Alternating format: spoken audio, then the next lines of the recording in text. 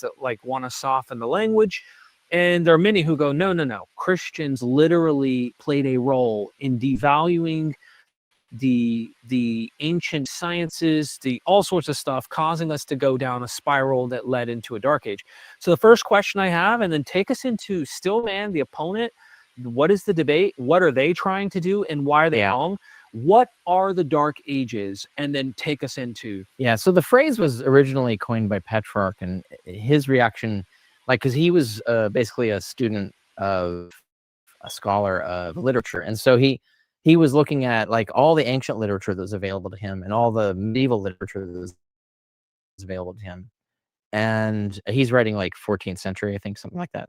And he's noticing that the medieval literature is shitty. Like, it's sparser, it's really more primitive, it's not as sophisticated and brilliant as the stuff.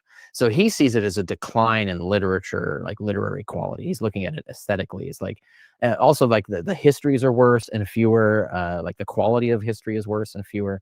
So he's saying, like, what happened? Like, you had this great, glorious age of production of great literature, really accurate, detailed histories, a lot of sophisticated stuff, and then you have all this kind of like sort of poor copies of it, right, for hundreds of years until his own day. Then stuff starts picking up again. It's like, what happened in that period? So him is like, that's the Dark Ages. He did not mean anything more than that. Now later people picked up the phrase and sort of piling on, noticing more things fit this model. So for during the same period, we're talking roughly like 500 to 1000 AD, right? So there's different datings, like 400, 900, 500 to 1000, whatever, but it's in there. Also, we're talking about the West. We're talking about Europe. We're not talking about Byzantium, which is the Eastern Empire. Different story, what happened there. But in the Western half, in the European half, the scholars who use the phrase Dark Ages talk about the fact that we have less access to what was going on there. Like the documentation is more fabulous, less accurate, less quantified. We start to get good quantification and good literature after 1000, right? So the Dark Ages does not mean the whole Middle Ages, right? It's just this one phase after the total collapse of the Roman Empire in the West, and what you would call like what's called the High Middle Ages. And the High Middle Ages start roughly around 1000 AD, give or take.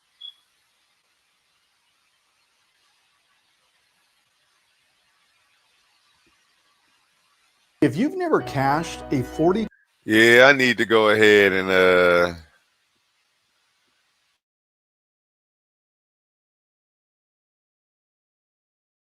What? What's wrong?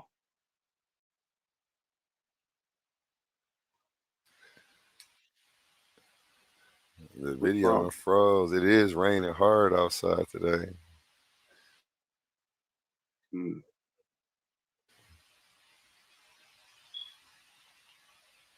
So, what he just said, Here we go. I hope you catch. You don't mix up the eastern half of the Roman Empire with what was going on with the western half. Because when people speak of Rome, they think it's one entity.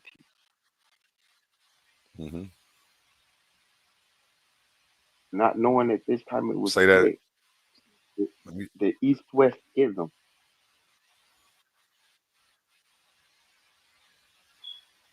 So during this time, you have the split. You have Byzantium as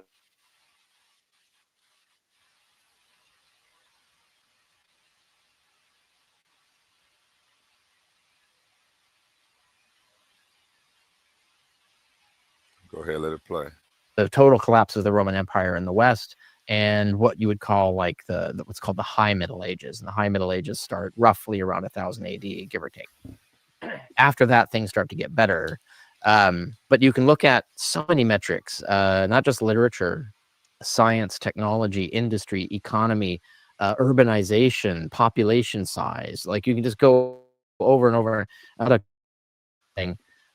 The Dark Ages were a tremendous dip, like a catastrophic drop in all of these metrics, all at the same time, which is can't be a coincidence, right? So something happened. It was pretty dark. And so what will happen is, so we know what happened. There's no doubt that this happened. Like, the evidence, archaeology, the literature, it's 100% solid. There's no way to doubt this. So the argument gets over semantics. Is like, well, what should we call it, right? And Dark Ages seems completely suitable to me, like in the sense, like, yeah, we lost a bunch of stuff. There's a huge decline, and that includes informational decline. So our informational access is gone. A good example is like the number of inscriptions. So like the amount of inscriptions that we have to reconstruct Roman history is massive. Like it's hard to even explain how massive the epigraphic trend was in the Roman Empire. Tons and tons of epigraphy that we can work from.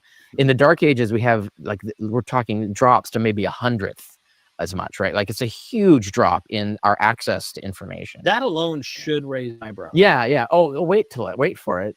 It gets worse when you start looking at population. So like, as one historian, and I cite several historians who agree with me on this, I'm not alone, about that we really should not be downplaying this. And so like the movement to get the semantics to use softer language or whatever is actually not only disingenuous, but it's insulting to the horrors that happened as a result of this. It's like we owe it to the people, the millions and millions and millions of people who died because of this. And so you can see this in the archaeology that scholars will point out. You see urbanization, like the population sizes of these cities, and we can do this through hydrological research. We can see how much water these cities were consuming. We can see like habitation, like how many buildings were habited and things like this. Lots of different ways we can triangulate how many cities there were and how populated they were. And when you get into the Dark Ages, there's a massive drop. Like I can't remember the amount, but it's a huge drop. And this one scholar points out that means that we had a society that was sustaining about 100 million people, and we went within like 100 years to a society that could sustain 50 million people. That means millions and millions of people starved to death because they couldn't, like, there's just no food for them. There's no water supply for them. Or maybe they died in other ways. But the thing is like, this is a mass death era because the civilization that was supplying people with food and water and all the things to keep them going collapsed, right? And so there's mass death, right? We know this is a fact. And then you can look at like science, like all the science that the Romans and Greeks and Romans achieved, almost all of that was forgotten. It had to be reinvented after the Dark Ages or rediscovered because some of this stuff survived in the Eastern Roman Empire. In some way, the Arabic Muslims capitalized in their golden age. Yes, they survived stuff as well. They had a Renaissance that got quashed. Yeah, due to fundamentalism. The Renaissance in Europe, the Catholic Church also tried to quash that, but the Catholic Church lost its grip on power because of the Reformation. So the Catholic Church basically declined in its ability to suppress this stuff, whereas there was more ability to suppress it in the Islamic world. They didn't have the kind of like the fracture of sects that would back science against the other sect. Like we didn't have that. So it succeeded in killing it there. But even the Renaissance there was just like the beginning of a recovery of lost knowledge. There's not a lot of new stuff in the Islamic thing. And this is the thing I think a lot of the historians do. The Islamic scholars get this wrong. Medieval scholars get this wrong because they don't look at the evidence for the ancient world. And so they look at all these like kind of brilliant, clever things coming up in the Renaissance and in both Renaissances, right? And they think, wow, there's new stuff, there's new genius and new things being discovered. And it's like, actually, no, all that stuff was already known, and they're really just using lost manuscripts to recover lost knowledge. They're not doing a lot that's new. And in fact, you don't even get to any level. Like if you talk about the scientific knowledge that we had in the Roman Empire, we don't get back to that, like equal to that, until about the 15th century. And so you're talking like you've got the Dark Ages, and then think where it was a massive decline. And then in year 1000, we start digging our way out of the hole, but it still took 500 years to get back to where we started, right? So the Dark Ages is kind of like the hole that we fell into. And then the High Middle Ages was crawling out of that hole. And then, the High Renaissance and early modern era is, we say yeah, and if you have anything to add or expound on, Jose, feel free to just tell me to pause it. Pause it for a second. You know who that is, right? Yeah, I know who that is. We on here with Asabio. This is one of the videos he sent me like 2 weeks ago. I hadn't had a chance to look at. So I figured we pull it up, do an open panel on it, let people come up and, share their thoughts. Now you are aware that this is the individual who had a debate with Jabari and lost, right? Yes, I am aware. Right. That was pretty fire. I remember when that happened. I bought tickets. And he made a comment that the code of Osiris was Egyptianized. He tried to say that the Greeks gave the ancient Kemetic people a Spar. Now, this is an individual who's a Greco-Roman historian, but knows nothing about anything before Greece and Rome and Kemet. So he tries to take everything in Kemet and Greekify it and say that the Greeks did it. Oh, that's his what do we want to call it? This bullshit underlying bias that he has. No, bullshit is what we call it, A1. What do you feel about that, Asabio? You sent me this guy. I mean, I'm hip to Richard Carrier, though. It's not like I'm not hip to him. Asabio didn't get me hip to him. I have actually a few of his books over here. I have The Christian Delusion over here. What's the other one I got? It's another one on the shelf over there. But yeah. But as a person who is well studied, you would agree he's an expert on Greco-Roman history. Okay. But you and I would agree he shouldn't talk about Kevin. He should stick to the last 3 dynasties of Kemet. If you're not going to read and understand that there was at least 29 other dynasties before that had nothing to do with Greek and Rome. Okay. You're kind of low too. I'm saying we should both agree that he's an expert on Greco-Roman history. Definitely, yeah, I definitely agree with you. If you're going to take the last 3 dynasties of a dying civilization and then go back and say that these people gave them their civilization, then you probably shouldn't talk about ancient Kemet or ancient Egypt. Where are my sound effects? If you don't know, the first 29 dynasties didn't have nothing to do with Greek and Rome.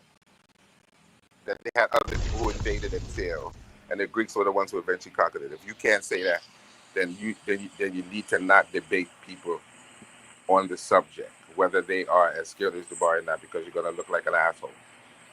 Because you're just trying to do what other people do, Greekify something that wasn't Greekified before the Greeks came in. So you don't understand history. This is the same guy who got paid to try to critique Jabari.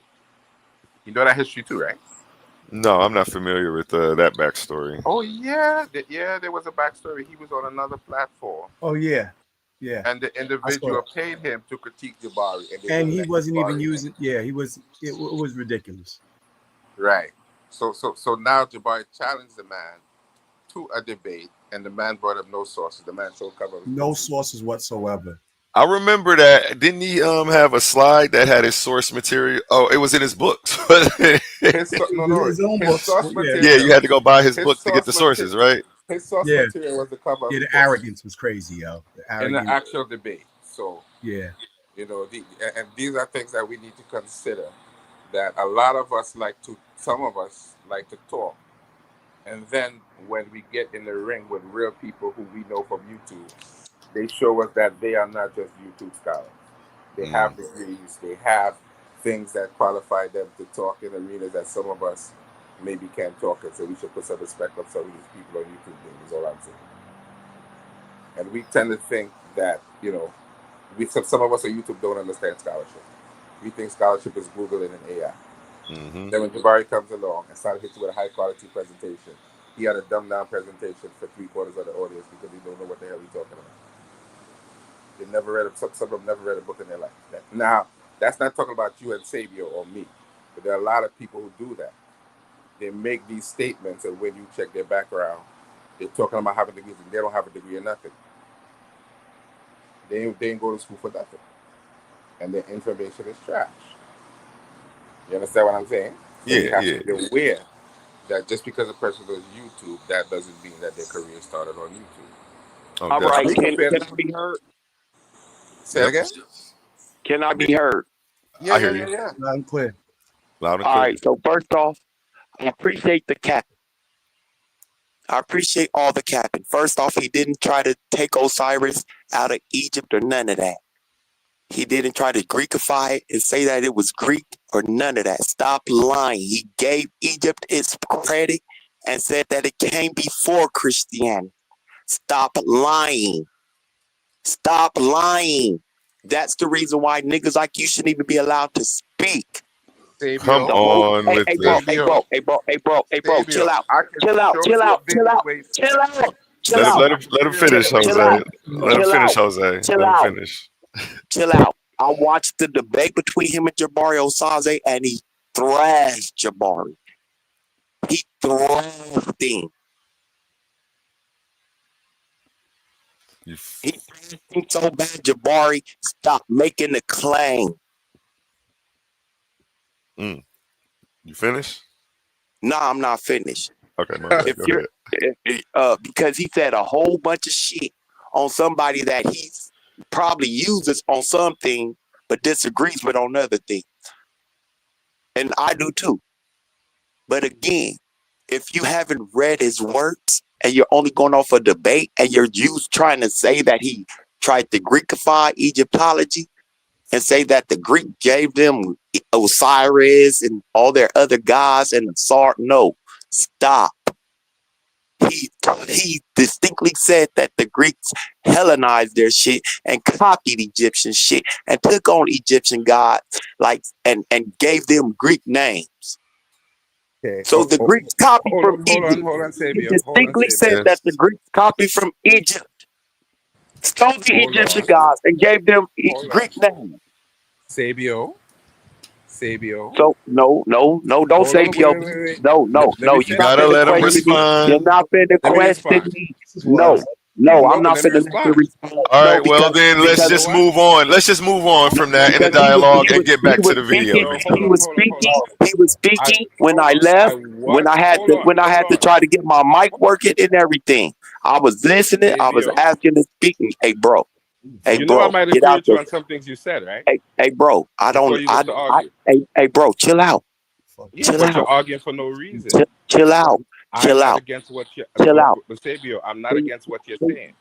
I want you to know that. I'm not against what you're saying, Sabio. But what I'm saying is this. Just chill. I'm almost done. Cool. I'm gonna let you. I am almost done. I am almost finished. Something that he didn't even say. That's all I'm saying. I wasn't able to interrupt you through your diatribe. He has a book. I said to a few people, speaking on what he's talking about. He may even mention it in this conversation. I don't know. I don't remember. Where some of the things that he's mentioning, you can learn about. So if you think he's wrong, there's sources and information out there that goes with what he's saying. So if you don't understand what he's saying, don't say he's wrong. Just let the man speak. We came up here to talk about what he said and not try to criticize him because we have biases and shit. Jabari is a great scholar, but sometimes he makes fallacious claims. And Richard Carrier makes claims that are fallacious, and Bart Ehrman does too. Some scholars make claims that aren't all we all do because it's information that's written down by fallible humans. They're doing their best. But at least give the man his credit and let him speak on the topics that he's qualified to speak on. If you're not qualified to speak on this shit, don't say he's not. Can I speak now, Sabio? Now, I did say the man is a Greco-Roman historian. I said that, and I gave him his credit for that. But when they had a pre-debate show with Jabari, he tried to say that the Greeks gave them Osiris. He specifically said that. I didn't make it up. He said that. And that is not correct because we know he is not a historian on anything before the Greco-Roman period in ancient Egypt. He is not. He's not very familiar with that period. And he showed that when he came on and had the argument with Jabari that is not his wheelhouse. So I'm not. Gentlemen, when you guys come up here too, go ahead and stream this to your channels. Is the Egyptian god named Osiris? I'm not arguing. Or is that what the Greek called him? Is that what the Greeks called him? I'm not arguing. Is that what the Greeks called him? Is that what the Greeks called him? No. So what he did was he used the Greek name for the Egyptian god. No, bro. He did more than that. He tried to say that the Greeks No, gave them that culture. no, He no. said that, bro. No, he did. And if you ask A1 is going to agree with me that he said that. It was like 2 All or right. 3 years ago. I've been So if working I went, hard. because I do have Richard Carey as a But we can pull Facebook it back friend. up. Hold up. I do have Richard Carey as a Facebook friend, and I can ask him directly. Would y'all want me? Do y'all want me to do that? Yeah. Okay, You've cool. reached out to him on occasion to ask him a question or two for me. So yeah, I know you. No, I know you in contact with him. Go ahead. I'm going to ask him in the debate. I'm going to be. I'm going to ask him. I'm going to ask him specifically in the pre-debate with Jabari Otaze. Did you say that the Greeks gave the Egyptians their culture and the god Osiris? That's not, bro. I didn't say. I don't see what you carry saying that. I said that he said that the cult of Osiris came from the Greeks. That is what I said. I didn't say he said that they gave them the culture. I'm going to ask him if he said the cult of Osiris. The cult of Osiris. What is the Egyptian god name? You always fucking goddamn going heavy. Listen, bro. I'm not arguing. What is the Egyptian god name? I'm not arguing that. So if the Greeks brought in the coat, so if the Greeks brought in the coat and they called the Egyptian god Osiris, where's he wrong then? Where's he wrong? They didn't call them Osiris. The Egyptian god is the name Osiris. What is the Egyptian? Let him finish the sentence though. You got to let him. The Egyptian name is Osar. They came and found the god and renamed the god Osiris. No. They didn't give them. The Greeks did not give them that deity. They changed the name. They changed the name to Osiris, but the Egyptian god was still the same deity. Game over. No need to keep talking. You're just trying to argue. Leave me alone. Let's let the video play. Yeah. I'm about to play the video. Yeah. Let's go. High Renaissance is when we finally like get back, and then the modern era that's finally we're getting ahead. We're building. What? If you have ever wanted to land a 150K a year fully remote YouTube Prime on the way. 4 months. You gotta get that. I'm about to do it today. Major causes based on your research. Yeah, I'll get into that. Let me hit a few other data points. So I talked about cities. Another one is the two things. So shipwrecks. Okay, so the counting shipwrecks, that tells you how much trade there was. So this corroborates this story I'm telling, right? So if you look at shipwrecks from the Roman Empire versus the Dark Ages, massive decline, which means the amount of trade was massive decline. So you have massively fewer ships sailing with products. Economic decline. Yeah. So like, so that's another example. You could look at other things. You compare, for instance, the encyclopedists like Celsus from the 1st century, Pliny, and then you look at like Isidore and these Dark Ages encyclopedists, and they look like morons by comparison. Like they're full of like fanciful, ridiculous things. They barely understand the stuff that they're repeating. So like the decline and even the understanding of the transmitted knowledge is profound. Like it's really just a collapse, intellectual collapse, and collapse of the education system, collapse of the civilization, collapse of the trade system, like everything, right? And another point of this is my favorite one, is ice cores. So you can show they dig these ice cores because like in the Antarctic and Arctic, these cores, the snow builds over thousands of years. And so and it traps the atmosphere. So you can get a glimpse of what the atmosphere was like every year for thousands of years. That's right. And one of the big ones is lead, right? So lead is a big, because lead gets everywhere, and it is a byproduct of a lot of other industrial activities. So it's mainly silver mining, but also there's all kinds of mining and production and manufacturing.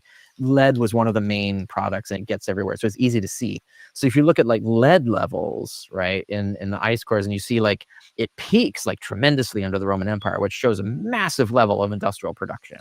And then you have this massive decline to almost nothing, right? The Dark Ages, very little is going on. And then you don't get that peak to the same level of production again until, again, the 15th century, right? So it's the same story, right? You can see this. So the data is beyond dispute. There's no way to argue this. But it's often skewed by this. And again, anytime anyone wants to chime in or add something, just tell me to pause the video. And I got you. Refusal to realize how advanced things were in the Roman Empire, right? So there's an attempt to sort of downplay that, like, oh, they weren't really as advanced. Oh, their industry wasn't really that great. Oh, they didn't really have that many scientific inventions, which is all false because that's easily refuted. And that's in my book, The Scientist in the Early Roman Empire. I give all the data and scholarship you need to show that that's just not the case. So there go the book. You do. There go the book. There go the So book. Hey, Juan, can you pause it real quick? There go the book. See, he just mentioned it. Scientists in the early Roman Empire. Now, if y'all want to know what he's talking about, Google it. I got it for free. It's a good book, yeah. What's he talking about in there, Ben? He's talking about how the ancient sciences was really it kind of got suppressed through religion and through Christianity. And as scholars look back on ancient manuscripts, they can kind of see that some of these sciences aren't really new. You have pagan, or what they would like to call pagan sciences, mystical sciences. But these are like these are kind of basic or like proto sciences. Like if anyone hears Ankh say, it's like proto science. Proto science, proto science. He covers that in the Roman Empire. He covers that. That's what the book is for. Appreciate you. You want me to play this again, Asabio? It's up to you, bro. Okay. Anybody else got anything to add before we keep it rolling? Much talked about it. Yeah, and that's a culmination of a movement in my field of ancient science that was happening while I was in grad school, because at the start of like 2000, the view was this minimalist view, but by the time I graduated, like the whole scientific field, ancient science field, had moved to my position, and with tons of publications. So there was a lot of scholarship to cite. It was great because they're all saying like, no, that was wrong. Like we had way more advances, a lot more was going on in the Roman Empire. And so that shows that how deep and bad the Dark Ages was, because you have to compare it. You can't compare it to what came after. You have to compare it to what came before, because you're talking about the dip, right? You got to have the dip. And it really did pause us for about 1,000 years. If you think of it, like at least 500. But if you think the time it took to dig out, you add that's 1,000 years.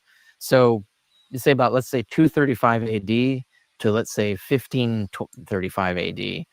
Like in that period, we're kind of not really making any progress. We had a massive loss and then a recovery, but it took that 1,000 years, a little more than 1,000 years, to get back to what we had lost, right?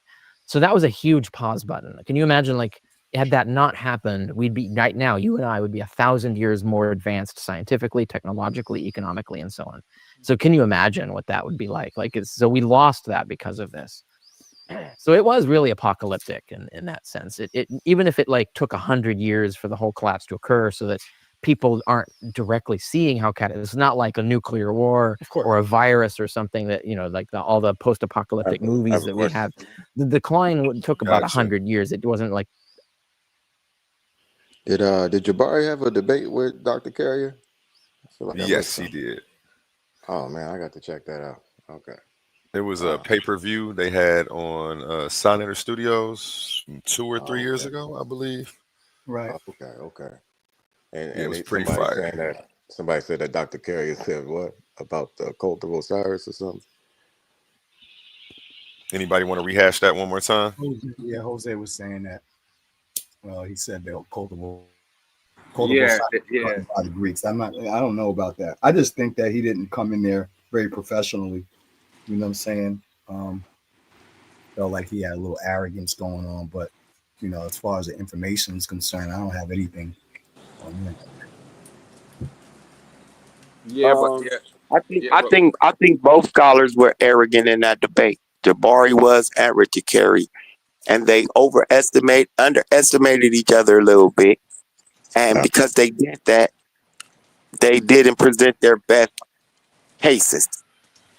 Okay. That's what I saw. I watched the debate from the beginning to the end. And I thought Richard Carrier could have did a lot better. But he won because what he showed was cultural transmission. What was the debate topic? Was Christianity stolen from Kemet, or Jesus stolen from Kemet, or something like that. Can't remember the topic exactly. I think Jabari was supposed to have that debate with Garfield some time ago. Yeah, I don't know. Yeah, what happened with that debate with him and Garfield was some other shit. I remember what happened with that debate too, though. Now that was now that debate That between him I and don't think that Garfield was is the a whole topic long though. story. That's a Yeah, whole that's long a whole. story as to Yeah, why he that's a didn't whole win the long debate. story. I don't Okay. even want to go into that. And that Gotcha. debate didn't happen for multiple reasons. Yep. Oh, okay. All right.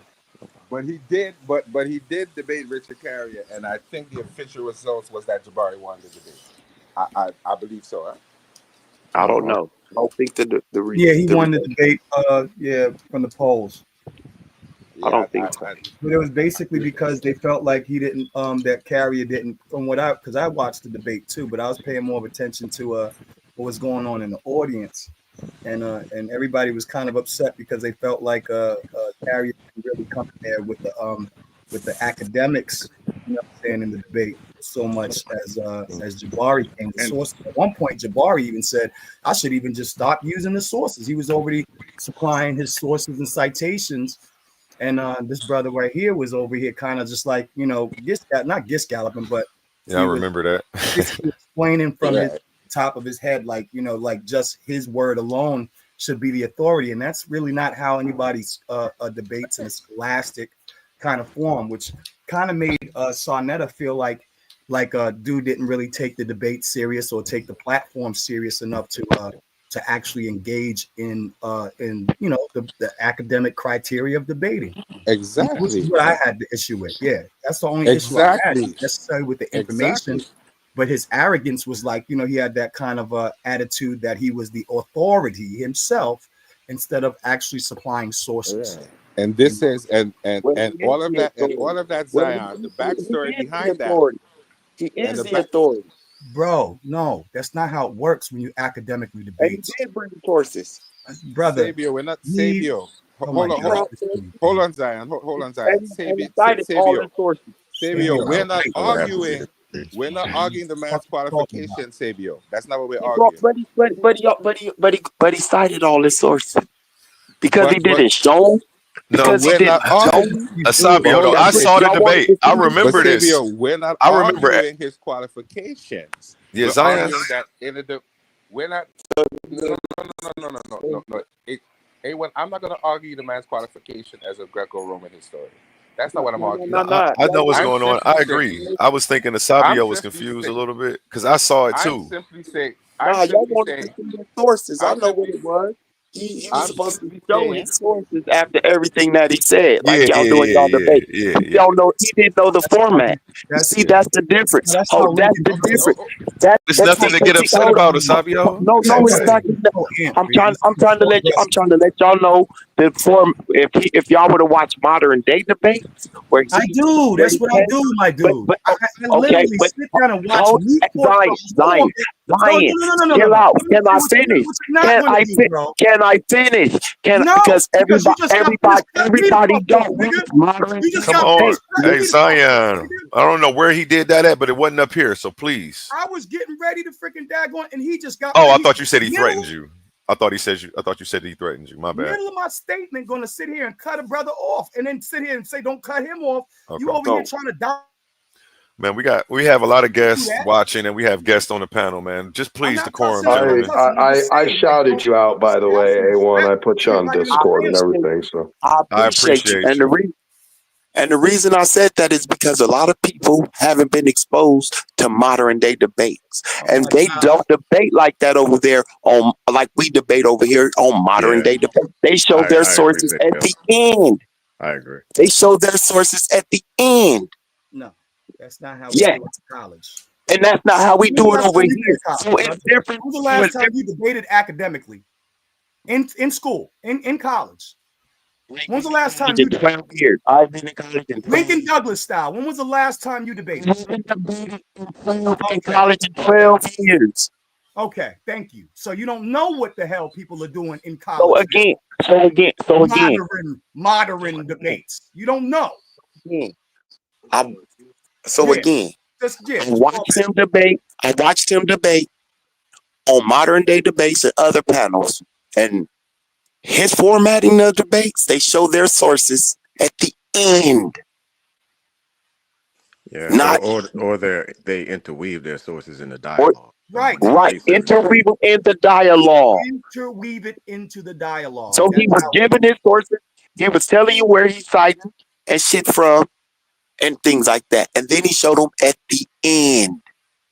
Yeah, I'm pretty familiar with Myth Vision. They kind of different, in their Now, Sabio. Hey, real quick, Domo, what page you posting on? I'm trying to give you a wrench, but I don't see you in the comments. Sorry. What page are you on, Domo?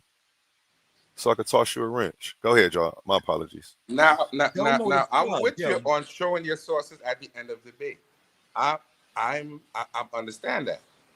But when people saw and heard what was going on, they're saying that they don't think he quoted the sources adequately enough in the debate. They thought that he should have went more into the sources as opposed to just showing your book cover and not reading the passage. So that's where it came in. It wasn't questioning his qualification. It was questioning that if people are paying for a debate and we're accustomed to seeing people quote sources this way, we think you should do it that way for us to be satisfied. And he didn't do that, so people were upset. I partially agree he could have went a little more in depth into his sources. That's all I'm and instead of telling people to go read what's written on in his book or on this paper, and that was kind of arrogant. Right. So I could agree that. I could agree with that. Because I saw that too, and I was like, why isn't he going more into the source? Right. That's all my issue was. My only issue. And guess what the answer to that is, Sabio? He realized that his qualification did not allow him to argue Kemet in the way that he wanted to with Brother Jabari.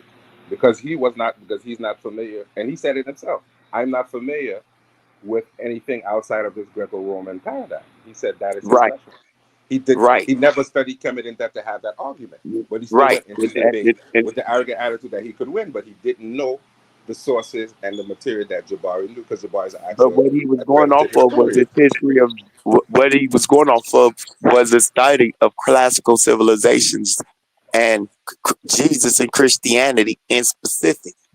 So he was basing it based off of that.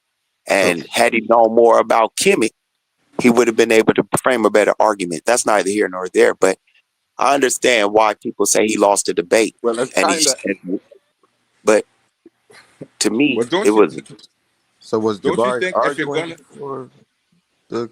He would have probably lost anyway because Jabari has a following on Sarnetta's platform. And that's the other reason why he really lost. Don't say that. Don't say that. Don't say that. It's not. That's not the only reason. Because Jabari. That's the main reason. That's the main reason. The Egyptomaniac. I can see that. Yeah. That's I don't want to. I'm just saying, audiences are going to have their biases towards those people that they know, and you're talking about a pro-black platform. Yes, our channel here is comes this white guy who basically, like you said, didn't really get that in depth, while Jabari is over here providing, stellas and all of this other stuff, which would be considered a primary source. You know what I'm saying? Domo, stop it, man. I'm in college, bro. You don't got to talk to me like that. You can come up on stage, my nigga. What did he say? Yeah. That seemed respectful. What did I miss? 100% wrong.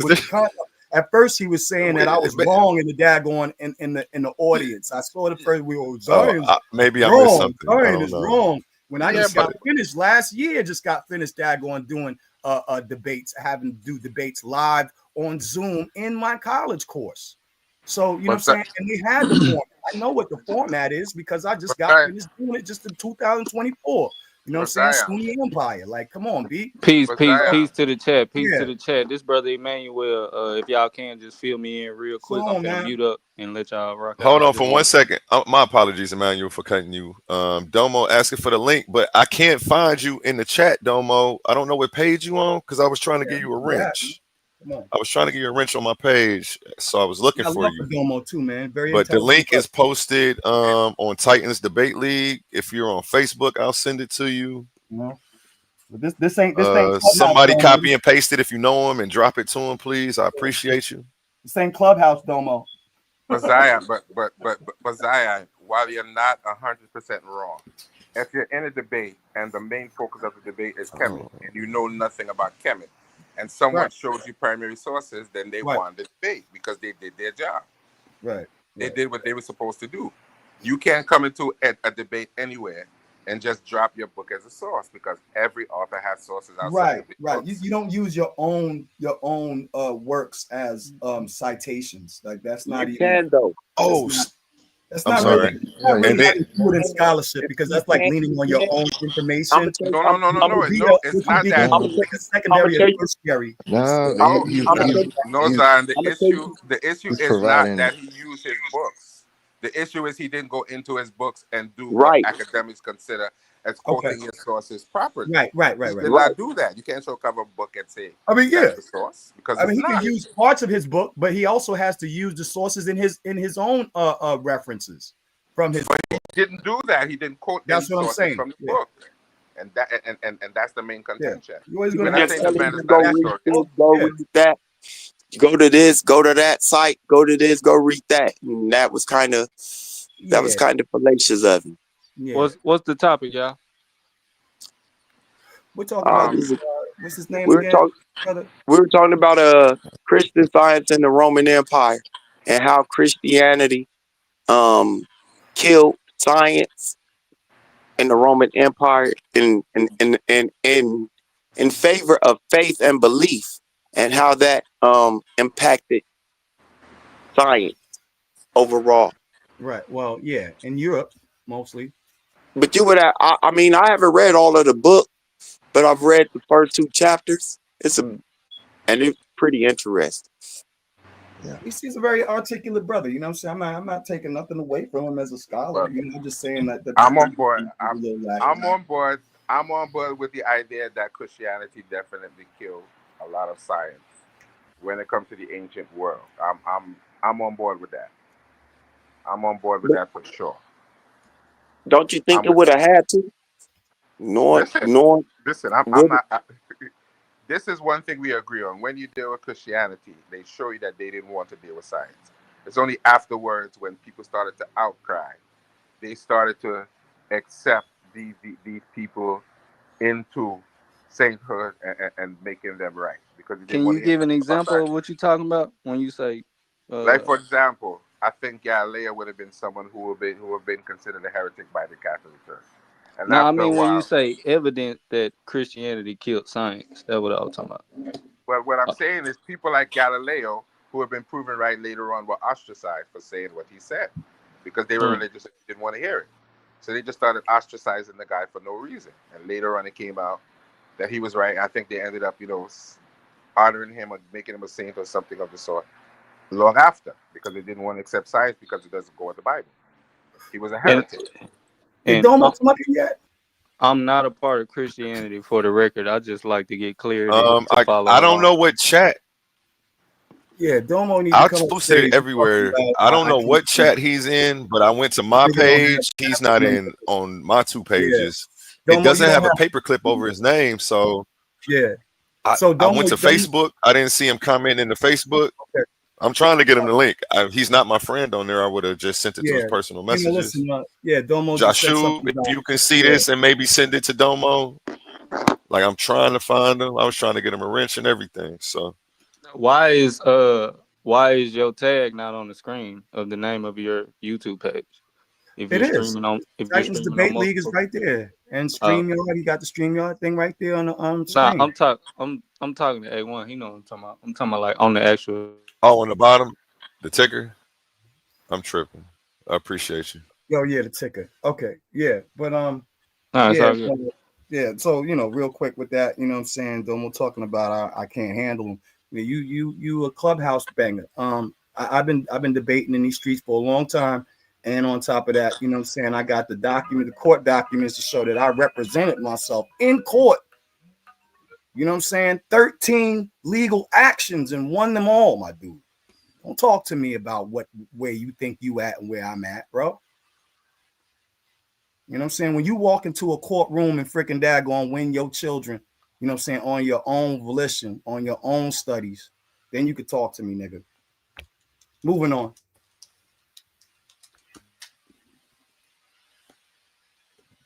Got you. I'm gonna send it to A9 and maybe he'll be able to pass it over to him. Appreciate you, Joshua. I know he's looking for the link. He said he wants to come up, so I'm trying to facilitate that if he wants to speak to Domo.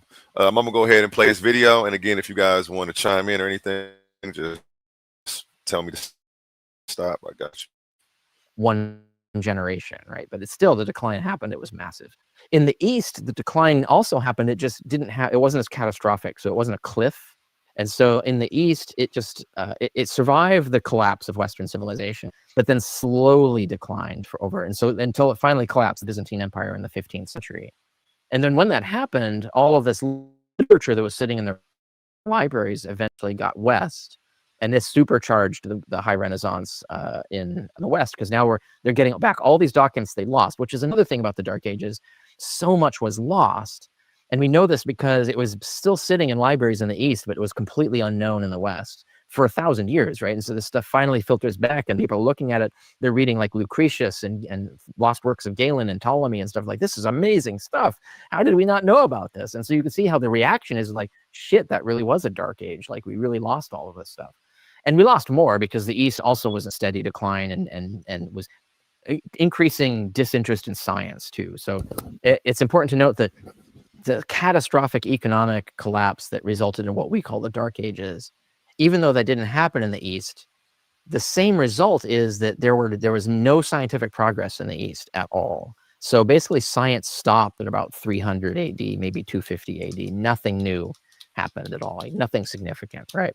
So, and that reflects not economic loss, because they had money, they had resources, they had libraries, etc. They were tasking monks with preserving things, but they weren't using it. They weren't building on it. They lost interest in science. And why that is a whole other story that I do tell in my book, The Scientist and the Early Roman Empire. So, you know, I'm thinking of Julian the Apostate, the early fourth century.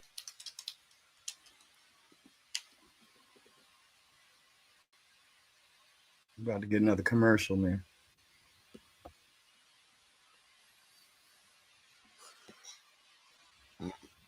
Early to mid 4th century, and his cries from these ancient texts that are like just begging, you know, like, look at what's going on. These Christians are coming in, and they're really ruining our culture and how much we were up here, and now we're right. Yeah, he's like, he's seeing it all happen already. Yeah. It's and yeah, and of course you start to see that with the more like violent hostility too. Like, you know, Hypatia gets literally mass murdered, you know, murdered by a mass of Christians over this. Like, how dare a woman teach philosophy? What do you need philosophy for? You know, it's like, the Bible's the only thing that matters, that kind of attitude. So you see this stuff happening, this sort of rage and hostility against the old world and science and things like that. But it's not just like, those were the extremists, right? Yeah. There were exceptions. There were intellectuals who at least respected knowledge and the old knowledge and stuff, but they lost the values that are necessary for moving the ball down the field. So, and I talk about this, I give examples and cite scholarship on this in my book on The Scientist and the Early Roman Empire, which is that they lost empiricism. So empiricism is the view that evidence trumps authority. So the Christian culture flipped that. It's the Bible and religious authorities trump evidence. So the idea that evidence could refute the Pope, like, that was not a popular thing anymore. So this interest in empiricism declined. And so you can see the actual like dumb things that show up in Isidore and these other like medieval scholars, like they're just gullibly believing lore and legends and stuff. And they're not really doing experiments. They're not fact checking. Like, the interest in empiricism has declined. Curiosity is also being attacked. And so this is what there have been a lot of studies of the value of curiosity over time that show that curiosity was a denigrated value. It was dangerous to be curious during the Christian era. So like curiosity, and so like start asking questions about like, well, what if we cut into the human body to see how it works? We already see Tertullian saying that's against the will of God. If God wanted you to know it, he wouldn't have hidden it inside, right? So it's the kind of thing like your devilish curiosity to know things is really you're turning your mind away from God, so it's bad, right? So curiosity is bad, right? So but you need curiosity for science, right? and then a belief in progress. So the ancient Romans believed that you could make incremental progress in science and other fields. The Christians didn't believe that. They believed that no, if it's this progress for them was greater faith in God, right? Like there was the idea that you could through your own decisions make society better, that you could increase decrease income disparity through economic mechanisms, through technology, things like that. They didn't believe in that. They didn't think that it was possible for fallible humans. If the world could be better, God would make it better. Like it's this idea that humans can't do anything. It's like a form of fatalism in a way. Yeah, it's this idea that there is no progress. Why work for it? And in fact, it's vain. It's all vain. Go away one day anyway. Right. Yeah, exactly. Right. That also is a thing. The idea that apocalypticism was very anti-progress too. Is like, why bother trying to make progress? It's all going to be gone in a moment, right? So, and also it's like the emphasis on godly things. This is where the hero was the guy who went all cynic and like abandoned all technologies and all things and went and lived on a pillar, right? Like this is the guy who ate bread the rest of his life and just prayed to God. Like that's the ideal, not the intellectual who is like solving a hydrological problem, right? Like that wasn't your hero at the time. So yeah, you have this decline in values. And when you look at the Renaissance, what distinguishes it is the recovery of those values. So you have these Christians are kind of getting pissed off at the previous Christian era, denigrating them, and so they're now arguing with their fellow Christians now that they're being exposed to these values through the recovery of pagan texts, right? So they're reading this pagan stuff and like, this is really great stuff. Like, why did we get rid of this? And so you had this argument, like saying, like, we should get back to doing these things. Empiricism makes a lot of sense. Curiosity sounds like it should be first to it. In the art, right? Yeah. So all of that, it all reflects, it all ties in. And so I built my dream life. I used AI to help me. Okay, that's annoying. Dark Ages was and why it matters.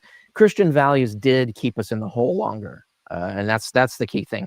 I do not, however, ascribe to the view that Christians caused this. And this is you had asked this earlier, is like did this, and this is different. Like this is another example of the decoupling problem. People have a hard time decoupling two different concepts that they've emotionally entangled. And so the idea that the Dark Ages existed gets entangled with the idea that Christianity is responsible for it. And because that offends Christians or people who are, or have, a love-hate relationship with Christianity or whatever, it offends them. So because the cause can't be true, therefore the effect can't be true. It's just like climate change, where no one wants to do anything about it because it would be expensive and inconvenient to take steps to care about climate change. So therefore there must not be climate change. But you notice there's two different propositions, like whether it is and whether you should do something about it are separate, but people get so emotionally entangled between the two that they don't want it to be the case that they have to do something about it. So what is that thing to do? Deny that it exists all. And so the denial of the Dark Ages is the same thing because of this emotional entanglement with the idea that Christians caused it. And it isn't true that the Christians caused it. It is true that the Christians made it worse, and they made it last longer than it should have. Christianity was not the solution, right? You had to go back to pagan values. That's what happened in the Renaissance, was the rebirth of pagan values, and they started to take back over. And it was so this rejection of pagan values is what really fucked us over in the Dark Ages. It's also what led to the inevitable decline and destruction of the Byzantine Empire too. So they didn't have this catastrophic collapse; they had this slow collapse. But it was caused by the same abandonment of pagan values that were good for, the curiosity, empiricism, progress. They abandoned those things. The Renaissance got it back. And that only happened successfully in Europe, which is why it didn't happen in the Middle East, because it got successfully suppressed there. So that's why Europe had the leg up and got to conquer the world, because they got to build on top of the achievements of the Romans and create, the British Empire, et cetera, that, leads to the rest of colonial history and everything that we talk about in terms of modernity, the Industrial Revolution, the Scientific Revolution. All of that is because of that, and it happened there for that reason. So that's the story of it. But what caused it? Now, this is the thing that I talk about this in the last chapter of Not the Impossible Faith. I think I do talk about it a little bit in Scientist and the Early Roman Empire. But especially there, because I talk about, there's arguments about the role of steam power and stuff like that. And I talk about that in the book too. But no, here's what happened. There were two things that did this. One was the Roman Empire never developed a constitutional government that had peaceful succession of power. And because that's really the main thing, And so what happened was they were stuck on an endless cycle of civil wars.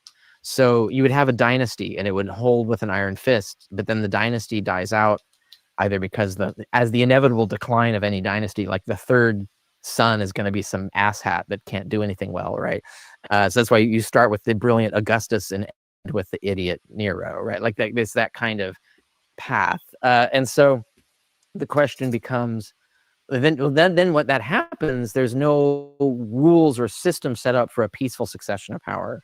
And so what happens, you get everybody rises up, you got a civil war. The four emperors. Exactly. And so you have the civil war, and then this keeps happening. You've got these dynasties, and like the year of the age of 5 great emperors that they talk about, the 5 good emperors, was caused by using adoption to get around this. By instead of giving your biological son the inheritance, you pick the best guy, adopt him, and give him it. And that worked fine until Marcus Aurelius had a living son, and he abandoned this because he didn't realize that this was a good model, and he gave it to his idiot son who fucked everything up. And then you got a civil war, right? And then you had the Severans, and then at the end of the Severans, you got another civil war. So if you have no constitutional government that allows for a peaceful succession of power, then you can't sustain an empire because you're stuck in this constant loop of civil wars. Eventually, just by rolling dice, eventually one of those civil wars is going to be way bad. It's it's like oh, that civil war wasn't so bad. It's like, yeah, but if you keep having them, like you're just rolling dice, eventually Snake Eyes is coming, right? And so this is the thing, when you get at 235, that civil war lasted 50 years. And it was just constant civil war, emperors, dynasties being wiped out within a matter of years after years after years. This 50 years long civil war. It ends with Diocletian, and he's the last, and he solves it with absolute iron fist fascism, right? Complete with draconian price controls, and like people are getting their head chopped off for selling peas at a higher price. Like, it's the most extreme fascistic system you can think of. That's Diocletian, and he solves it. And then, of course, there's still another civil war, which gets us Constantine, and then, of course, that gets us a Christian empire, and then that kept everything worse because Christians couldn't solve these problems because they had the wrong values to solve these problems. But there's a double problem here: is that there was a 50-year civil war, but at the end of it, there was a collapse of the fiduciary economy, which means that there was the equivalent of the Great Depression, where the value of their money collapsed suddenly. So imagine if the United States, our 5-year civil war, imagine it lasted 50 years. So it lasted all the way to the 1929 collapse. So we have a civil war and then the Great Depression. Like for 50 years civil war and then the Great Depression, we would be done. Yeah. Our country would be cooked. It would be road warrior, right? Like it would be nothing. So that's what happened to Rome, right? And it's the Christians weren't responsible for this. Like they weren't responsible for the Roman constitution's failure to do anything about this. They weren't responsible for the collapse of the fiduciary economy. And that's another thing, like monetary policy, one can get into, like how the Romans botched that, but it was largely because of the Civil War. They lost control of their monetary policy. Here's how to get high when you're not 22 anymore. What? Let's be real. What they talking about, The y'all? days of The Civil War created what you would call lack of confidence. Pause because Go ahead. Yeah, I just want to say. Somebody said something? Yeah, I just want to say it's these things that I haven't read a lot of the wars, but I've read some of them because there's literature that I've had to expose myself to understand what was going on in that time. And how empires were falling, kingdoms are falling, tribes were being wiped out, and things like that. Because people weren't always cordial with each other. Kings didn't always see things eye to eye. There was something somebody else wanted. Your wife got stolen by a king or something. And now you got to go wipe them out or whatever. And if we don't take that into account, then we're missing what helped shape Christianity and why we are here today talking about these things 2,000 years later. It's like we missing a whole picture. And I'm going to be the first one to admit, I'm not as versed as I should be in this. Or I could be in this because I don't sit down and read all these big ass books that I have to read.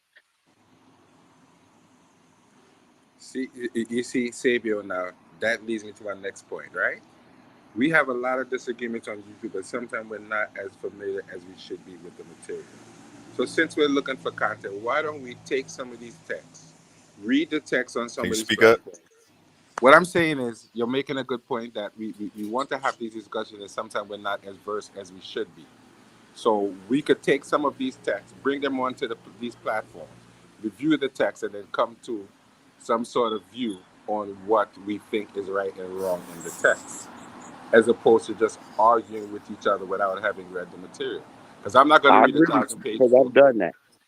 No, I agree with you. I'm not going to read a 1,000-page book.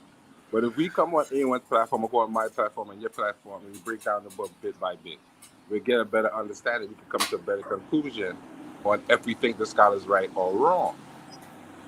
And I always say, I can't argue with people who debate when they take 1,700 hours to put together a presentation, just come on here and slap up to Google, things and expect that they should accept it. We have to get deeper into the text and help each other to understand the text. And then we'll have a better understanding, and it makes better content. And it fulfills what we're trying to do in the first place. Right. You understand what I'm saying? And I'm always going to have a big platform, but I always try to go into a text and read the text and say, well, listen, I disagree based on the language of the text. And then we have a better argument. And it actually makes better content for the viewers where they can follow along. And we can then have an argument, as my brother DMG says, without being disagreeable. We don't have to always argue about everything. Could I cut in real quick, gentlemen? We're wrong. How you doing? That was News Network. News. No, it's Smokey. What's up, Smokey? How you doing, man?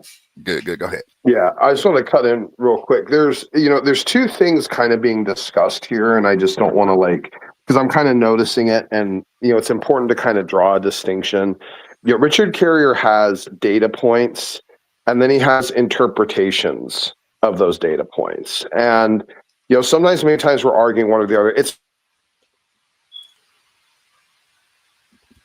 he's drawing from the information. And me personally, I have a little bit of an issue with kind of his meta position about the religion itself or Christianity being blamed, for this. And it has to do with this. It really has to do with interpretation. So you can't really say that Christianity preserved or kept the Dark Ages going or caused it or whatever you want to say, and also say it gave rise to the values of America for free speech, liberty, and things like that. They can't both be true. So what you have to do is draw a line and say, well, maybe it was the authoritarian regime's interpretation with the desire to leverage an accepted religious paradigm as a mechanism of control over the masses. So really, what you would primarily probably have to argue is authoritarianism more than Christianity being the source, because libertarian Christian principles created the country of liberty, the most free country in the world today. So you can't have it both ways. You can't say that Christian principles objectively lead to Dark Ages when interpreted differently, it leads to the most liberated country that's ever existed. So I just to throw that out there. Not objectively, but I don't even understand it absolutely how contribute. You came up to that, because what happened in the Dark Ages was a direct impact of the lack of science. No, I get that, but I'm saying why? No, please, no interruptions. I'm not arguing that point, though. You're arguing a point I'm not making. Stop. No, stop, because you're conflating. No, I'm not. Actually, I'm trying to make this. Sabio, just scale back. We got a new guest. I know. Be patient. Can you please just let me finish? Because I did not interrupt him at one time. Sabio, I feel like you might be the kind that needs 1 minute timed responses, which I'm willing to do. Hey, bro, you have more than 1 minute. Can you please just chill out? Just chill out and let me finish what I was saying. Because I let you finish. I did not interrupt you once. I just don't want you to spend 5 minutes answering an argument I wasn't making. That's all I was trying. I'm not. You see, I wasn't. There you go. You trying to frame my argument for me. Stop it. Let me say what the hell I was saying, and stop trying to presume because I said something that you overlooked. Please chill out. Chill out. All right, go ahead. Continue, please. He's so chilling. again, as I was saying before you interrupted me, what he was directly speaking of has nothing to do with the creation of America 2,000 years later, 1,500 years later. Right. What he was speaking of was the direct impact of what led to the Dark Ages and wars and things due to the formation and the rejection of scientific principles and ideals that would have neglected or mitigated some of the things that led or came from the acceptance of faith, blind faith. That's what he was saying. He wasn't talking about the creation of a whole new country. Are you passing them? Did I respond or? We're waiting on you to land your plane so somebody can respond to what you're saying. Maybe he cut out. Oh, he's on mute. So I guess that's a yes. Okay. All right. So yeah, that doesn't. Yeah, he's just trying to draw a distinction and saying it's not comparable. It is comparable because if the claim is that Christian principles lead to a suppression of science, you have to explain why, when it's interpreted in other cultures at other times, it doesn't lead to that. You can't say Christianity objectively leads to the suppression of science when there's other factors, when there's other considerations at play, and Christianity interpreted by other cultures at other times did not suppress science. In fact, the idea of suppressing science or learning or knowledge or really even the ability to read is something known to be done not by Christians as a whole, but by authoritarian regimes. This is the idea to keep the populace dumb and stifled in a state of knowledge. This comes from authoritarianism. This comes from a desperate need to maintain a grasp of control. Look at how North Korea is led, where there is an incredible amount of censorship of information and a limited amount of media that people are allowed to consume. This is the product of authoritarian regimes, not Christianity. You can't say it's Christianity because when Christianity is implied in other contexts and other times, it doesn't lead to that. So you can't just lay this at the feet of Christianity. You should lay it where it belongs, at the feet of authoritarian rulers hijacking an accepted religion to lead to gaining and maintaining their control. I'll yield. Okay, now, right. now. Let me respond to what you give me a second, Xavier. Yeah, let's pass it around. Let's pass it around. Let's pass it around. Go ahead, Jose. In this particular case, I think what he's saying and other people are saying, the authoritarian regime and the suppressive regime was the Christians who took over and only accepted these things because it was to their advantage to merge other belief systems with Christianity and still maintain control of these regimes. So the Christians were the authoritarians who were abusing power and saying things that were not true to maintain their control. They only started to merge these things later on because it was to their advantage, and they got tired of going through all that craziness. So they merged it in, and now we have Christianity today that is an amalgamation of several other things that came before it. And when you listen to the church fathers, they say that these things existed before we just made it something else. And that's a historical fact. What church fathers say that? So again, when you actually look at what he was actually laying out when he was speaking, he was only speaking on the downfall and what happened through the Dark Ages and the wars that proceeded from these Christians, these people that was accepting this new religion, were rejecting the sciences that could have been advanced and stopped things like the plague, you know, things that affected and wiped out populations of people because God was going to do it. People being infected with witches, witch hunts, and all these things because people believed in these spirits and not science. That's what he was directly hinting at. When you want to talk about a new world, 1600 years later, by then there's a whole different doctrine and whole new things that have been incorporated, laws, statutes, and things.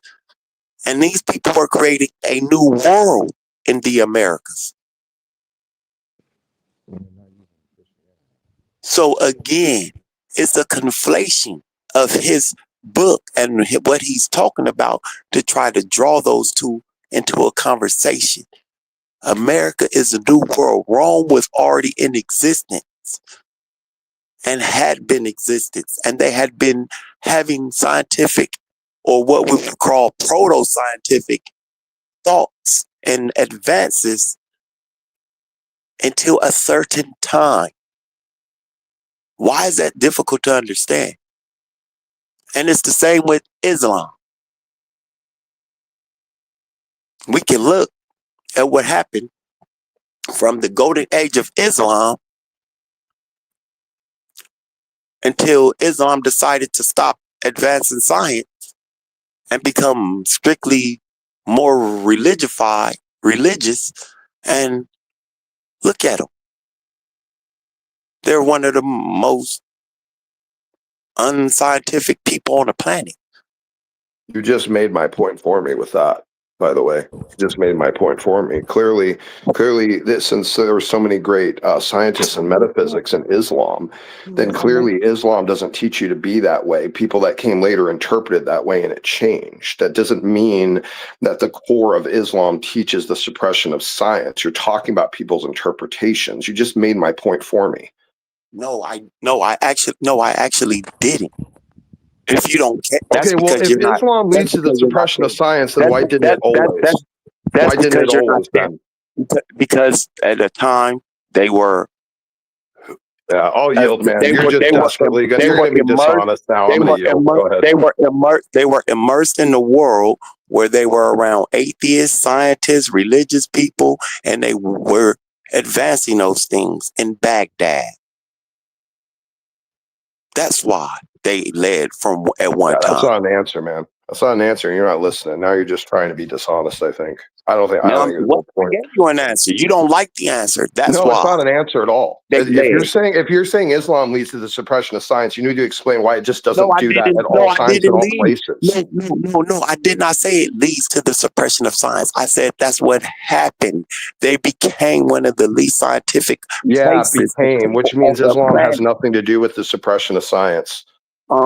They're very religious. Just like Christianity has nothing to do with the suppression of science. Authoritarian leaders want to keep their masses dumb so they're easy to control, man. You should know this. This isn't rocket science, man. You're trying to reframe history to make Christians to blame for the nonsense of authoritarian degenerates. You can't place the blame where it is. It's unrighteous judgment. I'll yield. So again, authoritarians do want to keep their power, and no one's denying any of that. But the way that the Christian community has done it is with Christianity and the suppression of science. Even to today, they're trying to do what? Take science out of schools, and some schools and have what is that? Creationism preached and taught. Women giving birth to men giving birth to children from a rib. That's science. 3 days, 3 nights without a sun and the moon. That's science. Come on, bro. Let's not play these games. Because we have and America is not a Christian nation.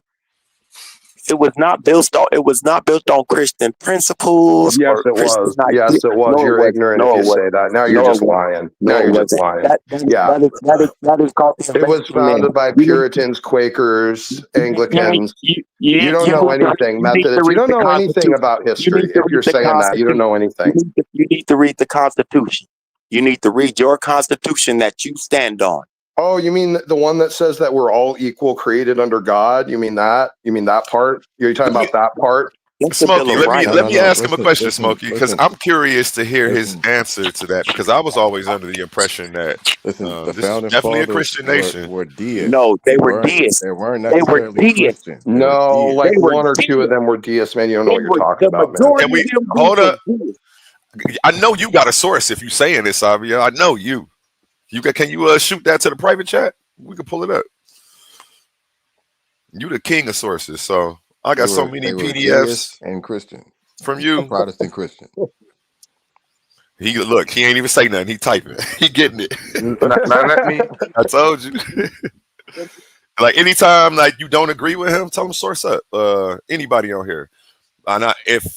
If you guys can't share your screen, I mean, I'll pull it up for you myself. even if he does prove it, it doesn't help his point, because if they were deists, then they believe in a God, and he's saying that the belief in this invisible spirit is part of the problem. But well, they still at least had that, so he's still destroying himself. Now let me jump in here and ask the gentleman a question. Are you a Christian? Absolutely. That's complicated. That's complicated. I'm gonna spot with my faith. Let's just say that. Yeah. So then that means that you're a Christian in crisis. Yeah, I mean, I guess if that helps you, sure, whatever. Now,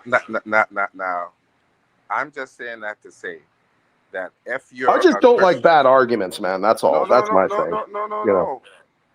I understand that you're really a Christian and you're trying to defend Christianity, and I would expect that from you. No, I'm just defending against bad arguments, though. Really, that's all. Well, hold on. If you don't frame me, and don't try and tell me what I'm trying to do, man. Show me some respect. Don't tell me what I'm doing. Can you listen before you start to argue? Well, you don't need to be framing me and telling me what I'm doing. Okay, I don't need your diagnosis of my spiritual condition. All right. You see, there you go. I asked you a question, and you didn't answer the question. You didn't answer the question. You're trying to tell me how you're trying to frame me and tell me why I'm doing this. That's not a question. I asked you a question. Do you agree? If you disagree, say no, and then we can move on to my next point. All right. So you're saying no. Cool, I'm with that. But when you're living in a country and you are black, and you say people who said this, who talks about Christianity and enslave you and rape your ancestors, that we have a right to say we don't want to mess with Christianity. That's not your experience. You have a right to say whatever you want. Right. But you're coming on here, pushing a view on people who have my ancestors. people. Who are my people, man? Who can talk to their grandmother and they talk about being enslaved. And if you don't have that experience, then you can't argue with people who had that experience. Where people who talked about Jesus. That's a genetic fallacy. Hold on. Burn crosses on the front line in the name of Jesus. I reject your genetic fallacy. So hold on. So don't come on here. Hold up. How did the conversation get anywhere towards any of that stuff? Yeah, now it's going to be about my race again. No. Now it's going to be about my race I don't know again. what's going on. I just came back from the bathroom. We're not doing none of that race stuff over here, bro. You don't. Yeah, we should. Let's get back to that on my channel. Don't race bait. Don't do none of that weird stuff. I don't like when I don't know what just happened, so I can't even say. Yeah, what the hell just happened? Went to the bathroom for I said. And I hear about crosses burning on the front yard. Hold on. His ancestors. We were talking about the plague. Hold on. Can I explain myself before you jump on me in? What I'm saying. Okay. That when you deal with Christianity, right, the individuals who enslaved us claim Christianity. Now, if you don't want to go into that topic, I'm cool with not going into that topic. Okay. Man, I'm allowed to have an opinion. I'm allowed to have an opinion on this regardless of where the hell my ancestors came from. I don't know why the hell you're even bringing this up. Yeah, okay. I agree. Okay, Haywood. And that's the point that I agree with too. Everybody's here to talk about these issues. We don't have to do it don't do that on here. I have sponsors from various places. And they're different races and they love what we're doing here. And I'm not going to have that type of environment. Let me I appreciate this comes this isn't them other channels. This ain't the other channels. From American progress.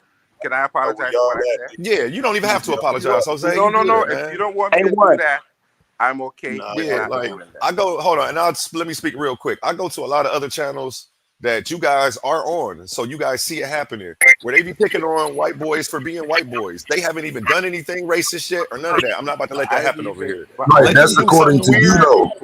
Okay. Yeah, he did something weird, fam. That's why I hit the link. He did something weird. Oh shit, my nigga Taz in the building. But let's get back on to the topic about. I guess we still on topic, so let's get it. Go ahead. So let me read this real quick. The founding fathers, religious wisdom.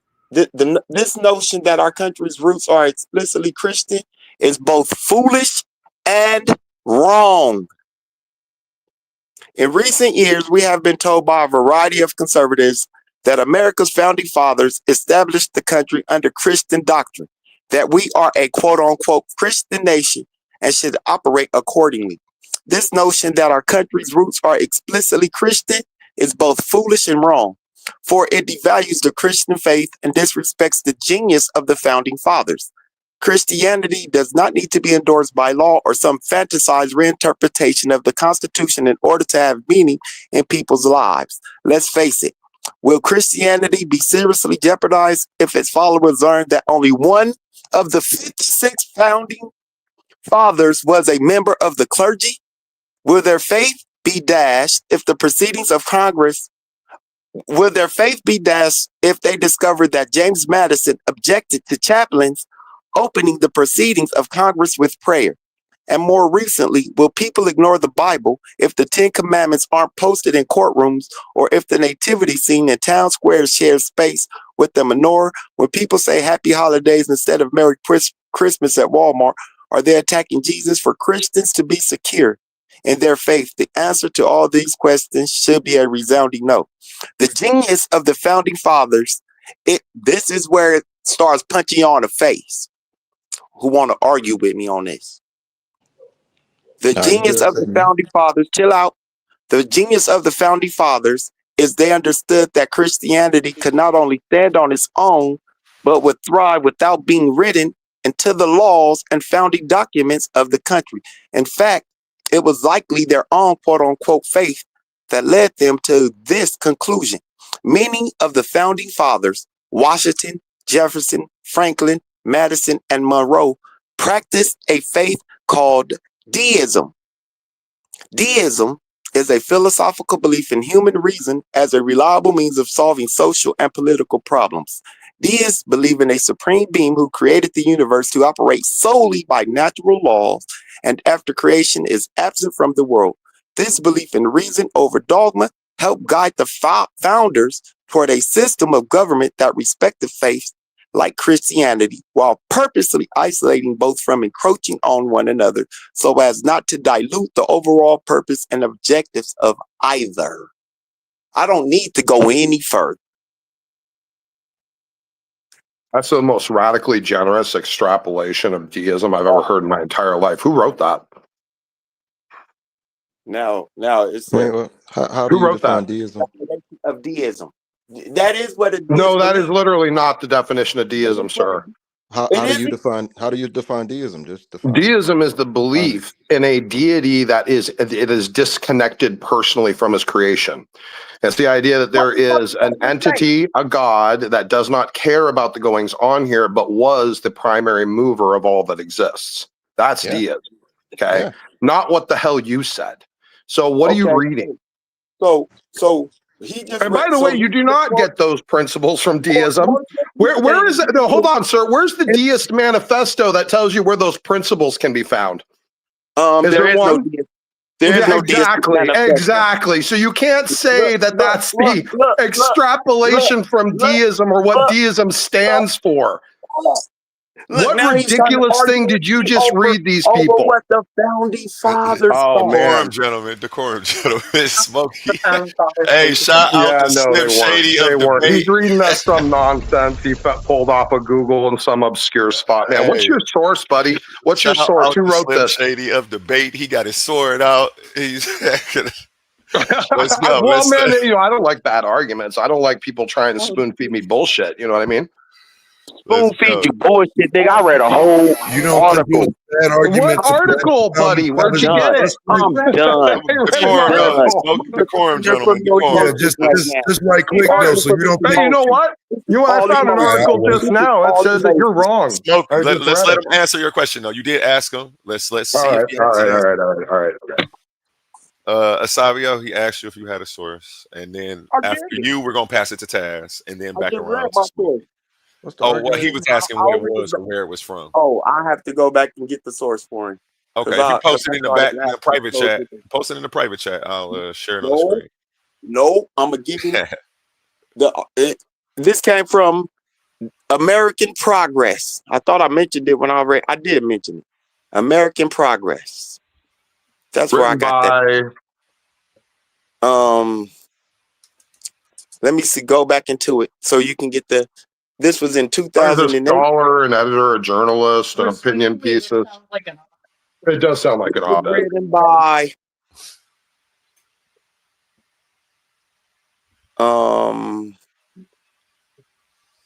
Let's see.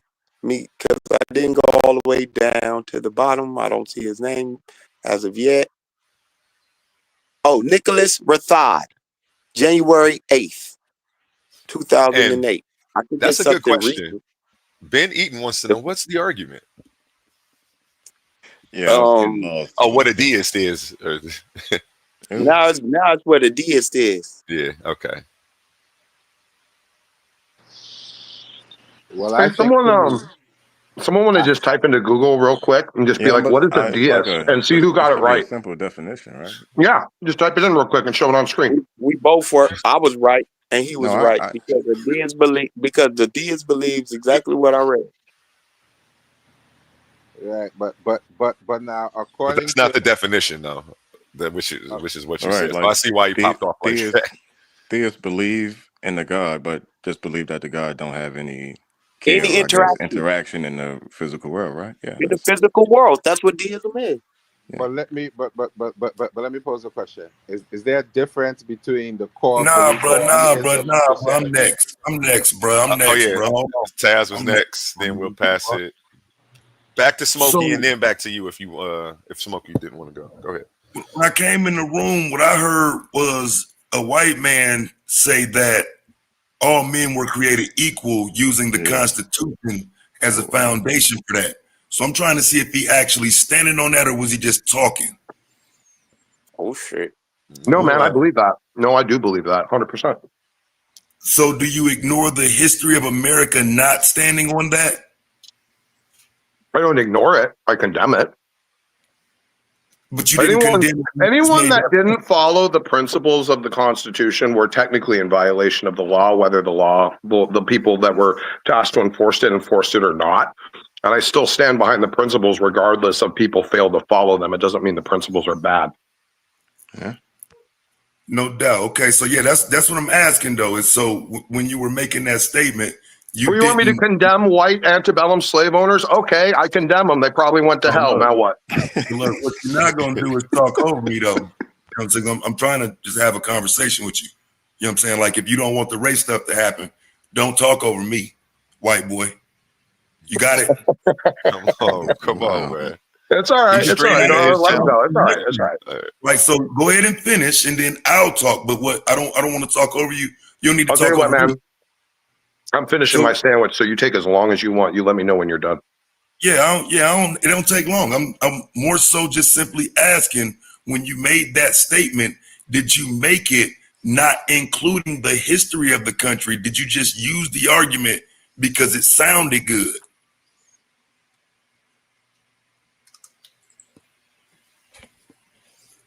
I think he's waiting on you to answer that one. 1 second. Right. Is that goose liver all right? What you eating over there? I never use an argument just because it sounds good. I use an argument because I believe it's true. And that's I stand on business like that. Anyone that follows me knows that's true. I don't like crappy arguments from people on my side either.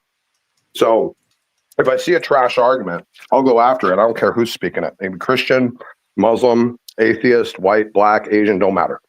If I hear a bad argument, that's what I go after. So I heard a bad argument. I went after it. I gave my take. I didn't ignore anything. I don't know what point you even think you're really trying to make, sir. Honestly, I don't know what every time. Hold on, real quick. And I'll finish with a question. You can answer. So, am I required in every dissection of every topic of every piece of American history to draw specific reference to the antebellum slave trade, even if it's completely disconnected from the point I'm making? Am I required to do that to satiate your desperate desire for recognition of some of the actions to people who, by the way, were in no way related to me? My ancestors got here in 1912. Okay, so I'm not. I don't have anything to do with any of that, really. So do I need to reference it every single time I reference any piece of history to satiate you? Go ahead. Did I reference anything about slavery? Yeah, you did. It was literally your primary point coming in. Why I ignored it when I was going through my talk. It was literally your primary point. It was your primary thing you asked me about whether or not I was ignoring the years of slavery and my dissertation here. So it was literally your entire point, sir. Are you kidding me? Are you literally kidding me right now? I'm gonna let you keep going because I'll ask you again. Did I say the word slavery or did you? Oh my God! Now we're gonna deal with little semantic games. All right, sir. You're clearly dishonest. I'm not. I'm gonna disagree. Okay, let's do it. Let's do it like this. Taz, can you frame what you were trying to say initially? So that because maybe I said the history of the. I said the history of this country. His dumb, slow, white ass thought I was only talking about slavery because since his family arrived here so late, he's limited on the understanding of this topic. So I can't help it that you think we're limited to his conversation about antebellum slavery, but I know much more about America's history than that. So I wasn't talking about no specific thing, cracker. You talking to the wrong person. You know, man, come on, bro. Come on, Taz. Can we not do that up here, Taz? Oh, man. Please. That's all right. Don't disrespect. He just disrespected my intellect, not yours. I know, hey, man, but it's one thing to disrespect him back, but when you do it in that way, you disrespected me and my channel. Go ahead, disrespect him back, but don't do it in a way that disrespects me. I appreciate you, brother.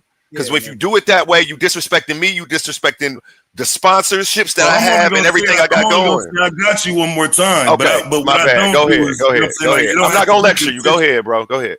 You got it. You got the floor. That is the type of thing what you said just there that would lead me to classify you as low intelligence. It has nothing to do with any other characteristic other than what you've said, because you literally are stating that somehow, based upon when my family got to this country, somehow dictates the amount of knowledge I have about history. That's an insane thing to say. That's pure. That is probably that's definitely the dumbest thing I've heard today, possibly all week. And I've talked to a lot of people. So, I mean, I got to tell you, man, it's reached a point of comedy, clearly. I mean, so I'm just going to disengage, man. You take the mic. Someone else can move it around. Thank you, A1, for hosting. Yeah, no problem. I talk to the person that's laughing. So is it dumb to assume someone's going to say something they didn't say to the person laughing? I think he was saying this. That was me, man, the host. I was just caught off guard, man. I'm not in the middle of this, man. I was just, I was laughing. It was snapping. I know for a fact that I did not say anything about slavery. He did. And he did it because he didn't want to engage in the conversation, which is fine. But if you're going to be disrespectful, be able to handle it back. No, I don't think you said slavery. Actually, some of y'all might be impressed by white people. I'm not, fam. That was crazy. I'm not impressed by nobody. Actually, what I want to do is make it. What I want to make it is a fair playing field for everybody. I'm not impressed by. He tried me. He disrespected me. I responded to it, bro. I didn't say what he said. I said, but and I think you're right, actually, Taz. I don't think you said slavery, but I think even I didn't say slavery at all. I know, and I think. Hold on, one mic, gentlemen. He's white, it's okay for him to do that amongst these crowds. No, it's okay to make it seem like I said something I did not say. I even assume that's what you meant when you said it. That ain't gonna work with me. You didn't say that word, but even if I didn't say it, don't put like, bro. I'm not that small in terms of understanding. He put me in a box and tried to. Can you hear me, Taz? Can you hear me? Even I made that assumption that that's what you was talking about. That's all. So I would have been wrong too. Right, but that's your mistake too, right? I'm giving it to you right there, though. You made the same mistake he made. I've just told you that. Here's the thing, the way you was leading that's what I assumed you meant.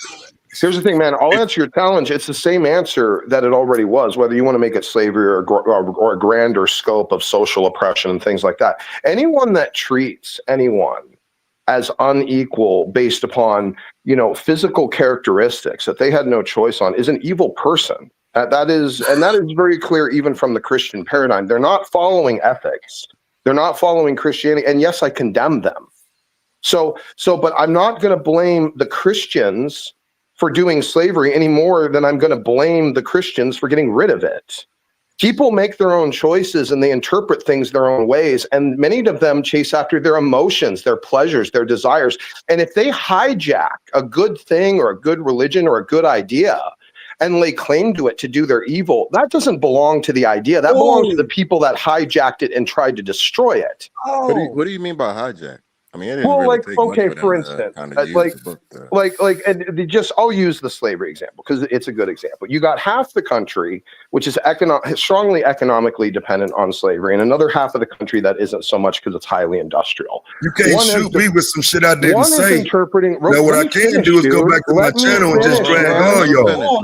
Like I don't do this white boy praise shit, man. This is one of my niggas now. Praising I was asked a question. Yeah, bro, like this motherfucker sitting on here playing with me, bro, and motherfucker gonna sit here and pretend like I did something man. wrong. I'm answering a question. My nigga, I step on everything over here, bro. Like you tripping, answering a question, buddy. Calm down. I'm just telling you, bro. I'm just telling you, and whoever listening. I step on everything over here, like nigga. Michigan's Natural Living says, let's keep it clean, bro. I don't know what's going on right now or what's triggering you. I'm just telling you, bro. I'm not triggered by nothing he's saying. Just let the man talk. I haven't been triggered by nothing he's saying. I don't know what's triggering you by what he's saying. I'll tell you again. So when the conversation, when I said what I said, as opposed to responding to the question, he took that shit and said something about slavery that I didn't say, and then tried to build off of that. Okay, and was you got slavery a chat part of room the full lack of equality in America that you were talking about? Was slavery part of the lack of equality in America you were talking about? Was it part of it? Was it part of it? You're just trying to fight over semantics. Go ahead, fam. You cut me off. What you say? You cut me off. What you say? I was asking a question about hijacking belief systems for the sake of doing evil. I literally was on this topic answering a question. You just jumped in. You don't like what I'm saying. What? You can respond, you off topic. You off topic. I'm not off topic. I was asked a question about how someone hijacks a belief system to do evil, and I was giving an example, man. You don't want me to give it. This system, right. So what you're saying is this system was hijacked by the white people who started it, though. No, just let him finish, brother. Why is it got to be about them being white? Again? All right, let him finish again. Okay, go ahead. Finish again. Man, like you gotta get the color out of your vision just a little bit. Like, I'm gonna make a grand point here. Like so you have half the country that's leveraging the Bible to say it supports slavery, and half the country leveraging the Bible to say that it should be disbanded. Which one was right? See, but herein lies the problem. Crickets. If you have a system that allows you to have the one that was objecting to slavery, it shouldn't be an argument. Exactly, because it preserved the moral paradigm of the teachings of Christ to the weightier measures of the law. Of course, it was right, and it did the right thing. So don't be blaming Christianity for the evils that evil people do when they hijack it to try and justify themselves. I got tons of people in my community that hijack the Bible to do all sorts of crazy shit all the time. But here's the point. I wasn't talking about religion. Can I say something? Can I do something real quick? Maybe you don't realize that. Before anybody says anything, we're going to a word from our sponsors. Yeah. Oh wait, wrong video.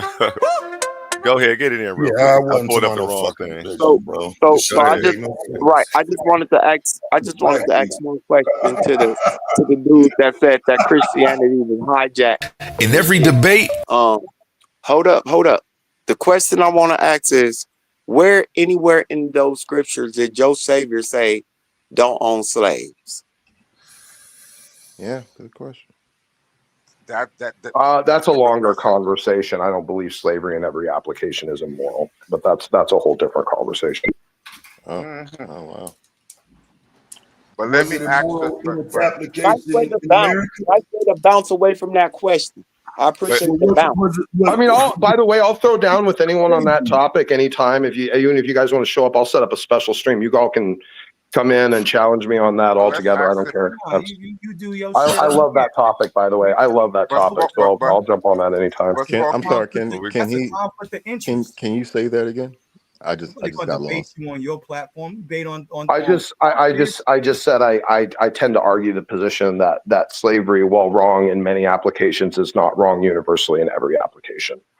Oh, yeah, I guess I guess the definition by definition. Give me an example of when it's right. Oh yeah, that's triggering. Hold on, that was about to be fired. I don't know if you want to have this conversation right now. I mean, if people choose you brought it up. I think we should set up a face-off for that one. Definitely do. That might need a face-off, Taz. That might be deserving of its own face-off. I need to hear that. And real quick, now I'm going to that word from our sponsors. There's power, passion, and purpose. In every debate, there's power, passion, and purpose. Titans Debate League isn't just a podcast. It's a movement, a place where big ideas collide and voices that matter are heard. But to keep this arena alive, we need you in our corner. Your support through Cash App isn't just a donation. It's an investment in truth, in dialogue, and in community. Every dollar helps us bring sharper debates, stronger guests, and bigger opportunities for growth. And here's the best part. When you give, you're not just supporting us. You're standing tall as part of the Titan family. We see you, we value you, and we appreciate you.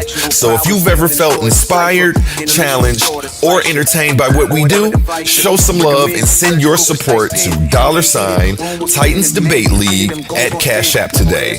Again, that's $ Titans Debate League at Cash App today. Together, let's keep this debate alive, keep the fire burning, and keep the Titans rising. Have a blessed day. Get down or lay down when we're stopping. It's the clash of the Titans. Hear the sounds of the trumpets. Start the rounds. And we're back. Back to you, gentlemen. Indigenous black man wants you to ask him. Indigenous black man, just right quick, bro. Indigenous black man wants you to ask him the same question I asked him when I first got up here, for some reason. Because the only thing I asked was why he said that about the Constitution and all men being created equal. Disingenuous black man, no attention. Well, no, I mean, but that is a legitimate question. He said that all men were created equal under the Constitution. In the context of the conversation they was having, and I was trying to understand how that plays out historically. He ran to slavery and started talking that fly shit. Or did y'all forget? Right, all men were not created equal under the Constitution because certain people were considered 3/5 of a human being. Bingo. So again, we can have that conversation on slavery and all that shit right now. No need to try to put it off for another. Where can someone find in the Bible a teaching where someone is 3/5 of another person? Where can we find that? It's in the Constitution. That's a scriptural paradigm. Where do we find that as a scriptural paradigm that a teaching can be leveraged to it? So here it is. There is something called the Hermetic hypothesis, right? The Hermetic hypothesis was a hypothesis constructed around the 18th century by a specific what do you call it? Scientists who are in the Christian community, such as Charles Gabriel Seligman. These people used the Bible to justify slavery against Africans of sub-Saharan Doesn't mean it was correct. who were not. Hold on, brother. See what you're not. Because the other side used the Bible too, man. And your point's a non-point, bud. Let me talk, sir. So don't get nervous. I'm not nervous, man. Your point's a non-point. I'm trying to stop you before you go down this weird road. Have some decorum, my Christian brother. All right, buddy. Okay, go ahead. You finish. All right, fix your face and wipe your mouth off. So, like I was saying, right? So, doesn't matter how when people interpreted the scriptures, you know what I'm saying? They could interpret it however way they wanted to. But with the Hermetic hypothesis, what it did was it left out all sub-Saharan Africans and made them subhuman, not scripturally supported. However, you know what I'm saying? They still used the Bible in its context to justify the inhumane treatment that they did towards Africans. If the Bible supported slavery, like you say, done, my dude. I think what oh you my need God, to do man, can you wrap it up, dude? You're just repeating Can you yourself. get Go off ahead. my dick, nigga? See what I'm saying? Let a bro? person That's speak. crazy, Decorum, I know decorum, you feel. Smokey. I know you Gotta let feel. him finish, Smokey. The decorum has to start from one spot. Rock like that. Gotta let him Rock finish. with verses I can So what we're quote not for going you to do too, is have this dude Zion. with his freaking epistemistic arrogance. Oh my God, man, can you wrap it up? Like he is a freaking authority over anything. Wrapping it up, shut the fuck up, and I can wrap it up. How about them apples? And I The got more Bible you verses cut me for you, off, the Zion. longer I'm gonna talk. Nigga. Come on, bro. Straight up. I want you to get back to the point. Let's go. You Yeah, let's shit get he back to wouldn't the say to point. my face because I slapped the grease off of his piece. Let's get back Nah, to the come on, point, let's bro. get back to the Real point. shit though, Zion. That's real shit. Zion, you've gone on too long about Yeah, it no, now. because what we're not going to do. You still about to go on about it?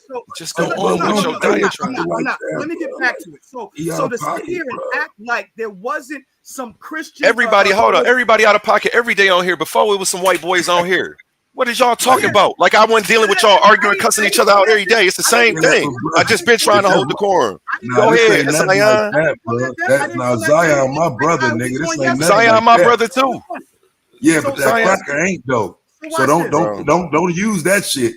No, Zion, I'm my holding the brother. same decorum, bro, for everybody. It ain't nothing different for nobody else, bro. Don't throw everybody in it, bro, because I'm gonna have to correct you and remind you that Zion is my brother. I talk as much shit to him, and I love that nigga. Ain't no love on the other side like that, bro. Not once he disrespect, but continue, bro. Like I was saying, so to sit to sit here and act like there was not some form of Christian indoctrination that was built off of, you know what I'm saying, Protestant ideals that supported racism is absolutely absurd and not substantiated by history. History shows that there was institutionalized racism in Christianity throughout the daggone slavery period, all the way through Jim Crow, and even to this day, we see Christian what do you call it? Christian certain white Christian people who still hold these values to be true. 3/5 of a human being was a part of our history, and to deny it is to be blind to the facts. You're not going to sit here and argue that it did not exist, and it was not supported or based upon people's Christian ideologies. That's absurd. So He done? Can I respond? I have Bible verses that I could also bring up to help us show that the Bible supports slavery. And I asked you, where did Jesus? Oh, he doesn't. Don't own slaves. Man, save that for the I missed slavery all thing. that. He don't think the Bible supports slavery. What about the Smokey? Let me ask Smokey a question real quick. I want to see what I missed. No, the Bible does support a form of I was gonna say slavery. I got a whole debate on it. What we talking about? Hold on. I'll bring up the slides. The Bible does promote a form of slavery that has nothing to do with what was practiced in the American history at all. Okay, complete apples and oranges, two completely different paradigms, 100%. And I'll argue that. I'll debate that anytime. I'll debate that anytime. You can have a whole panel of them. I don't care. Does the I'll Bible debate it anytime. cool. But I want to respond to what was just said because it was insanely stupid. It supports chattel slavery. Does it not support I can chattel show slavery? you. That's what he's asking. Oh my It God! does No, support it chattel does not slavery. support. No, the type of slavery. No, the type of slavery. Sir, One mic. I can One answer you mic. if you'll stop talking. Hey, I can answer you if you'll stop talking. No. I don't need you to try to give me your eisegesis. That's what you're not you going don't to want give an me your answer then. eisegesis. You don't want an answer. That's a so good why point, you asking though. the question? Hey, Ruger Hale says that's not the bro. Constitution, though. So it is taken away from the point Taz was initially making, because that's what this whole Sure thing is. started off of. Yeah, he ran into the church or with the Christians or whatever from the beginning. I wasn't talking about the church. Let's bring it back to what Taz was initially talking about, man. It did go kind of left. And it might be, I'm saying, because here's the problem. He got smart and started talking that dumb shit and jumped to antebellum slavery as opposed to just answering. He tried to anticipate my answer, which pissed me off, instead of just answering. But look here, to my point, you said something about white boy, but you know we do it to you every day over it, like everywhere with all these channels. Nah, but he I don't started care that about shit. any of this. All right, not to bring it back up, but Any of this race all right, dating Start all the way nonsense. I over. don't Hit the care about reset any of button. it. Start over. Boom. So here's the question, bro. I came in the room. What I heard when I came in the room was y'all talking about something, and I'm not really keen in on that y'all talking about the Bible or Christianity. What I heard you say was, but the Constitution says that all men are created equally. That's what the founding fathers said or stood on or believed, right? So when you said that, it triggers me to say, well, hell no. They didn't treat people equally. Not the founding fathers. So I'm coming to challenge that assessment. And initially, before he started the bullshit, he said he don't think that it's okay to do shit like that to people. But then he became a smartass. So I thought he somewhat was saying, "No, I don't agree with that." But then later on, he says, "I agree with some forms of slavery." So now I'm asking. Yeah. Man, I'll have that conversation with you all night long. It's probably better for a different stream. I want to try and stick to the core of this. You want to have an issue with my take on slavery, man? We can have a whole show for that. I don't have an issue with that. I've done it many times before. Don't bother me. One statement about the Constitution. I asked about that. I want to get back to the core, which is, here's the thing, man. You keep hyper focusing on the slavery side of this too. I'm using it as an example about the hijacking of a religion. And by the way, I'm going to answer both of you real quickly if you'll just stop talking long enough to let me get a couple sentences out. I will answer you right now, both of you, at the same time. Okay? What you're claiming is true about the Bible supporting slavery. They wouldn't. Oh my God, man. Yeah, bro. Because like I said, I ain't said nothing about the Bible. Here's the thing, man. I'm not going to play your little semantic games. Okay? If you're not making the argument, fine. But that's what I get from you. You want to clear it up afterwards, you can do that. But let me answer. This is crazy. Okay? Because the gentleman before you is trying to claim that the Bible supports slavery and that they used the Bible and the Bible was the method which was used to bring slavery and support slavery. Do you disagree with that? That's what he was saying. Do you disagree with that? Yes or no? I don't have a take on the biblical okay, part of it. Then you got no reason to stop me from talking and answering, do you? Yes, I do, because it was my question. God, see what I'm saying? Now look, I ain't supposed to say shut the fuck. Who you talking to, you white bitch? Cracker. You know what, I ain't supposed to say who you talking to. Like, but check this motherfucker before you even attempt to tell me something. Good right who now? the fuck you think you talking to? Man? Relax. The fuck? Like, bro, I ain't even talking to him like that. But I should be. Go ahead. What happened? Dang, I took the headphones off for 1 second. Damn. Damn, but that shit crazy, bro. You guys getting all excited about Jesus, this topic. the church. You guys getting all excited about this topic. I even conceded that point that I'm not talking about the church, Christianity, none of that. So well, the guy before you just did. Well, the guy before you just did. And I'm answering him. So why would you even attempt to direct any smoke at me, you white bitch? You ain't talking to me. Man. You ain't talking to me. Bro, Taz, if you continue to keep doing that, you ain't responding to me. Bro, but telling us quit trying me. What do you mean? He ain't said nothing that can't get on Roku. That shit that you saying is gonna fuck up my shit, and that's why I'm asking you to stop doing that, though. Oh my God, bro! Like, for real? Okay, bro. I'll learn to be insult nicer. And that's why Bernie Mac didn't want to go to cable TV, and I understand. I'm not trying to tell you who to be or how to be. I'll insult nicer. That's crazy, bro. You got enough intellect, bro. I seen you. You could do it. You could have. I can't believe he's sitting up here playing victim. Man, like he's playing victim, like he's not running from my question. You ain't dealing with what I said. Deal with what he said if you want to talk to him. Don't talk crazy. I just put the headphones back on, and all I heard was you. I missed it, man. I literally said that when I came back. Like, fuck, what did I miss? 60 seconds.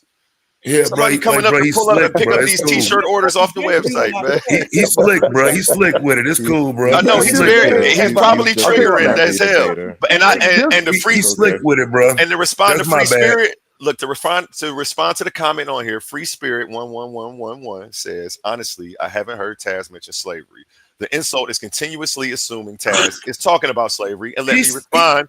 I even made the same assumption when he said the same thing, and then I admitted it. Like, damn, I thought that's what he was talking about. I'm not, bro. Even since I said I'm not, he came back and still saying it. Still, man, let me be clear. Man, let me be clear. Channel and all this other shit, bro. So if you're not talking to me about what I asked, cool. You talking to him about the church. Yeah, dude, I moved on from you. I'm using slavery as an example of something else, man. Yeah, but you thought you was gonna move on. Hey fam, you thought you was gonna move on with a slick comment. That's where the white boy stuff start coming in, fam. Can I answer the other guy who's saying the Bible is responsible for slavery? Can I answer him now? I clip it and play it for you because what I can't do is allow some white dude to sit up here and play with me like he can just dismiss me. Oh my God, man, calm down, He's actually not intellectually capable. When he can't intellectually joust with me for real, you're the one that said I can't know history because what time my parents got here. You're nuts, dude. Calm down. Yeah, I'm just telling you, you can't intellectually joust with me, so you're running. But if you're going to run, don't run away. I'll tell you what, let's let the audience decide. Let's let the audience decide that. How about that? Let's see who can handle themselves in front of the audience. Why are you running from the question? I didn't. I gave you the answer. Unrelated to the church, unrelated to Christianity. Yeah, because Christianity does not teach inequality of people. Show me where it does. Hey, Taz, one of my people from Cleveland who's a big fan says, Taz, at this point, you need to breathe. Stop letting him get you so worked up. Yeah, bro, some people like white people like that, bro. I don't care about none of that. Because you're correct. To answer the claim. You look wrong because you're crashing out. This is what she's saying from I ain't crashing out, fam. I ain't crashing out. It appears that way to the people in the crowd because they like, what is going on? It sounds like that way to me. Right, they know what's going on. They just don't want me to ragdoll him like this, bro. It's cool. Dude, you're not ragdolling me, man. Trust me. I've handled much worse and much smarter. I'll ask you again for the 6th time, unrelated to Christianity. When you made the statement that the founding fathers created this country and all men were created equal, what were you talking about if you were talking about the history of this country?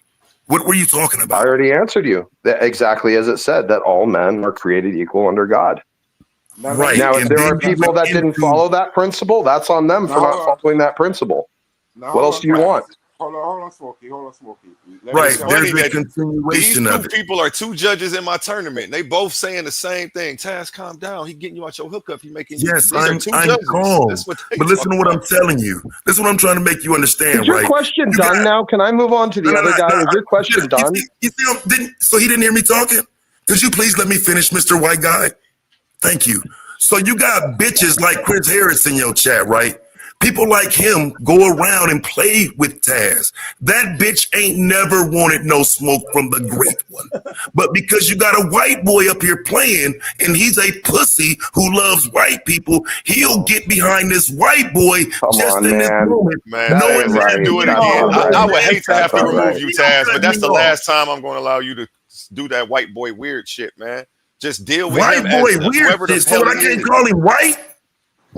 Man, I show nothing but everyone respecting these over spaces, here, man, and I just don't like it at all.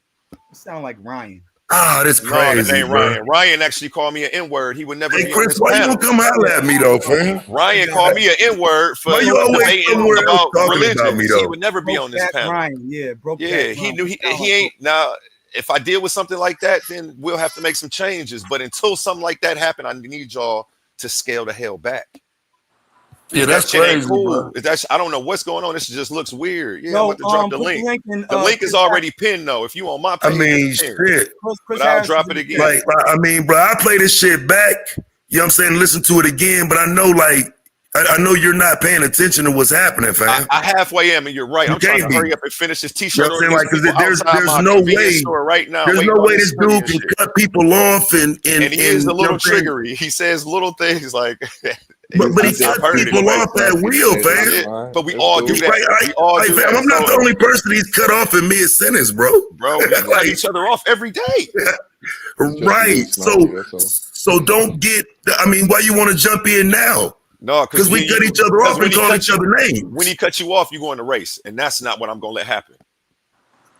Right, so you're going to defend him, even though he's cutting me off. Instead of just saying, no, I'm holding the level of decorum. It's only going. You can disrespect people. Hey, Taz, I'm not about to keep explaining this. It's only a certain level way you're going to be able to disrespect people on my channel, and that's. I mean, I'm saying you're not going to disrespect me either. There's a point where it's like, damn, dog, he's disrespecting me though. Out of respect for me, just do a show on it and double back, bro. If that's the case, bro, because I'm telling you, you're disrespecting me by disrespecting people with race, and it's not about to happen over here. All right, we're not trying to get flagged, brother. Yeah, y'all got it. Appreciate you. Now. So can I just real quick, and I swear it'll only take me like 30 seconds, just to answer the guy who said that the Bible was supporting slavery. Can I just real quick, just real fast? If that was true, the Southern slave owners wouldn't have had to cut out big chunks of it in order to suppress the knowledge of the pieces of the Bible that actually showed that no, it did not support and condone the type of slavery that was being practiced. That's why they had to remove big chunks of it out of the Bible that they handed to the slaves, because the Bible taken in context, and that was the argument, the Bible in context supports slavery. Real quick, I'm almost done. I just need 10 more seconds. Go ahead. If the Bible is taken in its full context and supports slavery, there would have been no need for the removal of those passages. Now I'm done. Go ahead. All right, so my response was that I said that. I actually said that there was a slave Bible that they took chunks out of, not that the whole entire Bible. But however, my whole premise was that the 3/5 of human being and all of that stuff was based upon the interpretations of white Christian extremists who were racist. Now, I'm not saying that there weren't other passages. Where did they interpret that out of the Bible? Why are you cutting me off? Because I'm asking you to cite your source. Had a whole Come on, man. He gave you some time. Where in the Bible does it say people are 3/5 of someone else? Let him fly, Smoker. Let him fly. You were talking to me. Were you not? You're doing a good job, Smoker. Just let him fly. Go ahead. All right. Leviticus 25:44. So like I said, 25 and 44, Zion. Say again? Leviticus 25:44. Okay. Yeah. So I mean, there are scriptures that were in Exodus chapter 20, Deuteronomy 22, verses 20 through 22 through 25. Right. All of those verses say that it was okay to enslave. Now, to nothing to do with 3/5. So there's nothing to do with 3/5. Excuse me, hold on. Let me get him for a minute. I'm just saying that. I'm not okay. Excuse me. I'm not talking about the 3/5 compromise. No, the 3/5 who gonna go. Okay, listen, guys. Let me go for a minute. The 3/5 compromise had nothing to do with saying black people were 3/5 human. That's a misunderstanding of that law. All right, so we don't have to get into that just yet. That's not what the 3/5 compromise was about. All right. Okay. Now, when you said, I want to clear this up with you. You said that under the Constitution, all men were created equal, where slaves were not considered equal under the law. Slaves were in fact chattel and not considered human. They were considered chattel, so they were not included in the Constitution.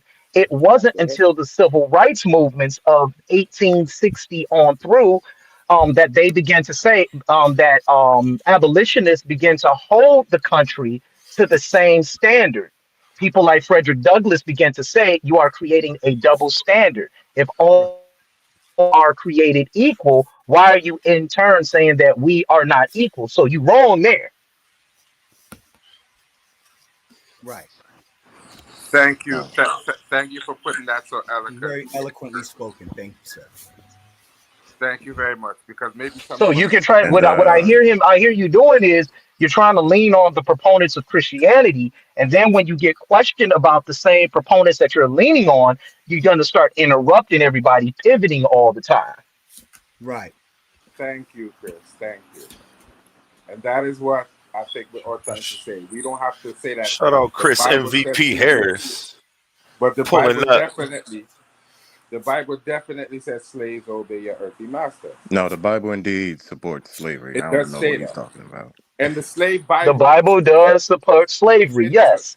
And that lets you know that it's a Bronze Age document that is antiquated towards a certain people. That's it. Absolutely. Has nothing to do with Absolutely. me.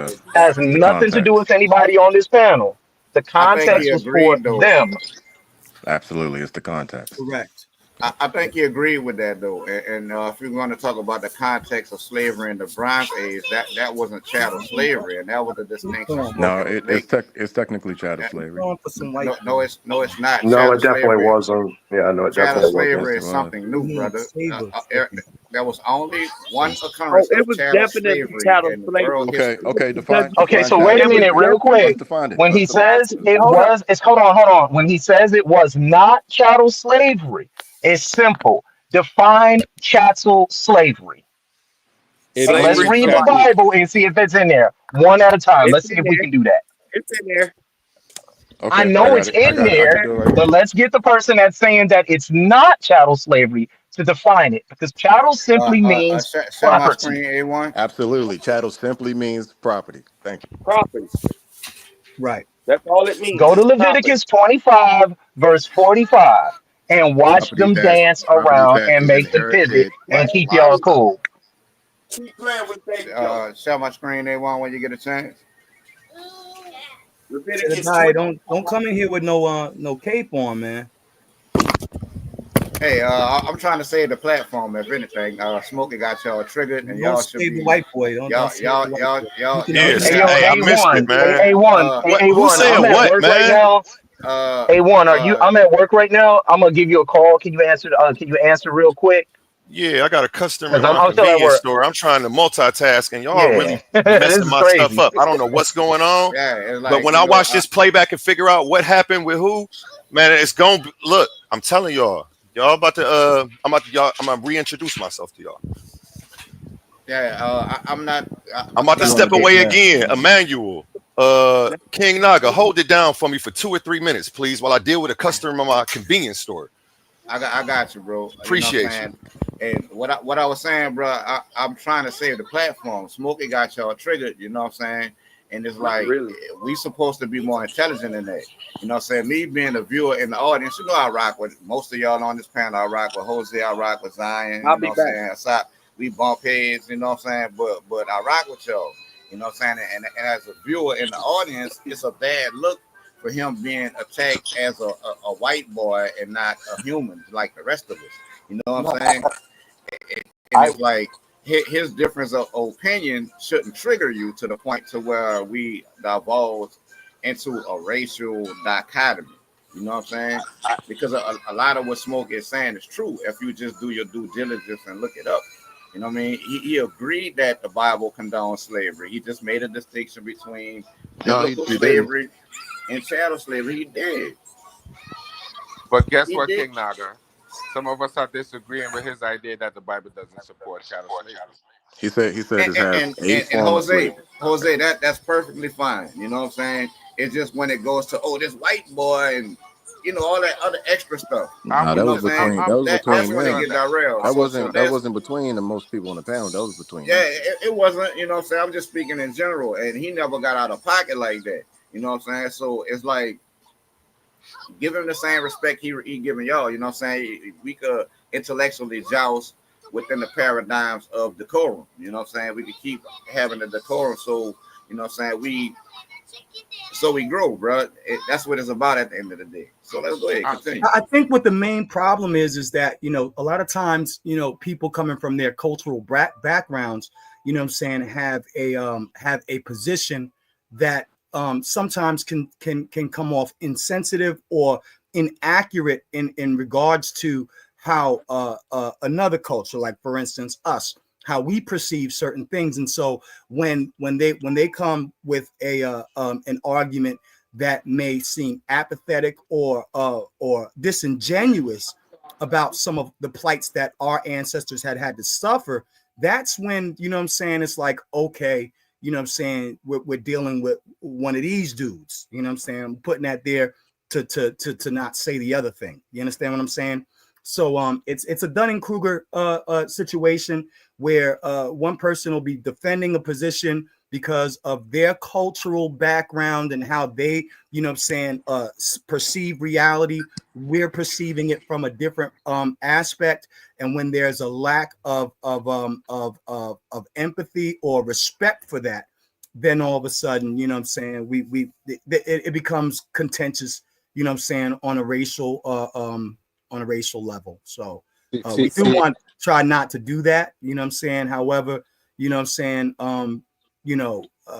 it's a emotionally triggering discussion. And when we deal with certain ones that we feel like, you know, after all of these years, y'all should understand, but they don't. They really don't understand. You know what I mean? I think you do understand that it got lost in the conversation that he said it was illegal, unethical, and immoral. No. According to the Bible, they could beat their What slaves. else you wanted to say to their about lives. that? Yeah, and according to the same Bible. Can I read 25? And according to the same Bible, that same slave, if being mistreated, could have exacted revenge, right? You know what I'm saying? No. It's like It self-defense. depends. So you're telling me Depends. the slave didn't have right to self-preservation? No, not in the Bible. Because you have difference between a Judite slave and a foreign slave. So right. You have to know the difference. So why did Leviticus 25, why did preachers like Jim hold Bob say revolt against that shit? Can I read Leviticus 25, 44? Why did Sabio fly, man? Bookman Dutty revolt against that shit based on his knowledge of the Bible? Why did Nat Turner revolt against that shit based on his knowledge of the Bible? These are non-sequiturs. You know why? Hey, can I read Leviticus 25, 44 real quick? All right, Leviticus 25, 44 says, your male and female slaves are to come from the nations around you. From them you may buy slaves. You may also buy some of the temporary residents living among you and members of their clans born in your country, and they will become your property.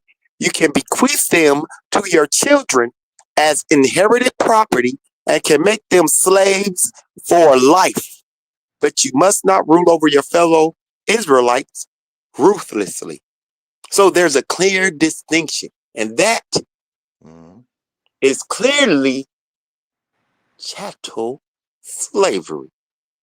But we don't need the Bible to prove that ancient people did chattel slavery. It's not that deep. So. Right, but you see, now here come in some arguments when we talk about certain cultures and mention the word slavery. This is where the problem comes in, because we have this idea that this European idea of slavery applies to everyone else in every other culture, and that is not true.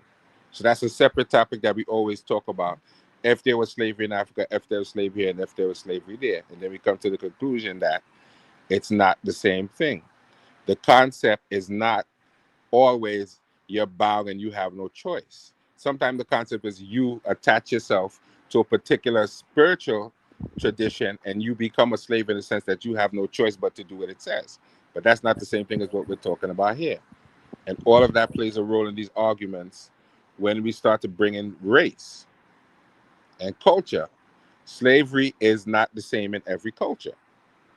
We just have one idea of what slavery is based on the culture that we are exposed to. But when you go back in time, you know that's not always true. I agree. That is just one particular group of people who dealt with it that way. And if you go back to ancient Kemet, the idea of slavery is not that you have no choice, you're bound in your property. It means that you have no choice in, like, for example, Hemneta means I have no choice in being a priest, and everything that I say and do has to go according to this. I can't go against that. This is my life now. And I can't go against that. It doesn't mean somebody beat you up, slap you up, and force you into it. It means you have committed for life. And anything you say must reflect what you have committed. And therein lies the cultural difference when we start to talk to people who are not black, because we're accustomed to talking to black people. And when other people who are not like us come in, sometimes we don't know how to deal with that because we're not accustomed to dealing with people like that on these platforms. Correct. We can go into race and nobody's offended because we all understand. Because there's one individual who is not of that, we want to go in on it, and maybe we should go in on it, maybe not. But sometimes we have to calm down and make our points more clear, and then we can have a better conversation about it, as opposed to just calling people those names, because we don't like it when they do it to us. So we shouldn't do it to them. We can point out slavery without necessarily using the term white boy, which I do have a problem with sometimes, but sometimes we have to deal with that. We can't always talk that way. And it looks crazy on the stream too. Yeah, it looks real crazy on the stream to my sponsors and my Roku people who sending people to watch from all different races. Like, it looks real wild. It looks like we can't maintain ourselves at no level of decorum. It looks like we crashing out. It's real distasteful, and I don't appreciate it. When I go to other platforms and I see it, I immediately feel weird about it. Like, what are they doing? Why are they doing him like that? I'm like, why are they picking on him like that? Like, he ain't let him do something first. Like, just because he might not get it from your perspective, like, it's just the weirdest behavior. And I'm not gonna tolerate it on my watch ever, ever, ever, ever. I don't care. I'm not sticking up for nobody, but I don't look at. I'm not even about to say nothing, like, because y'all got, and you know, the internet is undefeated. So I should just probably be quiet, because the more I talk, the more they just gonna jump on it. But y'all know what it is, and I'm standing on that. Nah, I feel you. I feel you, A1. But what you're saying is correct, A1, and I'm with you on what you're saying. But if we want people to view us differently, we have to act differently. We can't act with these tendencies that we don't like and then get mad when they call us on the niggerish tendencies that we display. We have to display more tendencies that show them that we're not niggerish. We can have a conversation without resorting to those type of tendencies. There's a time and a place for that, I agree, but this is not the time and the place to do that. You understand? All of us are intelligent enough to make a proper historical argument without doing that. All of us here can do that. We've done it before. So let's stick to that. And if we want to do, let me promote my Roku sponsors too as well. You guys go ahead. I'm gonna pull up the ad right now. Yeah, shout out G1, shout out G1 NBC. You can go ahead and download that app on your local Roku networks. Yeah, and we don't appreciate what's been going on. If you guys are gonna come up here, you have to maintain a certain level of decorum. Y'all are putting me. I don't want to have to chastise grown men on how to act. Even in my intro song, it says all the kids are being grown because the parents acting childish, and that's exactly what we see throughout the duration of these episodes. And I'm about to get tighter, so expect that from me, y'all. And you know, I'm going to try to be fair across the board, because half the time I don't even listen. I'm not even listening to the conversations to follow along. I'm just making sure that you guys aren't cussing, fussing, and fighting. And that when I hear somebody over talking or cutting somebody off, I can tell what's going on with that. But I'm actively over here doing t-shirt orders for my website and running stuff. So, you know, it was kind of, and my apologies for being a half-ass moderator. I do have some help up here, but nobody else was jumping up. Like, I got other moderators on the paddle. Emmanuel, where you at? A1. A1. What's up? If I may, I am officially taking off my glove and slapping Domo in the face to challenge this Negro to a debate. Let's challenge. It looks like maybe we should debate on if you should be able to call them this on live. Should that be the topic? Can you call a Caucasian a white boy on live TV? Let's set it up here on Coliseum Arguments. Come on, Domo. Let's get it in, man. Great debate. I'll take the affirmative. Let's go. Taking off my glove and you know what? Domo across the cheek. Hey, y'all think it's spicy now? Wait till Smokey Saint the judge. I'm about to have him being a rotating judge in this tournament, man. We about to shake stuff up around here. I'll be objective, I promise. I already know you are gonna be, and you're gonna give great explanations as to why you came to your conclusions. That's why I picked you, because it's not about preaching to the choir. It's not about speaking to the echo chamber. It's about being able to change people's perspectives along the way who may have never seen things how you were seeing them. But you can't get to that point through fussing, cussing, and fighting. You will never, because their frontal cortex, what did we say the other days? Pre-developed frontal cortex. It was something. Yeah, their frontal cortex. Yeah. Zion, I know where you got that from. I know the undeveloped prefrontal cortex. Now, you know, once we get to the point of insults, all reason is going out the window. Defenses are up. Adrenaline's rushing. Nobody's going to get anywhere. So that's why I've tried to scale these conversations back. So not only that we can learn from each other, it's people at home trying to learn as well. My peoples is in the crowd. What's the name is in the tournament, and he's showing up here embarrassing himself in front of the judges right now. Like, it was weird stuff going on. And he didn't do it in his debate, but it's just weird. Like, come on, man. I really do appreciate you, A1, and you are a good guy, and you're a good mod. And I like your channel. I shouted you out. I drove traffic to you as much as I could today. I think you're a good guy. I believe in what you're doing. I think you got a good head on your shoulders. I like that you're bringing these conversations forward and showing them to new people and being really open with your space. And I appreciate you, man. You're a good guy. It's 30 people watching right now. Half these people, people. You streaming on 2 platforms for me. Yeah, I appreciate you. Sure, buddy. Yeah. But they'll be quick to call you a racist, though. This is what I want. All right, man. I got a thick skin. I don't got no offense to it. It's all good, man. Really, no big deal. I don't want you compromising your platform, though. Man, That's I don't the only know none of these care I people got and the about it. They people can that call know me me. whatever they want, man. But I just don't want you getting compromised. It's funny. Everybody that knows me in person is in the chat saying the same things I'm saying, and they're also trying to protect what I'm building the same way I am. So shout out to them and shout out anybody who disagrees. You know, I still got love for you. Domo, I'm 6'2" with long arms and long legs, and my feet are faster than my hands, brother. What are you talking about? All right, let's pass it around, change the subject, and let's lighten things up a little bit, man. We got Lord Banu in the building. This is his first time hitting the panel. This was one of the first debates I had was against this man, and shout out to you for helping. You know, that sounds weird. I was going to say helping me get my feet wet. Should I put a pause after that? Ain't tall enough. I mean, it feels like it needs a no Diddy. It need a pause. You know, It don't need a pause, but it need a pause. It need a pause. Okay, yeah. Shout out to him. What do you think If about? you think it need a pause, it need a pause. God damn it. What was we even talking about? We was talking about Christianity and the plagues, and did Christianity suppress scientific? Right. What's the word I'm looking for on the end of that? Scientific progression, evolution, advancement. That's a better word. Yeah. Shout out random info as well. Me personally, I don't think that's a past tense. I think that's still the case. And I do too. I disagree with Smokey Saint honestly on that topic. I don't think Christianity could solely be held accountable for that. It's I would agree. Let me tell you. Hold on. I want Lord Banu to cook, man. This is first time here. This is first time speaking. And then you next, Zion. Yeah, Ponzo. Go ahead, brother. And I was just gonna say that I think it's like it's other religions and not even religion, just like hierarchy of societies that suppress information from people that they deem to be lower level, you know what I'm saying, and just fed them what they felt was advantageous for them to stay at the place they was at. So I wouldn't exclusively put it on Christianity, but I would say that the higher ups in that sect did have a part to play in suppressing information on their level. Yeah. I'll agree with that. Now, what I was going to say is that somebody doesn't necessarily have to be racist, but they can have what they call implicit biases.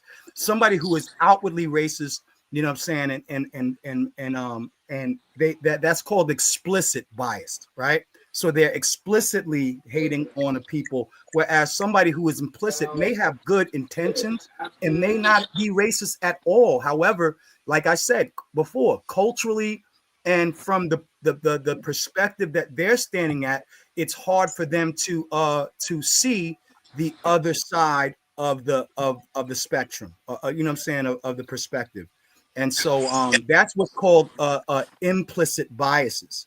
And we oftentimes, because it's a sensitive topic to us, you know what I'm saying, we do get triggered by it. You know what I'm saying, because it's like, how don't you know, and why would you say that type stuff? Not really understanding that the person is not coming from a. Now there is one place that I did agree with Smokey on, when Smokey talked about hijacking, when somebody hijacks, you know what I'm saying, I was bringing that out in the debate with Taz about, you know what I'm saying, because he kept on bringing up the cult leaders and not focusing on that. See, the cult leaders were not liberationists. They were not freedom fighters. They were just people who were trying to, you know what I'm saying, ride the coattails of a movement and bring the attention towards themselves so that they can manipulate and gain off of the people. So a lot like some of the the mega church pastors and stuff, hijacking the faith instead of actually sticking to it. So I agree with him on that. I don't know if he saw my debate with Taz the other night, but I was in defense of black messianism, because at the end of the day, you know what I'm saying, in the same book where we can find slavery, we can also find words of liberation, words of freedom. And this is what African Americans took to, you know what I'm saying, when they looked at the Bible after so many years of subjugation and oppression and slavery, they began to look at the liberation words and discussions within the scripture and lean towards those things. So I agree with the brother when he says that, you know what I'm saying, we cannot basically paint a broad stroke over a religion because there was, you know, a few bad apples in the barrel. That it's called a hasty generalization. You know what I'm saying? That's a hasty generalization fallacy argument. You understand what I'm saying? So I agree with him on that. We didn't get to that point because things got a little funky. So enslavers are just bad apples. I think everyone who I said enslavers aren't bad apples. They're interpreting the No, text yeah, no. like any other hijack. person interpret the text. Like if Yeah. you interpret the text and you grab out of the text that slavery is not okay, and the other person can just go into the text and grab out that slavery is okay. It's because they're reading different variants of a text. They don't Right. really know how to read the text objectively. Right. And so anybody can say anybody's a bad apple or a good apple. The enslavers are who they're bad apples to who? Not to them because they're reading the text objectively to the best of their knowledge. So, you know.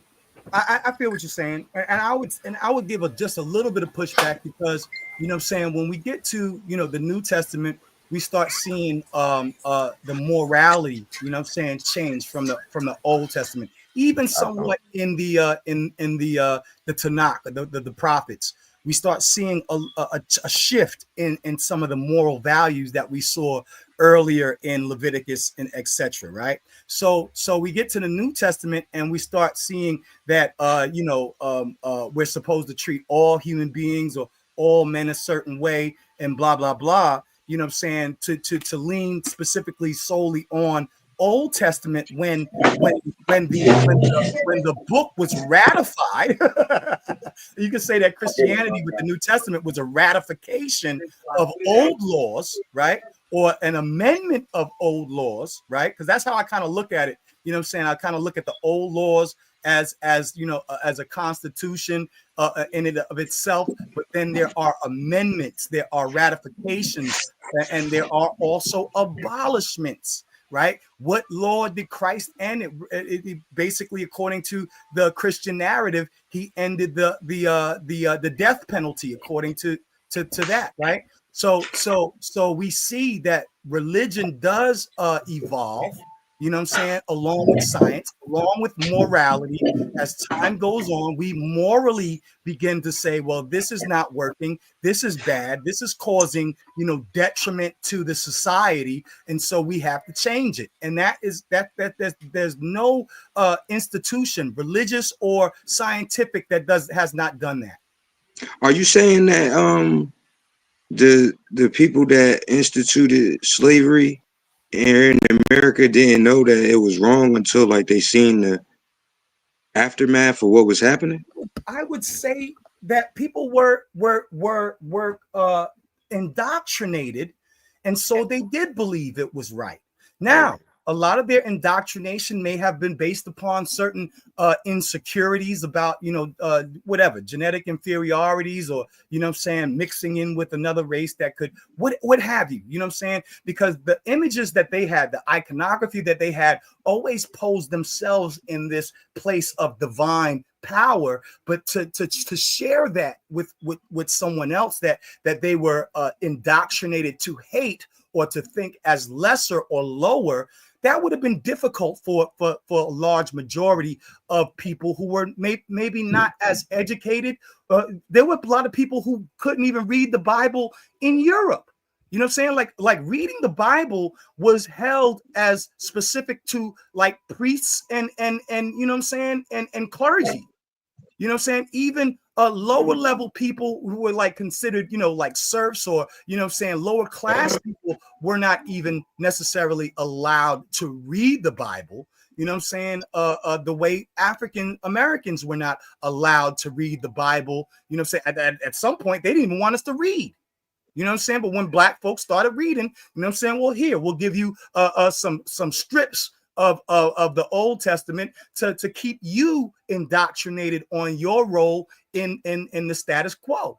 So yeah, go ahead, brother. And I wanted to challenge that by saying, like, you know what I mean? You said that they were indoctrinated, so they believed that what they was doing was right. Absolutely. When I ate flesh, you feel me? Like cow, beef, you feel me? I knew, you know what I'm saying, what was happening in order for me to get this burger on my plate. You feel what I'm saying? But if I had to watch a cow get his throat slit, get his stomach cut open, I would have to turn away. You know what I'm saying? I would be mortified. Like, even though I know it's not even a human, it's a cow. You feel what I'm saying? So to say like they didn't know what they was doing was wrong, like it's something inside of you that'll let you know, like, even killing an insect is still a little part of you. You know what I'm saying? But it's either they don't have that, or you know what I'm saying? It's something bigger than that. And I think a lot of it has to do with us always being examined and us always fighting so diligently to prove that we're human and we're moral and we're righteous enough to be alongside any other people. Absolutely. But there's never any inspection of their humanity and where they came from with all of this, and where did that psyche go? You know what I mean? And is it still a monk? You know what I'm saying? Yeah. I don't want to cut your wisdom. I see a couple. The stage is full. I'm only paying for the $50 plan. If you want to hop on the stage, go ahead and hit that Cash App up. I'll add you right now and upgrade it. You know what I'm saying? No problem. So, yeah, support the channel. Support the channel. So real quick, I would like to say, you know, like when somebody's indoctrinated, and then indoctrination oftentimes elevates one person over another. And in human behavioral studies, we see that human beings are geared towards trying to elevate themselves, right?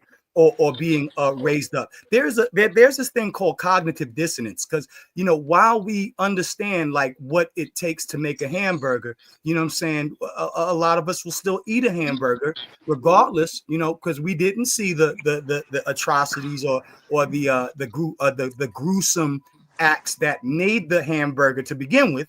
You know what I'm saying? So we're in a sense blinded to that, right? With indoctrination, you know what I'm saying? And there's a hatred that is taught along with the indoctrination to dehumanize another person. After a while, people tend to lose that sensitivity or that empathy towards another human being because they were so conditioned to hate them, right? Or to just see themselves as being above them. You know what I mean? And I think that's where the cognitive dissonance starts to play in, because how could people stand there and watch a brother get castrated and lynched and hung from a tree and set on fire and have a cookout? You know what I'm saying? There's photos of these people sitting there smiling and having a good time. You know what I'm saying? At the expense of another person's lives and his family's suffering and what have you. They did not have the feeling or the sensitivity to empathize with them because of how deeply indoctrinated they were, or maybe even just their own fears and insecurity issues caused them to be able to commit those atrocities. But there are human beings who have a compromised prefrontal cortex, and they have no ability to feel any empathy for anyone. And this is where we get serial killers and mass shooters. Yes, and but Bazar, you are correct in what you're saying. But in some cases, it's just like when you have a lion, right? A lion is a meat eater. So they hunt. You'll never see a lion eating grass. So a lot of this goes to people's general nature. That is how people are. And it has nothing to do with, that's just some people's nature. People argue that that's just the nature of certain people to do that. Right. And they put color on it, and they may be right, they may be wrong. But we see throughout history, we see people of a certain, don't hear what I'm saying. We see people of a certain color doing those things to us. So we're going to assume that those people are that way. There are people of that same color who rescued us and helped us as well. Yes. So how do we then suss out if we're correct about a whole race of people by the actions of some, or if we're just tripping? Now, I'm not saying the whole race. I'm not saying all. No. Question. But here's what I'm saying, Zion. If you go through history and people who look like those people have consistently done that to you, then what conclusion should you come to? That they might be that they might be most prone to having lack of empathy. Right, and this goes back to your point. The fact that their skin color may play a role or may not play a role, they may just happen to look that way, and that's their nature. Right. We're just trying to figure it out. I would say history tells us that you can't just people look like that. That's why Naga always bringing up abolitionists like John Brown. You know what I'm saying? He wasn't a one-off occurrence. It was a lot of white and black abolitionists during that era. You know what I'm saying? And John Brown started out as a conductor for the Underground Railroad, helping free runaway slaves and get them to Canada. Right. And he gave his life for that cause. And there was many other abolitionists like John Brown who were exiled from the United States. See, the indoctrination goes both ways. We've been indoctrinated with one side of that story, so we think we were always the victim, and we're not the victimizers. That's why I took the stance I took in my last debate with Suave Boss. You know what I'm saying? And we'll always maintain that being American does not conflict with being black. You know what I'm saying? Because we are American. We are all American. Is there a conflict between Americans? Absolutely. You know what I'm saying? But we have historically always fought back against the oppression, which is, to me, the American thing to do, because that's what America does when they face oppression. They felt they were being oppressed by the British. They fought back. They felt they was going to be oppressed by the Japanese when they bombed Pearl Harbor. They fought back. You know what I'm saying? And we embody this as a people. So at some point, you know what I'm saying, we got to stop having the victim mind state and learn the actual history of what's going on, because it wasn't all peaches and cream for those people that y'all are talking about. It wasn't peaches and cream. I'm with you. Naga, I'm with you on that. But when we look into African history, we don't see those same atrocities being committed. Yes, we do. On ourselves in that particular way. We can argue that. Yes, we do. No, we really did. Yes, we did. No, they didn't. I would agree for sacrifice. Remember, I would agree with Jose. What you had going on in Africa was more along the lines of tribal differences. That's no different than what you see between Iran and Iraq in the late 80s, early 90s. You know what I'm saying? And they did have slavery in Africa, but it wasn't the slavery that we know of in America. Right. Like I said earlier, it wasn't chattel slavery. If you go look up the history of chattel slavery, then that entire history is going to be centered around the transatlantic slave trade. Right. You know what I'm saying? But there's but that's simply applying the colloquial definition. But if we go to be technical, by definition, chattel slavery can be applied to many other particular points in history on slavery.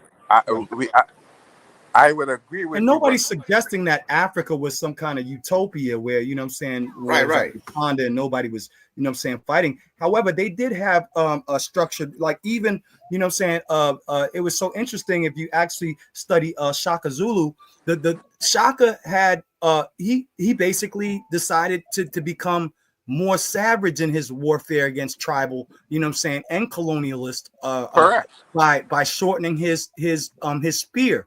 The way they fought was quite different, you know what I'm saying, when they were trying to assert whose land this was or whose land that was or what have you, you know what I'm saying, was quite different than what we saw Europeans come in when they came in to try to, control Africa. Correct. They were a lot more savage and a lot, but you got to also remember the reality of what they were living in. We're talking about the Dark Ages. Everyone talks about science being suppressed during the Dark Ages, but you know what science was not suppressed in Europe? The science of torture.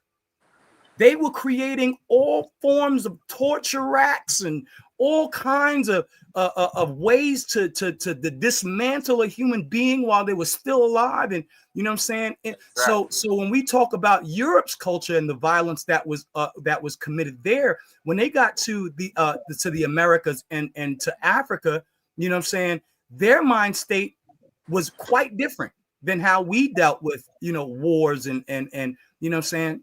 They were brutal. But guess what? But dealing with their own brutalities, though. You know what I'm saying? Guess what? And the Africans are brutal too. Everybody's brutal. But guess what? What you said once again goes back into the argument of religious persecution, because a lot of these things were created to deal with Christians. You understand? Christians tortured other people because they weren't Christians. Correct? Right, that's true. But we ain't never That really dealt with Christians. That dealt with Christians and Muslims. I don't really. Oh yeah, Christian and Muslim. When we come with the Abrahamic faith, then you're going to see a whole lot of atrocities. See, I'm not lying about that. But then I have the question. Yeah, those people who were visiting these things were Europeans, and we should be allowed to talk about them being Europeans. We now know in 2025 we have other people who are not Europeans who are visiting these things upon people too, but we know where they got it from. Right. They didn't get it from their culture. They got it from colonization. So we And need to talk about that in a constructive way without hurting. I want to touch on something. I want to touch on something that you said earlier too, when you was saying how could we explain the Europeans that assisted us in trying to fight for our freedom. And I would say that there's no concrete evidence that what their intentions were behind siding with us, you know what I'm saying? Or even if it wasn't a means to a bigger end, because a lot of times out here, like in my neighborhood where I'm at in Jersey right now, it's like the only urban area in Monmouth County. So people from other places will come here and set up organizations because it's funding for them to help us, and say that they're out here helping us, but what they really doing is opening up resources for their friends to come out here and exploit and do what they do too. So on the outside it's looking like, yeah, they coming out here, they helping us, they doing all of this. How could we explain they hate us? But behind the closed doors, the intentions ain't pure. So just because we could see on paper that somebody went out and did something, it doesn't mean that their intention was that we were as human as them. You feel me? These people sacrificed their lives. I mean, John Brown, for example, like somebody else gave, he sacrificed his life. So I'm pretty sure he was compassionate about it. No, I'm not. I'm not. But why? Yeah, there were those. I don't think. I mean, why can't people just see the horrors of slavery? I mean, we got plenty of slavery. During the time that, right, because he gave his life. But we're comparing those people up against the majority of their own people that we're saying we're witnessing this, and then we're saying that this is this a genetic trait of these people, and trying to explain the difference between these people that's saying that they helping us alongside these same people that's destroying us. So all I'm saying is, we don't know if it was because they saw the atrocities of slavery or because they seen another end game. You feel me? Let me help them out, because we know that this is about to end. So we want to be on the good side of history. Right. Well, I'm not saying that is what happened. I got a question, right? Can I interject real quick? Are we aware that the British naval campaign off the coast of West Africa that effectively put an end to slavery, and at the same time this was being done, that were actively on the United States soil enlisting runaway slaves to fight against the 13 colonies? Are we aware of that history? The British spent most of their gross domestic income to prevent slavery. Yeah, he's right. They set up naval ships on the coast of West Africa to prevent people buying and trading in slaves, because Ghana was the main contributor of slaves. The majority of their income was solely reliant on slave labor. But Can I ask this? British was the ones who eventually abolished slavery. Can I ask this? Was this before or after we fought them? I don't know what you Good question. That's a good question. This That's is like an excellent question. Great what before Excellent question, after Lord who Bunny. fought? America before after America fought Britain. Oh, Listen, it was during that. It was Yeah, during exactly. that. You know So what I'm saying? So that makes a whole lot of sense. It was before stop there. and Yeah. during. It was Yeah, before yeah. and That was during. beneficial to them to stop the slave trade, because the slave trade is what was giving America the financial power. Yeah, that but slavery was So let almost me on its way out anyway, because it was becoming economically inviable. unsustainable, right? So Yeah, here's the thing with like for instance, the perfect example, Abraham Lincoln is oftentimes given this high credit Right. but he didn't care. dignity But we all know that he didn't care. for abolishing slavery. However, what he was doing was trying to take power from the South, because the South's cash crop was basically based upon slavery. From the South, that was their the adversary of the northern, countries, states, who were trying to deal with what was called the what do you call it, industrial era.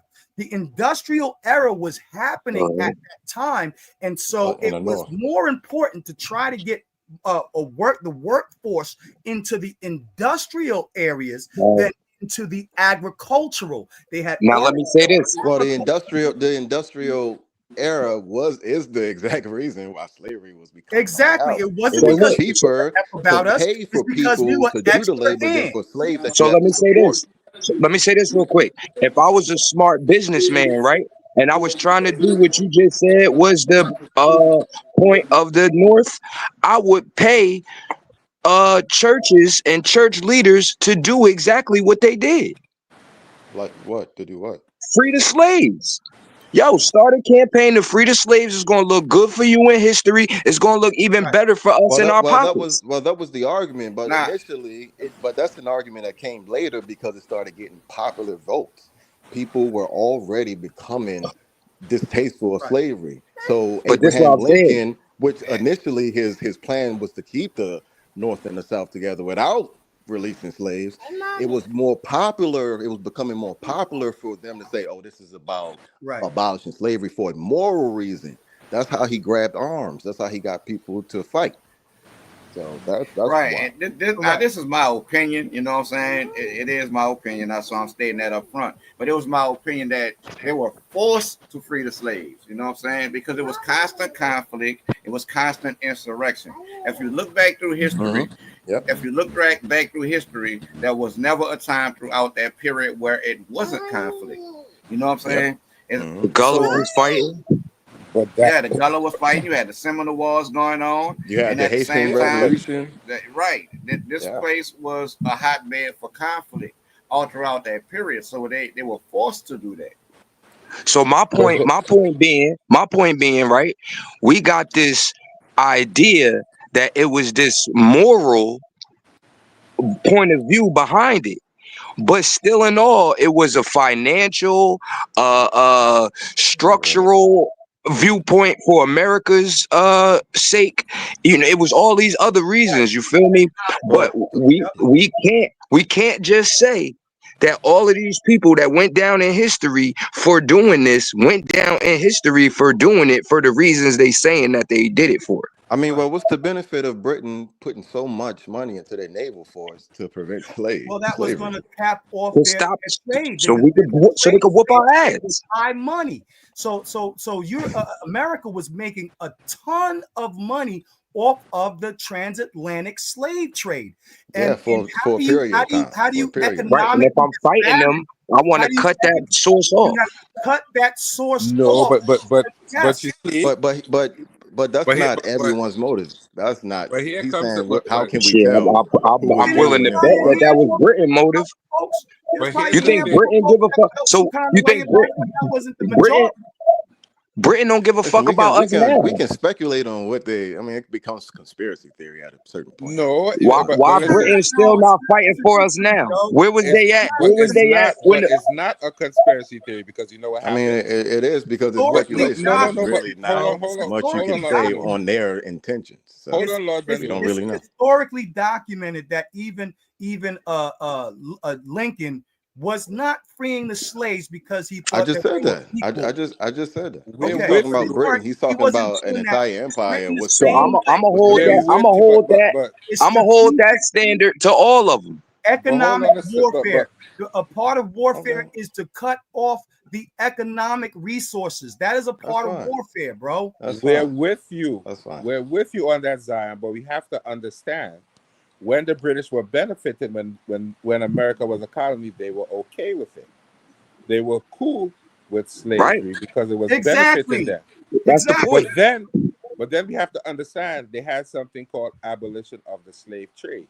So while they were still enslaving Yeah, people here, and the they had North to was the impose first the to idea abolish that we can't the import of import slavery. any new slaves. So they were dealing with that, saying you can't bring any new slaves in, but after the niggas is already here, they're fair game.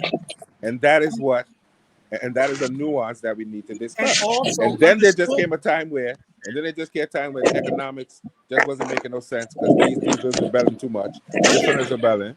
Right. And after they abolished slavery, the same people who are complaining got compensated, and we still fight to talk about what we ain't get no reparations. So watch this. But how do you get it? How do you get it? Let me ask you this. You're not going to get any after reparations. Britain did all of that. How do you get it? Slavery. Hold on, let me ask this. Let me ask is a this real spectrum. quick. It isn't black and white. So how do you explain the black slave that had slaves? So who pays who is the question. So wait, let me just say this. So one of the things was to create internal conflict. You had a nation that was built off of slavery, and you had a bunch of slaves, you know what I'm saying, who yearned to be free, you know what I'm saying, not to sound like Martin Luther King, but they had a yearning to be free. And one of the ways that Britain thought to undermine the United States was to try to get some of these African Americans who were very effective in warfare, even against the Britons, to the Brits, to also fight against their subjugators. So one of the ways of opposing abolitionist doctrine and abolitionist propaganda was to cause, you know what I'm saying, some slaves to pick up arms against while they were still there fighting. You know what I'm saying? So I mean, if you think about it, economically, it was in their best benefit to try to get the slaves to also fight against the American subjugators. Britain had an interest in all of that. It was all psyops. It's all psychological operations, not you're referring to the American Revolution, right? Not a conspiracy. British. Go ahead. Britain said as soon as they entered the Chesapeake, the first thing they encountered was runaway slaves, pointing them out to the master's plantations. So they enlisted those runaways because they knew the terrain, they knew the land. You know what I'm saying? And this is the history of the British colonial Marines. Right. They didn't come over here and start fighting. The French did the same thing in Haiti. Right. But they didn't come over here saying, "Oh, okay, let's go over here and free these niggas." Yes, that's exactly. Pardon my language. You feel me? Because it's not in a vacuum. History doesn't exist in a vacuum. You have instances just like what you described. Yeah, I agree. Where Britain did. All right, so let me ask you this: anytime after the slaves was freed, when could we go over to Britain and be seen as the same way British people were? It just seems like you're going. You know when on a tangent, brother. You do know when you're talking about the British Empire. Canada was part of the British Empire at the time. Yes. Yeah, so that was called British Columbia. Yeah, it was called British Columbia.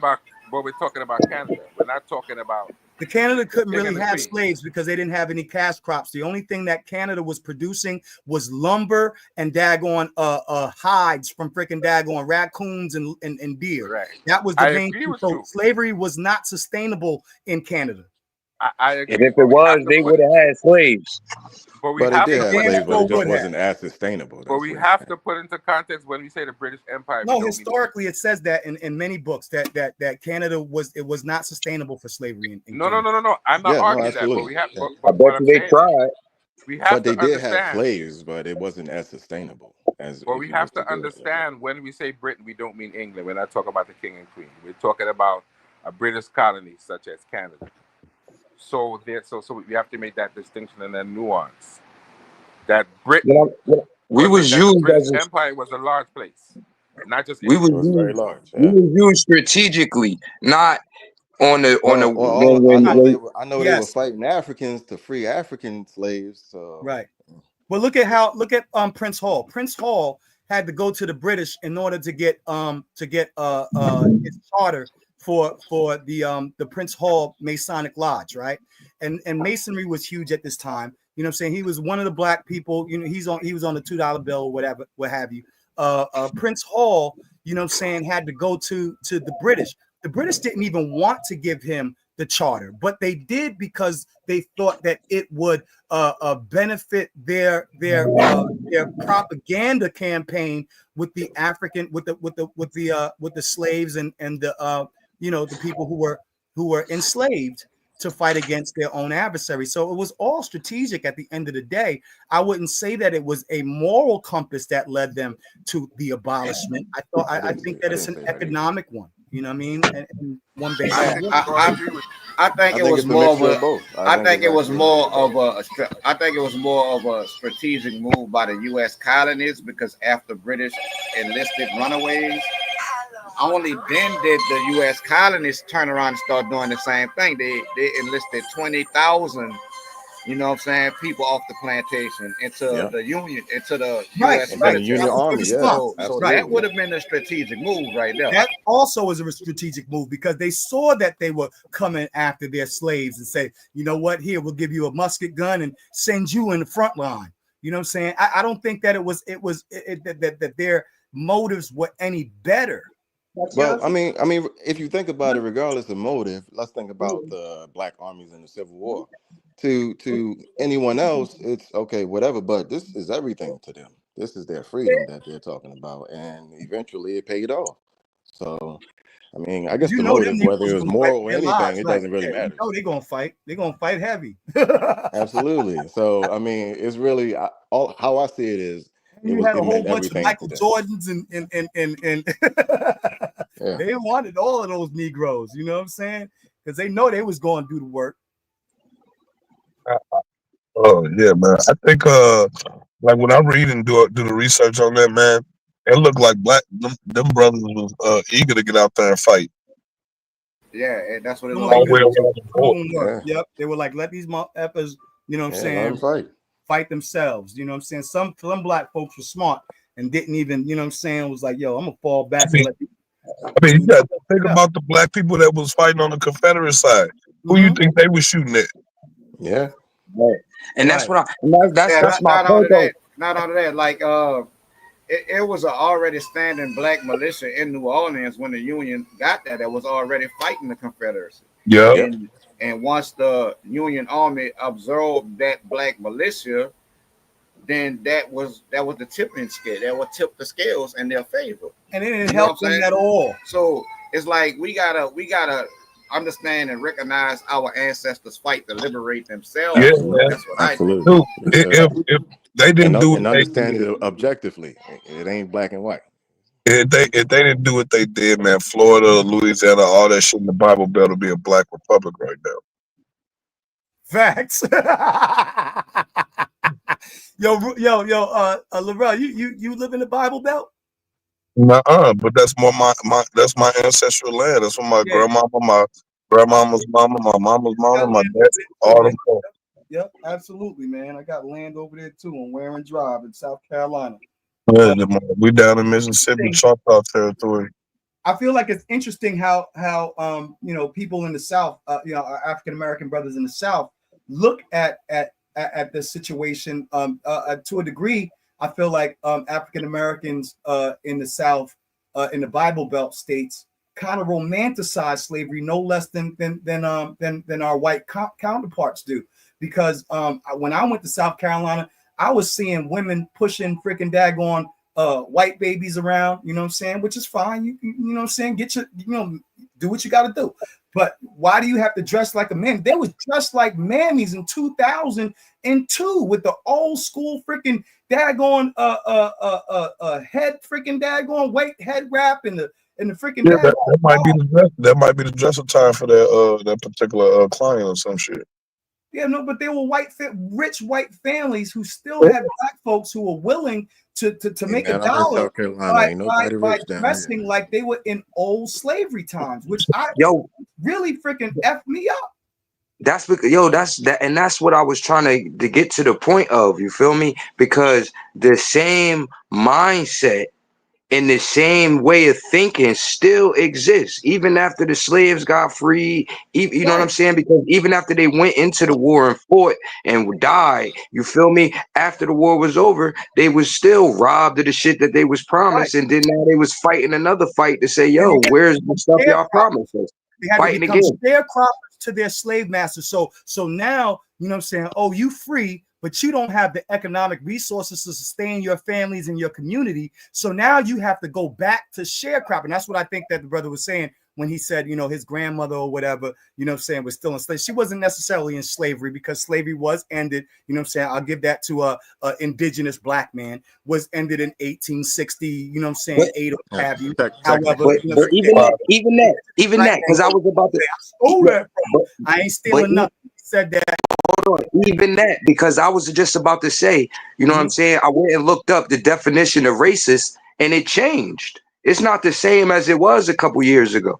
Because right? racism is made up try to in people's heads. redefine things so that they can whitewash history and make exactly. So that's even the same thing with slavery. They say slavery was abolished, but it's just a word. It don't really exist. The whole concept but of what they the did. way they use the word racist is kind of wrong though, because racist shouldn't have a negative connotation to it.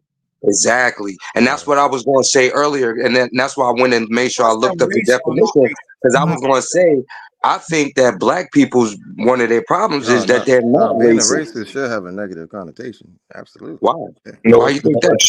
To think one quote unquote race is superior than another. That is textbook. No. See, that's supremacy. That's textbook racism. You can that's look it up now. That's supremacy. But being in love That's with what your, racism is.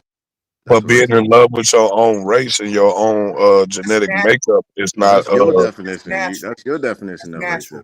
Because we're gonna find beauty. A textbook definition of racism is simply superiority. But I just told you it changed. They just changed it. Yeah, that's what I Change agree. it to what?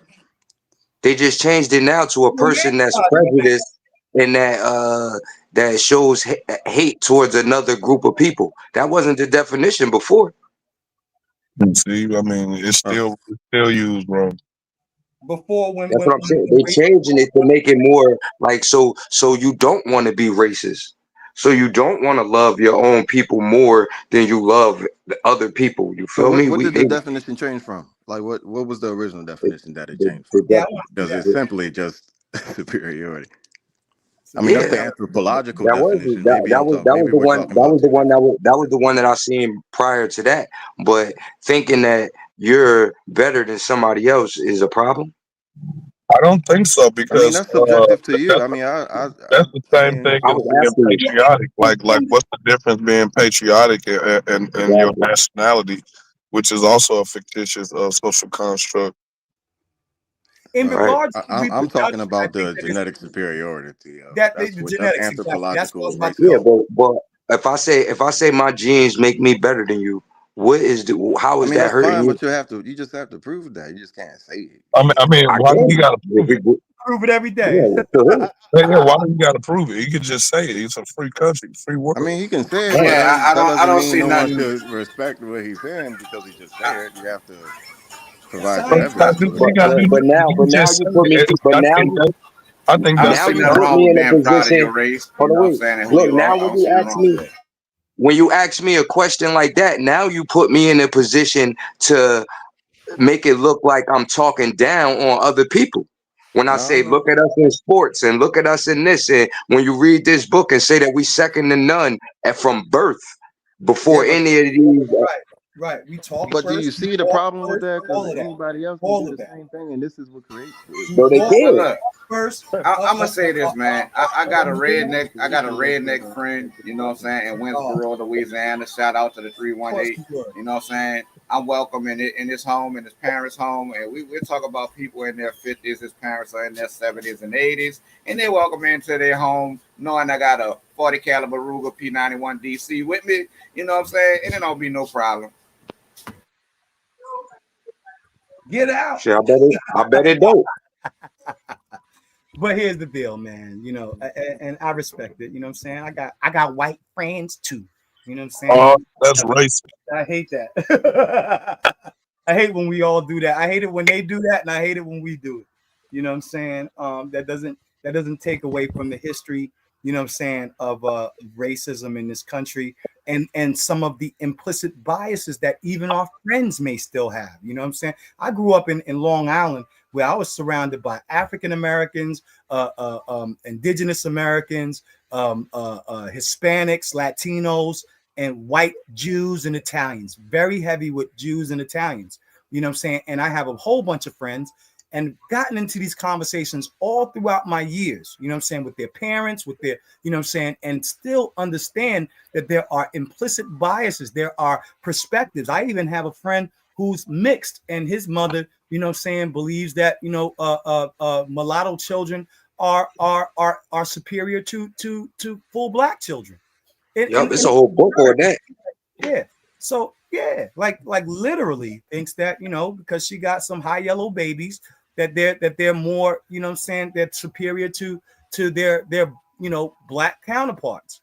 And we got to be careful with that, because this is really interwoven into American culture.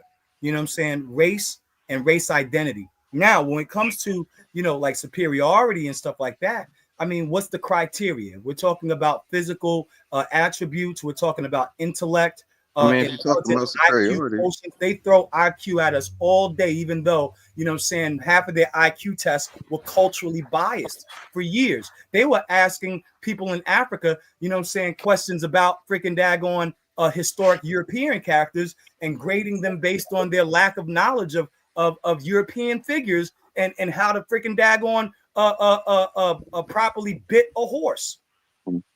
You know what I'm saying? Like you ask questions and then you know and find out what the criteria for what people are claiming to be superior or inferior is. You find out later on that science does not support that, because, you know what I'm saying, black children are talking by the time they're, you know what I'm saying, my daughter was talking before she was 1. You made that up, though. You know what I'm saying? My children both. You say he made that up before 1. He made that up in regards, for one, humans are 99.9% DNA wise all identical. Let's just get that clear. Well, I'm not talking about. I'm talking about development. But yeah, I know what you're talking about. I heard development. you. Child development is different in African communities than it is in European ones, and that's a fact. Okay, but so that's not the point. So the point is this: when you mentioned phenotypes, right? Phenotypes are so we talk about like things like nasal width, right? Skull cranium stuff. All of that is attached to intellect. So on the top of wait. I didn't say nothing about pheno. Because on the top of that chart, right? The people with the thinner, narrow nose are at the top. The lower people with the bronchiolic type nose, or whatever you want to call it, with are at the bottom. So when you talk about intellect, of what? Yeah, of intellect. Intellect. These are the things that science. These are the things that science use. Right? They used to use. That was considered a pseudoscience in today's scientific world. That's pseudoscience. Look, it's a book called Infancy in Uganda, where a lady did the actual research with like studying children from birth and comparing the development, like where they were like cut off from any type of where they could be tampered with in any type of way. You feel me? And the research that Right, that's scientific racism. Thank you, Tiffany. That was scientific racism. Right, that's what I'm saying. You're The- subscribing to, the Zion. research, Everything that you're listen, saying, Zion, was based off of scientific racism.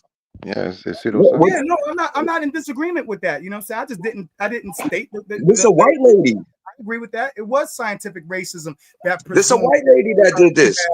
right, that you had a thinner nose and a lighter complexion and straighter hair, that somehow you were smarter than others. This one dude even said to me, "Oh, you guys got smaller heads," and I'm like, Japanese people got smaller heads than both of us, but they still smarter than you. Right. So when we talk about manifest destiny, right? These Caucasians believe that they're superior than you.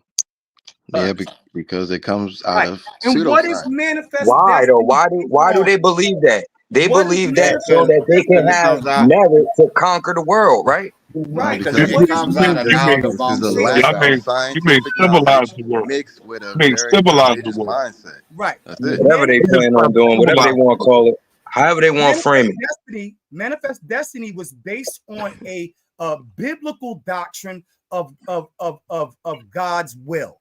On a biblical idea that because they were able to subjugate certain races, that it was manifest by God. Exactly. Smokey. Exactly. Same. Go ahead. No, I'm good. Go ahead, y'all. I agree. I agree with that. So wait, was you saying that the research that I was saying was scientific racism? What was the research that I didn't get a chance? What was the research? No. Yours is not. When you were talking about the babies and how the stadium dealt with the babies and compared them, did it come? Yeah, she compared them from birth, and the information that the results of her research was that Black babies is second to none when it comes to motor skills development from birth to any other race on the planet. All of that. What study is this? Wait. What Look, study is I'll this? just give you some pushback because I don't It's in a believe book. it.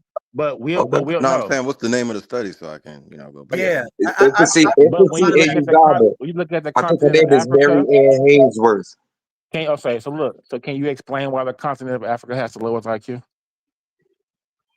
Because IQ is in made up. all regions, not even just saying that in the lower developed regions of Africa, they may be, of Because we're course, not have lower talking. IQ. We talking. The whole Look, continent of Africa, IQ is low compared to China, European. Why is that? because this is what she's saying. This is the information that Black psychologists had developed from her research. It's saying that because of indoctrination, because of colonialism, everything that happened to those people in Africa, and the structure on how they see the world, and the tests that they're taking from the people who put them in the position that they're in, are always going to say that they're inferior. Right. You feel me? So when we're talking about what her research, hold on, wait, let me finish though. But what her research was talking about was from birth, before they got a chance to watch television, before they got a chance to read a newspaper or hear that they was inferior to these white people or know who Jesus was or any of that. You feel me? Before that, before you had that opportunity, we were number one when it came to motor skills and development. We developed first, faster. We recognized our mother and father. We could pick our head up, look around, notice who we were in the mirror, everything. Gender and all of that. We understood that at earlier ages than most children from European. All of them. So here, the book is called Child Development and Intersection of Race and SES, volume 57. Here's another PDF that you can find, Race, Ethnicity, Culture in Child Development. So this is what science has proven, and this is not scientific racism. This is actually the honest evidence. Diane, what's the determining factor between the races? What's the methodology used in these studies? If we're 99.9% all the same on the DNA level, what separates us? Well, here, let me read this part right here. It says here, the advances of child development and behavioral series presents a theoretical and empirical scholarship illuminating how race and ethnicity, socioeconomic status. So there's multiple factors that interplay into coming up with this. So one of them is socioeconomic. When people and I have guarantee a you, though, lack Zion, none of them are let me land. Okay, go ahead. So when people have a lack of resources, of food, the integrity of their food and the things that they're supposed, because a woman who is nurturing and nursing her child has to be able to eat good food in order for her child to eat good, either in her womb or from her breast. You know what I'm saying? The quality of food also. So the socioeconomic realities also affect and shape children's development. We have to remember that they was giving us chitlins and all the bottom of the barrel foods because they understood then that the quality of food also affects the quality. So Zion, your argument isn't race. How old is this study? None of that has to do with skin color. All of that has to do with diet and environment. No, that's just no. But Mary Ann's Hainsworth study was done with babies that went through the same thing. These babies. The parent went through the same thing. Look, man, the thing that separate all humans is culture. So exactly. That's it. Skin color does not make you less smarter or more smarter. I guarantee you that. There are genetic predispositions. Like what? Within certain Like people what? that cause them Nobody said smarter though. We said development. We said develop faster first. So you're making an argument that you're gonna make an intelligent argument that skin tone makes you develop faster. No, not just the skin color. That's not just the skin color. Tell me what makes you black. I think high So when they find bones and remains of people, how could they tell they was black? They can't. You can't look at skeletons. You cannot look at skeletons and tell yes, they can. race. Yes, they can. Why not? Yes, so they now can. we're going back to scientific racism because they used that to say we were we're stupid. not the The wide scientific nose in the skull size. We're not the scientific. You cannot physically tell the race of a dead of That's a what you're not going to do is try to superimpose That's all I'm telling you. You can't. on us because the science is racism because the science is proving otherwise. What the science is doing is using the DNA. You made that up, right? Hold on. Zion, okay, go ahead. So they can't get the premises. Right, so here's the thing. How do we know? It doesn't have to always, and you can find a color in DNA. They can find certain. I think it was called SPL. This genetic mutation. SLC 2485 and SLC 45A2. Thank you. So it's not just about color. This is about genetic development and mutations that happen in certain areas. Mutations would happen due to the environment. You keep going back to environment, and I keep saying it. So no, listen, hold on. Zion, you're long-winded, brother. You went on for 3 minutes. Just let me just say, has a lot to do with ethnicity. Zion, you went on for 3 minutes. Let me just say something for 30 seconds. Hey James, and then you can have it. Pseudo, but you can have it. No, your brother. What you're saying is pseudo. All I'm saying is, so when you just talked about the skeletons, you can't look at a skeleton and tell race, for one. Secondly, nasal width is determined by climate. Absolutely. I agree. I'm not arguing that. Okay, we're not saying look at it. We're not saying look at it and tell the difference. Nobody said that. You wanted King J. How about them apples? But you can be moving in the colder region is not gonna make your nose small. Nah, because like the mutations you brought up, the SLC 2485 genetic mutation that accounts for light-skinned Europeans, is tied to diet. It's more tied to diet than it is diet and environment. Yeah, you know what I'm saying. And that's the dichotomy we got going on with that. And that's all I'm saying, Zion. It has nothing to do with your skin tone. That makes you smart. I didn't say it did. But you keep saying black people. Listen, the brother said. Oh my God, bro! Zion. I'm the one who brought up. Zion, the argument on the floor is this. The brother. It's committed. Color might not necessarily make you smarter, but having a higher concentration of melanocytes will. No, it doesn't. So Come on, man. I can. So That's listen, Tito, brother. man. MCA, brother. You're not gonna tell me about MCAs and melanocytes and how they create. So listen, when the UV, when listen, in mammals, right? UV melanin is expressed through darker tones, and in fish, the chastity in fish is the opposite. It's pale, right? Mm-hmm. So in high levels of UV radiation, it's expressed in darker skin tones. If you're in a lower a region with a lower UV radiation, you will have lighter skin tone. That's just it. Yeah, like Eskimo? It's all different types of melanocytes. You talk about like Eskimos? And they're expressed differently. Like Eskimos, right? Depending on the region that you're in. Now, like Eskimos, right? Here's the deal. Like Light skin Eskimos, does right? not denote white skin. And I'm saying you got melanocytes in your Well, kidney. no, because Eskimo in their region has high UV radiation. It's not. It's melanocytes in your kidneys and your organs. That's why you will find the polar bear skin black. Come on, brother. Yep. Radiation. It has nothing to do with. So when people make the argument of black, I'm black, I'm black, they're going off of skin tone, because if you ask them anything else, they have no intelligent answer. So when she did her research, right? When she did her research, it was no way for her to make the comparison on what type of kids she was documenting down in there. Can you break down her studies? What is her methodology? You keep saying this paper. I don't. He said what's the socioeconomic. methodology? Social means I got the PDF over here if y'all need me to bring it up. You could post it. All right, let me look at this real quick. Y'all go continue to talk. And it's her conclusion that black children grow at a faster pace than white children. Develop at a faster pace than white children. Come on. Yes, that's crazy. Yes. Why? Why is that crazy? It has to be due to diet. Women develop mentally faster. Girls develop mentally faster than boys. Why couldn't it be like this? How big are the ratio? Like how many children are they doing these tests on?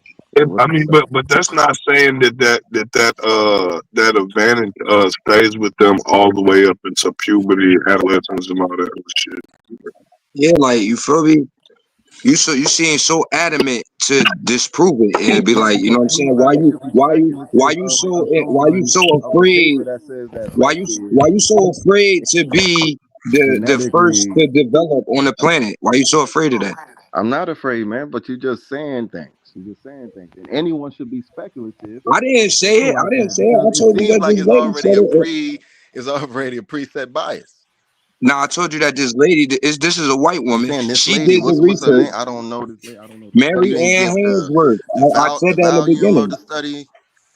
How many I said all that in the beginning before I started talking.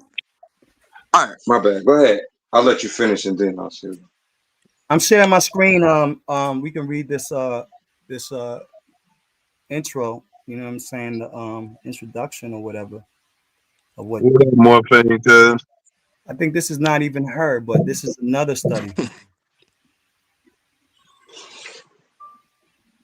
Mary Ann Hainsworth book is called Empathy. Live in this joint, man. So I let me gotta see give peace to the chat. Mary Ann Hainsworth book is called Infancy in Uganda. If anybody want to look up her research. Okay. So it's primarily I want to check that out because this is another source here. But it says the editors of the special issue reflect on the current status of future directions of research on race, ethnicity, culture in child development. Research in the special issue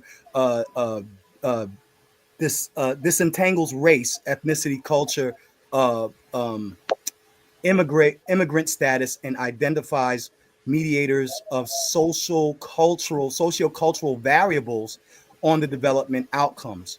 The special issue includes important research on normal development in context for ethnic and racial minority children, addresses racial and ethnic identity development, and considers intergroup processes, the methodological innovations as well as challenges of current research are highlighted in it is recommended that future research adhere to principles of cultural validity described in the text.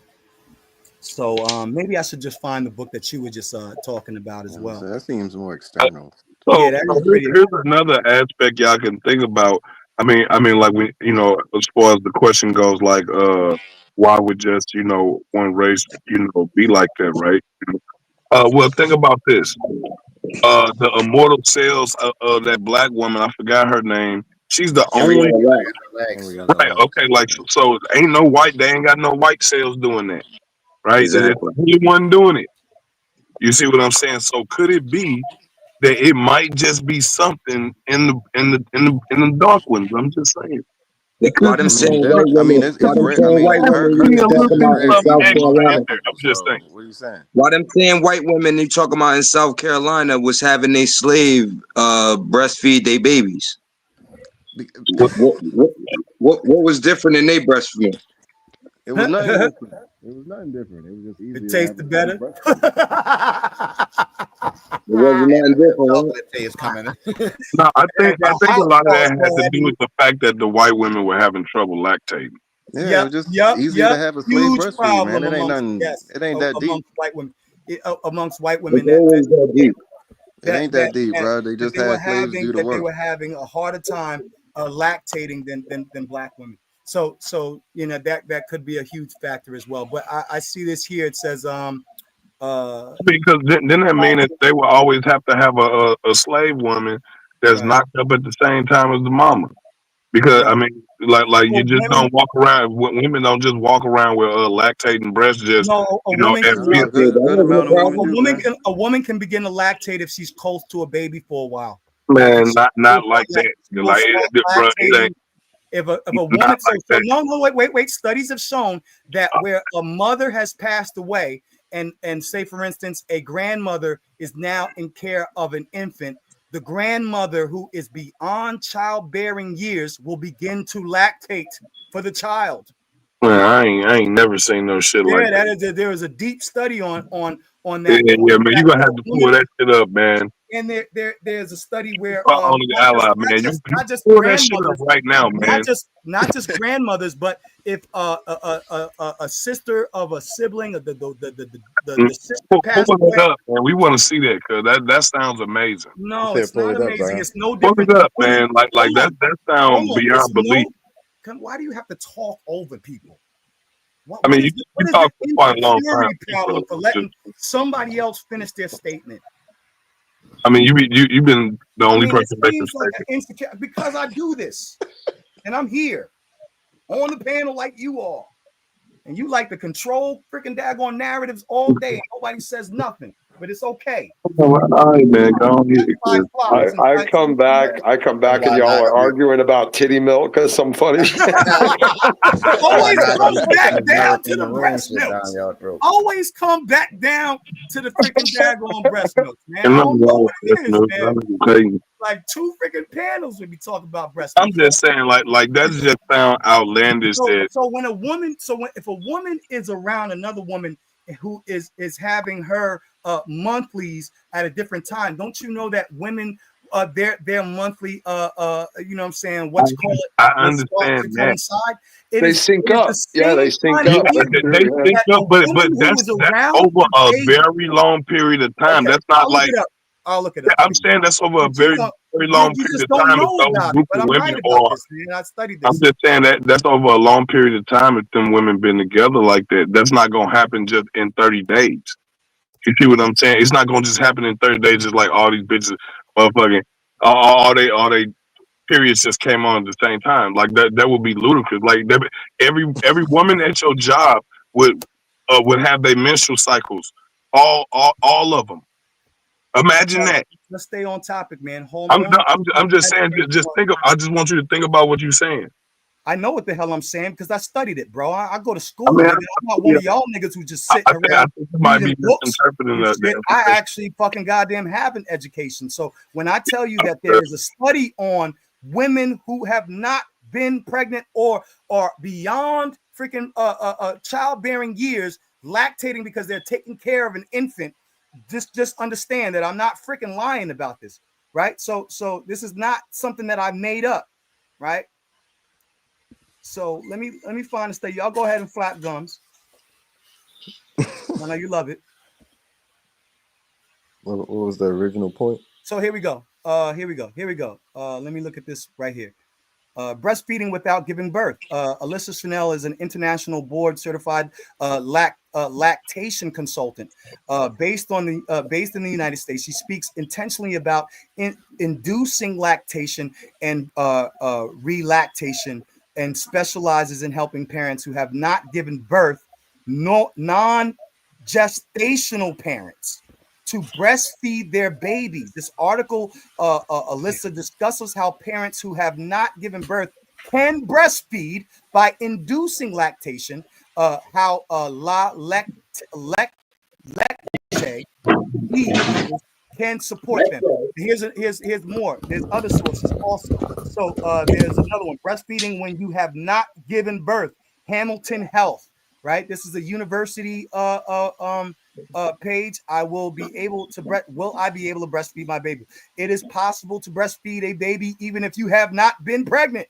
This is called induced lactation. The regular intimate touch and the calming, relaxing effect of breastfeeding can ease transition from the birth mother to a new family. Children up to 3 years of age have successfully started breastfeeding from an adoptive mother. Some mothers are able to make enough milk for their babies. Some will need to give their babies extra milk as well as breastfeeding. So one of the things is when a woman who may not have had a child or is beyond breastfeeding years, when she is caring and nurturing a child, all of a sudden, somehow, some way, her nipples get freaking daggone. Well, I said they get sensitive, and all of a sudden lactation begins. And then they have a process called self-inducing. But naturally, a woman, because she is geared towards nurturing a child, if she is caring for an infant, you know what I'm saying? Say her daughter passed away and now she's taking care of the infant, or her sister passed away and now she's taking care of her little niece who is an infant. Naturally, her body will my wife has some in and shift in to gear to lactate for the baby. I'm sorry. Zion, my wife actually has some knowledge of this too. If she could contribute, she actually backs up what you're saying. Actually, so no, he is correct. You can start lactating outside of pregnancy and even after breastfeeding. Like, women actually will start lactating even if they hear a baby crying on occasion. Women can start. That can be induced just by the biological urge to nurture. Yes. So even if they hear a baby crying that they're not even in direct contact with. Yes. Thank you, sis. See? Yeah. And where did the bell go? Did we Where did correct the it bell on? go when he about to get slapped up? Cool. Yeah. Did we correct ourselves on Ran. menstrual cycles linking up though, syncing up? It's similar. It's similar because women who are around each other, there's no biological connection or anything like that. Yeah, but that Somehow menstrual the cycle don't pheromones and the sync up. hormones Women's menstrual cycles do sync up to an extent. It's not 100%, but their cycles will sync up.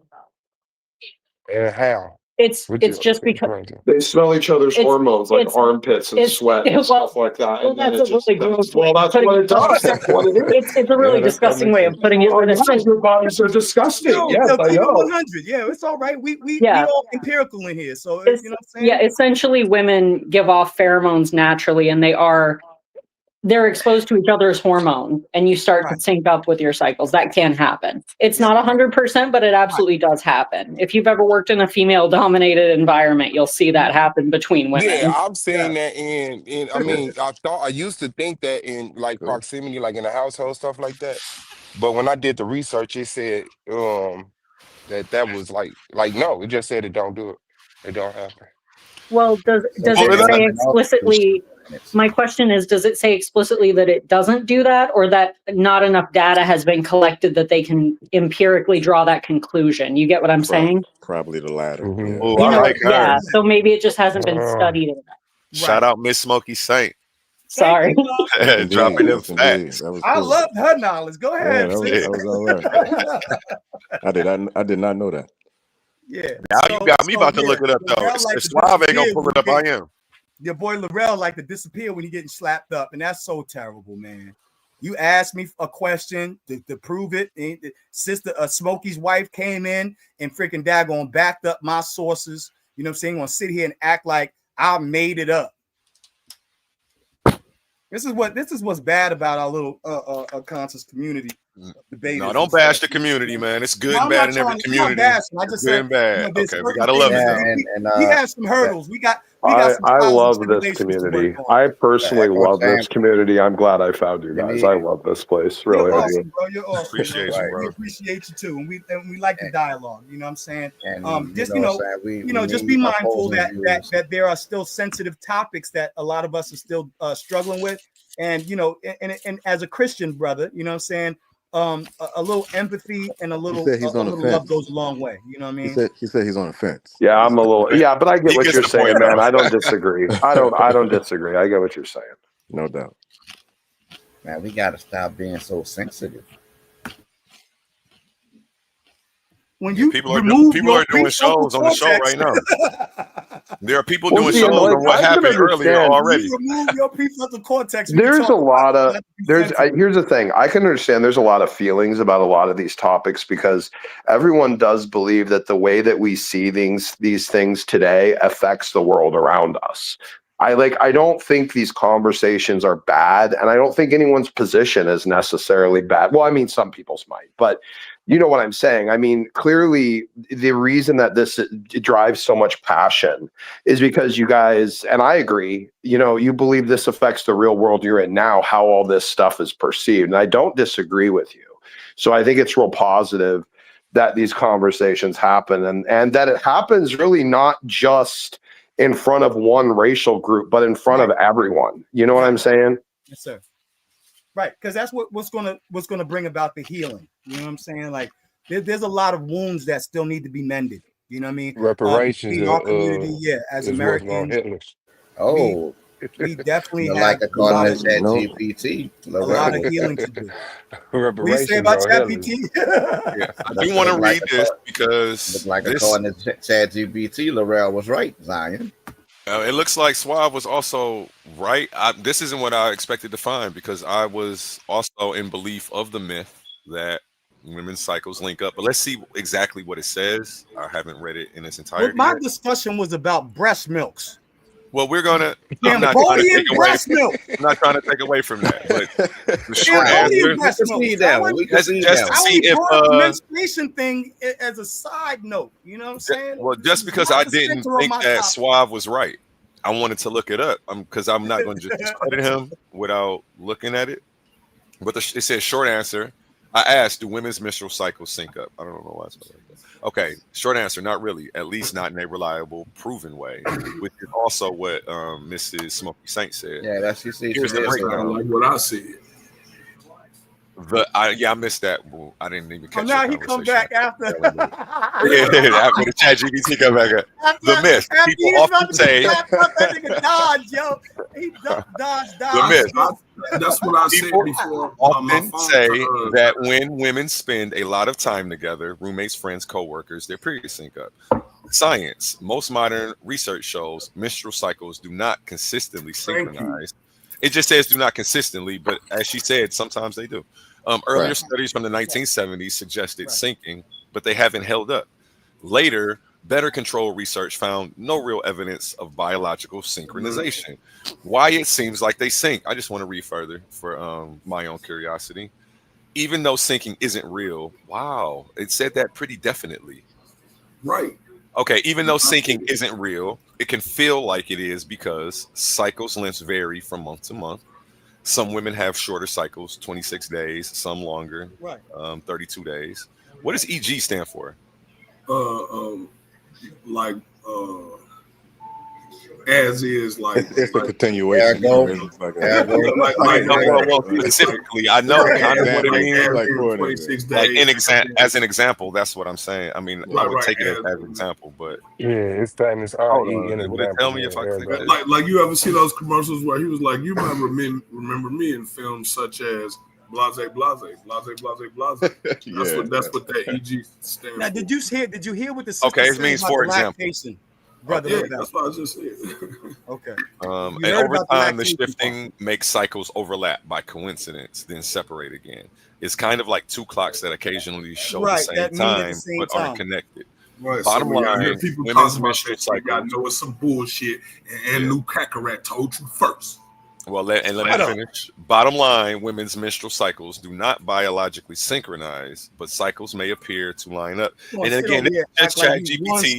I haven't, you know what I don't like? Hold on. Yeah, Jehovah's Witness world. It didn't cite any sources. Before we get too happy, I just want to see what sources it's Go back citing. to the Cambodian breast milk. About going to school and Go shit. back to the Cambodian breast milks. Nigga, I ain't never been to college, nigga, but I knew that shit. This was not the topic of discussion that we were beefing over. We were talking about lactation, nigga. I know. We were talking about lactation. See how pigeons want to shit and go on the chessboard like they won something, and he off topic. My bad. I just had to put that bag of energizers up, like he did something. I had to get that off real quick. Shitting and farting all over the chessboard. All right, let's tighten up, gentlemen. Tighten up. TITAN. Tighten up. You didn't do nothing. Let's pass it around. Suave, how do you feel about being right about that? Because I definitely didn't agree with you until I looked it up. Oh yeah, no. Yeah, it's cool. Like I said, because it was something that I said on before, and I almost got whooped saying it. So and L'Oreal said it first, just for the record. L'Oreal said it first. Congratulations on your win, Suave. I heard it here first. Man, thanks, guys. Appreciate you, guys. Now, next time, you know, I want y'all to call me his honorable master stupid. That's me, nigga. His honorable master stupid. Honorable master stupid, nigga. Oh, master student or master stupid? Student. Okay.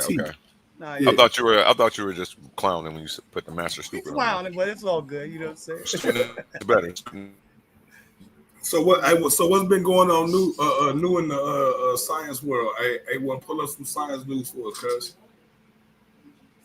I don't know which news site you go tell me where to through. go. Y'all a while in the chat. Which one you go through? You go through Google. I really just want to pull up a YouTube video. I'd rather pull up a video or something. I don't want to do all the reading. I'd rather let them talk to you. I mean, it might lead to videos. That's what I'm just saying. Either or, though. Either or. Let's see what they got. We already went over that. We already went over them talking to the Dolphins. I know we ain't doing. I need something on that level. We need something on the talking to the Dolphins level today. Well, we gonna see what's in the in the science world, man. Share my screen real quick. All right, y'all see I'm going through Google. You know what I'm saying? Google News or whatever the fuck. We got what we got here. Nearly a decade. Talk me into it. Nearly a decade after the foundation of special relativity, Albert Einstein submitted his paper, Field Equations of Gravitation, for publication. Hold on 1 second. I guess this was the day. I guess this is the day he won that you dig. Don't like care about that shit. Stone Age gum discovery. Anybody want to hear about that? No, not really. Okay, brain has 5 errors. Okay, that sounds interesting, right? New study identified 4 key turning points in the human brain development at ages 9, 32, 66, and 83. We was just talking about something similar to this, right? When we just talking about something similar to this? Yeah, they were saying black babies. Might be something interesting. Y'all might want to go look into that shit. What we got right here? Yeah. That gum discovery said something about finding out whether they had color or not. That was interesting. Poverty Point purpose found, right? Poverty Point purpose found. That right there down the road, man. Hold on. Able to find the DNA in the y'all jumping ahead. Hold on, baby. Louisiana. I'm trying to go back. You trying to go back? You want me to click on the Stone Age gum discovery right there. It says archaeologists in Estonia discovered a 10,500-year-old birch tar gum with tooth marks and saliva. DNA analysis revealed it was likely to be chewed by a teenage girl with brown hair and eyes. So they were able to take from the saliva from this little piece of and they saw color. They were able to distinguish her color. Her eyes and her hair. Look at that. Just from DNA. That's why you always got to go to the science news. It's always affirmations out here for you. You see what I'm saying? So yeah, you can actually find out whether a person has a dark skin through DNA. That's what we were talking about a little bit earlier. Right. There goes some confirmation for you. You know what I'm saying? Why I ain't getting no pushback? 2 points for Gryffindor. Yeah, we're talking about the superiority though. But then again, y'all was also talking about this right here. And it just so happened both of those topics is right here in the science news. Kudos to you niggas, man. Baby, I can see your halo. Hubble finds young and old star in Halo Andromeda or nearest a major galaxy neighbor. This image resolution over 300,000 stars ranging in age from 6 to 13, blah, blah, blah. I don't believe that shit. Poverty Point purpose found. New research suggests ancient Louisiana mounds at Poverty Point, baby, built by the egalitarian hunter gatherers. Egalitarian. Yeah. I don't know why I don't sound like that when I say it.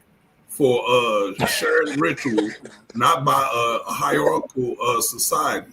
Artifacts indicate extensive trade networks and temporary gatherings. Okay, mountain builders in this bitch. Mississippi Valley stand up. Shout out the boat. You heard me? That's right down the road from it. All right. Bible Belt stand up. Louisiana hot sauce. You know what I'm saying? We got Roman fort yields fruit. Archaeologists at Bremen Fort in northern England unearthed a record number of Roman artifacts, including a remarkably preserved 2,000-year-old plum. The findings include pottery, military items, jewelry, offer insight to trade. We don't really care about the Romans.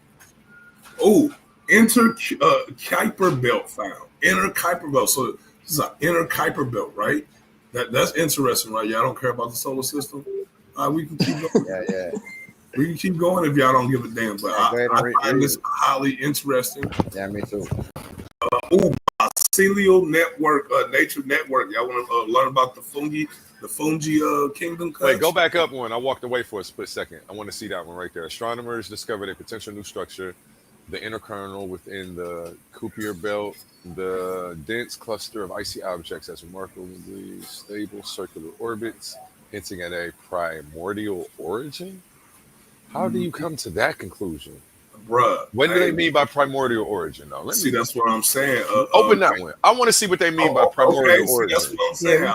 We're going back to the primordial ooze again. That's what we're doing. Yeah, I want to see what they think they talking about. When they tell you shit like that, that means the standard model just got broke again.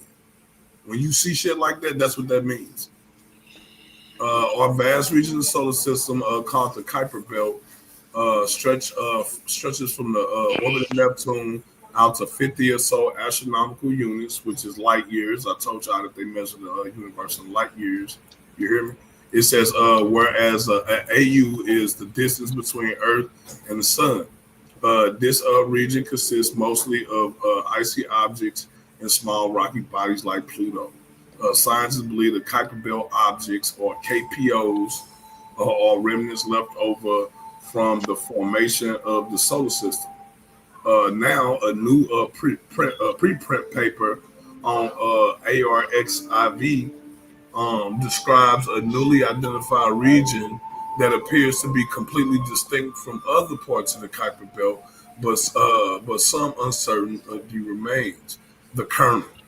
Back in 2011, the team of astronomers noticed a denser region of the object located in the Kuiper Belt around 44 AU.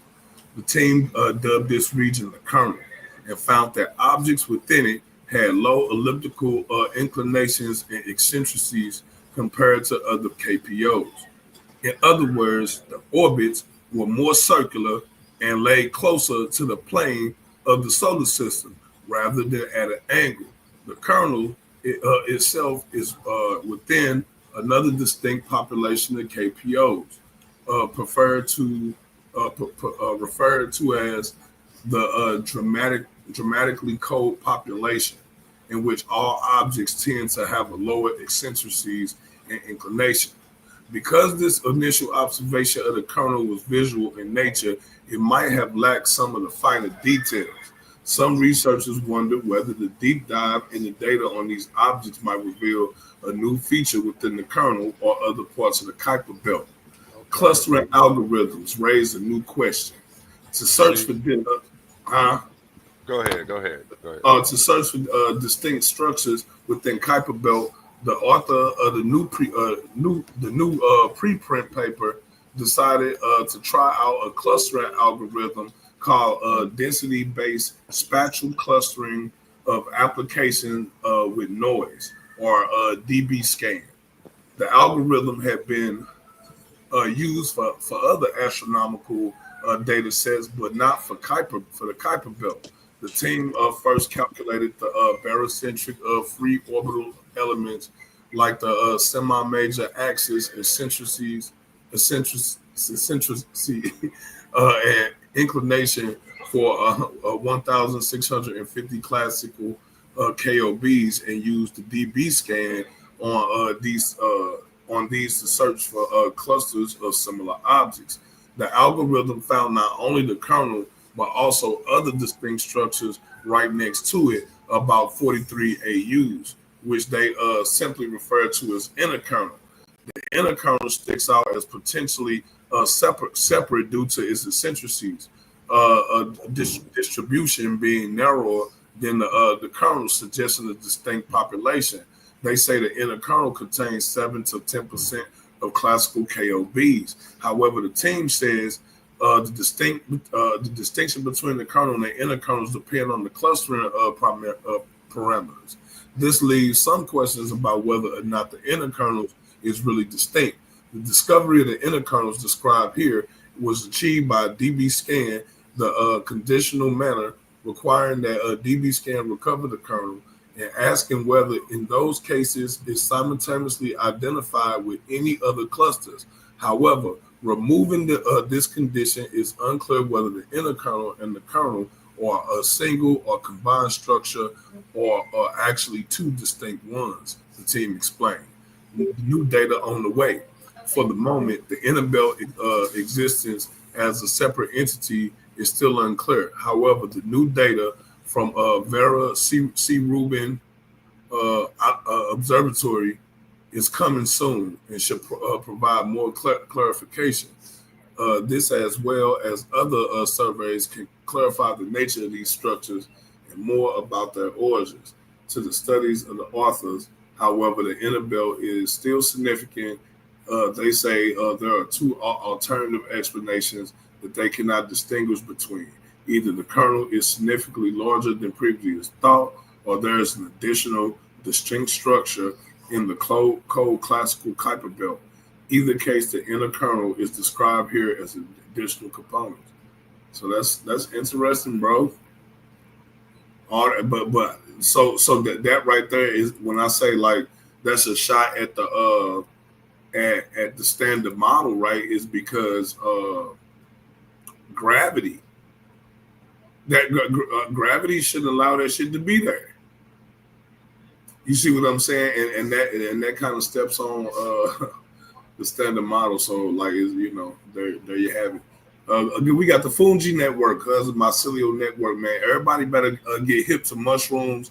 The mycelial kingdom, get hip to them, man. They are friends. Me personally, I think that might be one of the reasons why our primeval ancestors was able to develop mentally where they was, because we were sitting around eating mushrooms, because they were readily available. Right. They're easy to collect. You know what I'm saying? So we was probably eating those, and we and the mycelial has been basically controlling us this whole time. Our whole brain system, nervous system, could be all right. fungi, mycelial. What they call I forget what it's called, the because they have like a little underground like neural network. All over the planet. Psyllium, psyllium is the mycelial network. That's what I'm talking about. Fusion magnet breakthrough recording. Where you going, man? You going ahead, cuz that's holiday. Beauty crab. Oh, we don't care about the Romans. Fusion magnet breakthrough on record, right? God is like light as electromagnetism. I want to read it, but I know it's clickbait. I know it's right.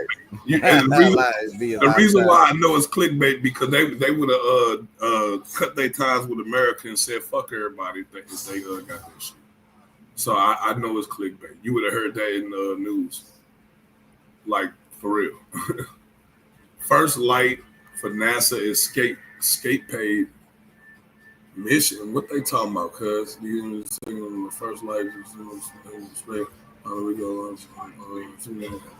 Let's get back to theology and philosophy. All right, let's see what we Science. let's see what we got in theology and science. Theology and philosophy. Or unless science crosses is somehow, yeah. Let's see if look up some of that stuff. Well, you did hear that, philosophy actually crosses along with science because we have to, basically interpret the data, you know what I'm saying, through our brains. So I like what I forgot who was it who had brought that out. Yeah, actually, you're right. Philosophy of science is actually a whole separate field to science itself. So that is very true. Yeah. Right. You know what I'm saying? In order for us to interpret the data and make meaning out of it, that's when the scientific philosophical science comes in. Get up. So Get up. Who yelling at their child like that? No, I mean,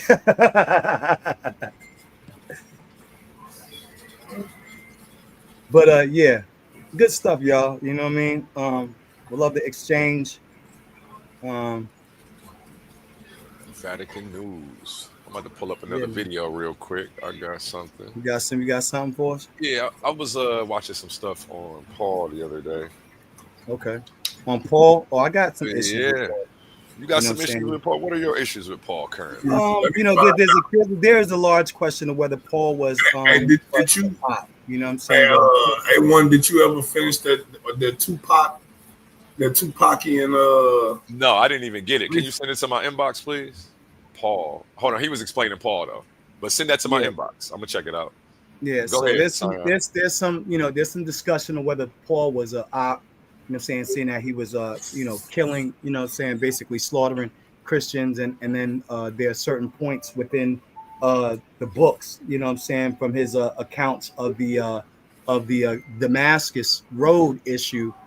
In one part of the text in the King James, it says that no one heard or saw Christ when he was on the road and had his spiritual awakening in a sense, you know what I'm saying, and then there's another verse that states that everyone heard it and didn't see it, and I believe there might be a third verse where it says that everyone saw and heard, you know what I'm saying, Christ speaking to him on Damascus.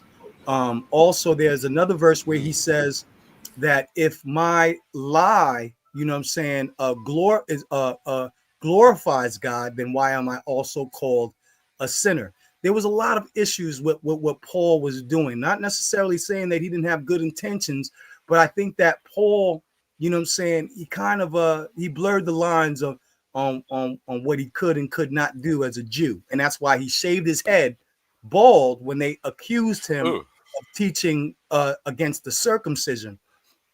If he wasn't teaching against the circumcision, he would not have shaved his head in shame. Shaving of the head is an act of repentance for a sin committed. So if you committed a sin, you know what I'm saying, It's also mourning. you would shave your head bald, you know what I'm saying, in order to it's also mourning also. Yeah, yes, and we in use that mourning. particular instance though, it didn't have anything to do with a shame. He was doing it to keep with his Nazarite vow, and that was him saying that he wasn't actually preaching against the law, but to its fulfillment and completion. So he fulfilled his Nazarite vow and shaved his head to complete his vow. So, but that was basically the challenge from the Jews at the time. That here's Paul. And he's saying, don't follow the law is garbage. And they're misrepresenting him. And he's saying, no, that's not what I'm saying. But the law has its place and its season and its time and its function and its purpose. And it isn't what you guys are saying it is. This was the whole contention. I agree with that. So even with that, the issue wasn't necessarily whether he was preaching against the law to Gentiles, you know what I'm saying, or whether he was preaching against the law to Jews. You know what I'm saying? So obviously Well, the scripture yeah, in there he chastised Peter. that if the go ahead, brother. Yeah, no, I was just commenting, like he did chastise Peter for being too, keen on dragging in, Jewish traditional legal customs into his Christian evangelism, and they had a whole thing about that, kind of a throwdown in Acts about it, because this was a bit of contention, with the disciples, but they did come away with the understanding, or at least seemingly so, that Paul was correct in his diagnosis of the condition. So, right. Well, I mean, if he's preaching to Gentiles and saving those who were not of the law, who were not born to the law, natural, in the sense of being Israelite, there's a scripture that says that the law, that the Gentiles were not subject unto the law, but if they wanted to keep the law, it would become a law unto themselves. Not that they had to keep the law, because that wasn't the covenant that was made with them. Doesn't mean that they could not be saved, or that they were not, able to receive salvation, through Christ. However, to teach against the law to Jews was frowned upon, and that's why he had said to those who were the followers of Chloe and the followers of Apollos. Shall the eye say unto the ear, or the hand say unto the foot, that you are not a part of the body? You know what I'm saying? Because what he was saying is, for the Gentile is different. You know what I'm saying? As long as they acknowledge and accept Christ as the Savior, and acknowledge Christ, that they also too can be saved. So his doctrine was a little bit different, because he was going, and he said I had to be he said he had to be all things, to win a few. You know what I'm saying? And so he did, do certain things that would have been considered taboo as a Jew, but he was preaching to save those who were not under that covenant. Would you agree with that? Yeah, I have a kind of different soteriological take, but I do follow with what you're saying. I don't want to pull this into the weeds, into a huge thing. I get where you're going. Yeah. Right. So that's the only issues that I really have, concerning Paul. I think his teachings were sound. And before we get too deep into that, I want to go ahead and play. What you got? I want to play some of this video real quick. St. Paul the liar, what earlier followers of Jesus really believe. Let's see what this guy's talking about. Was St. Paul a liar? And did he replace Jeshua's message with his Pharisee beliefs? Uh-oh. Hey guys, it's John sitting here in the studio with a fabulous mug of John's Joe coffee. So Paul, let's talk about Paul. Paul is a very interesting thing. If Paul never walked with Jesus, why does most of Christianity follow his teachings instead of the people who actually supposedly did walk with Joshua? But what if I told you Paul wasn't just confused? He may have been the false teacher warned about in early texts. So let's talk about that. Paul never met Joshua in life. Neither did Luke or Timothy. Because Luke and Timothy and Paul are 50% of the New Testament. And it's very interesting because his teachings are highly in contrast with what Joshua supposedly taught in the rest of the Bible. In fact, Paul himself was a Pharisee.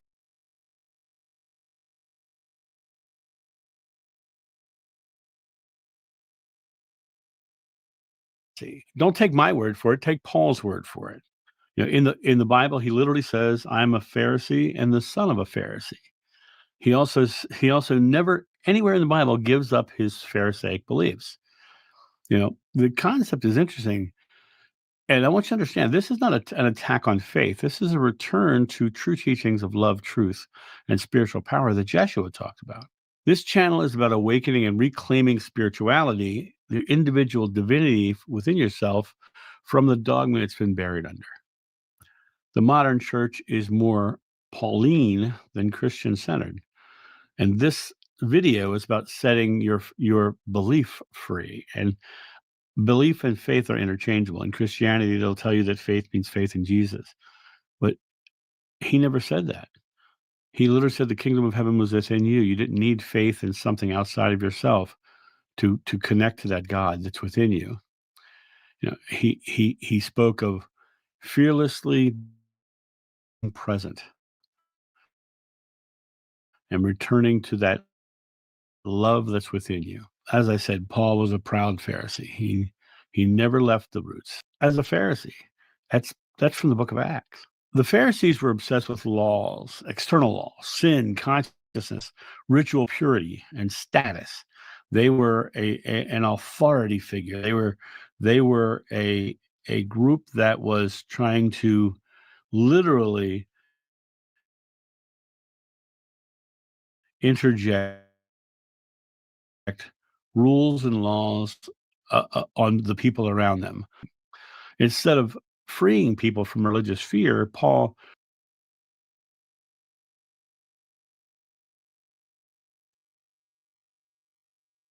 I'm sorry, did I hear somebody say something? Did somebody ask me to stop? No, I'm tripping. I thought it was just kept freezing or something. Oh, my bad about that. It's freezing on y'all. It Let me seems to check be. my connection. It say I got 3 bars out of 6.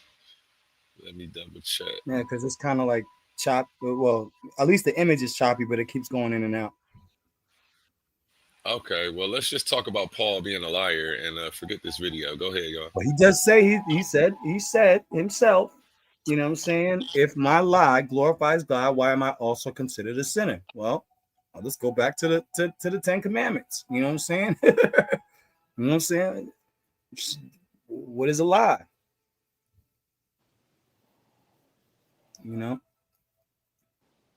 And I'm not taking nothing like, you know, for those who do. I do believe that Christianity, especially Protestant Christianity, is very Pauline. You know what I'm saying? Leans more to Paul than I think that it does to Christ's teachings. What would you say about that, Smoke? Or Ben Eaton? Oh no. You don't really I mean, dig I into that? don't necessarily take what the biblical text say as objective truth. So Okay. A subjective or objective truth? objective truth. So Okay. Gotcha. Can. Smokey, you got any thoughts on that? I mean, we can say what we want about Paul, but you know, the reality is that most of the Pauline epistles are pseudepigrapha, and the very few that we have are critically disputed. So we don't really know what Paul believed or what he saw, what he didn't saw. Right. So, and that's the biggest issue with Paul, you know. Besides the fact that certain things that he states contradicts the teachings of Christ, you know. do we know what Christ? The teachings of Christ, or does it contradict the teachings of the Tanakh? I would say both. So they're different. The teachings of Christ and the teachings of the Tanakh, no, or the teachings of Paul and the teachings of the Tanakh. So you said there was a difference in Paul's teaching than in Christ's teaching. So so I was asking, okay, so is that a difference in the teachings that we find in the Tanakh?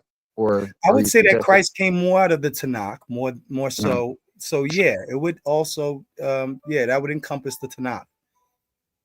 Okay. Because he came to fulfill the law, not create a new one, correct? Right. Okay. Right, so we're on the same page. Don't get too much contention. I agree with that. Did fulfill what?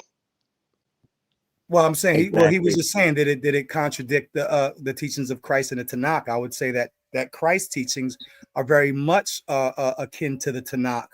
And so if his teachings go against Christ's teachings, then it naturally is going against Tanakh scriptures as well. Mm-hmm. Do you subscribe to Isaiah? I'm a big Isaiah fan. I'm a huge Isaiah fan. Yeah, I'm a huge Isaiah fan. I subscribe to the consensus that it has nothing to do with. Me, I agree. Like, he did that. Price of a can of beans and Bosra.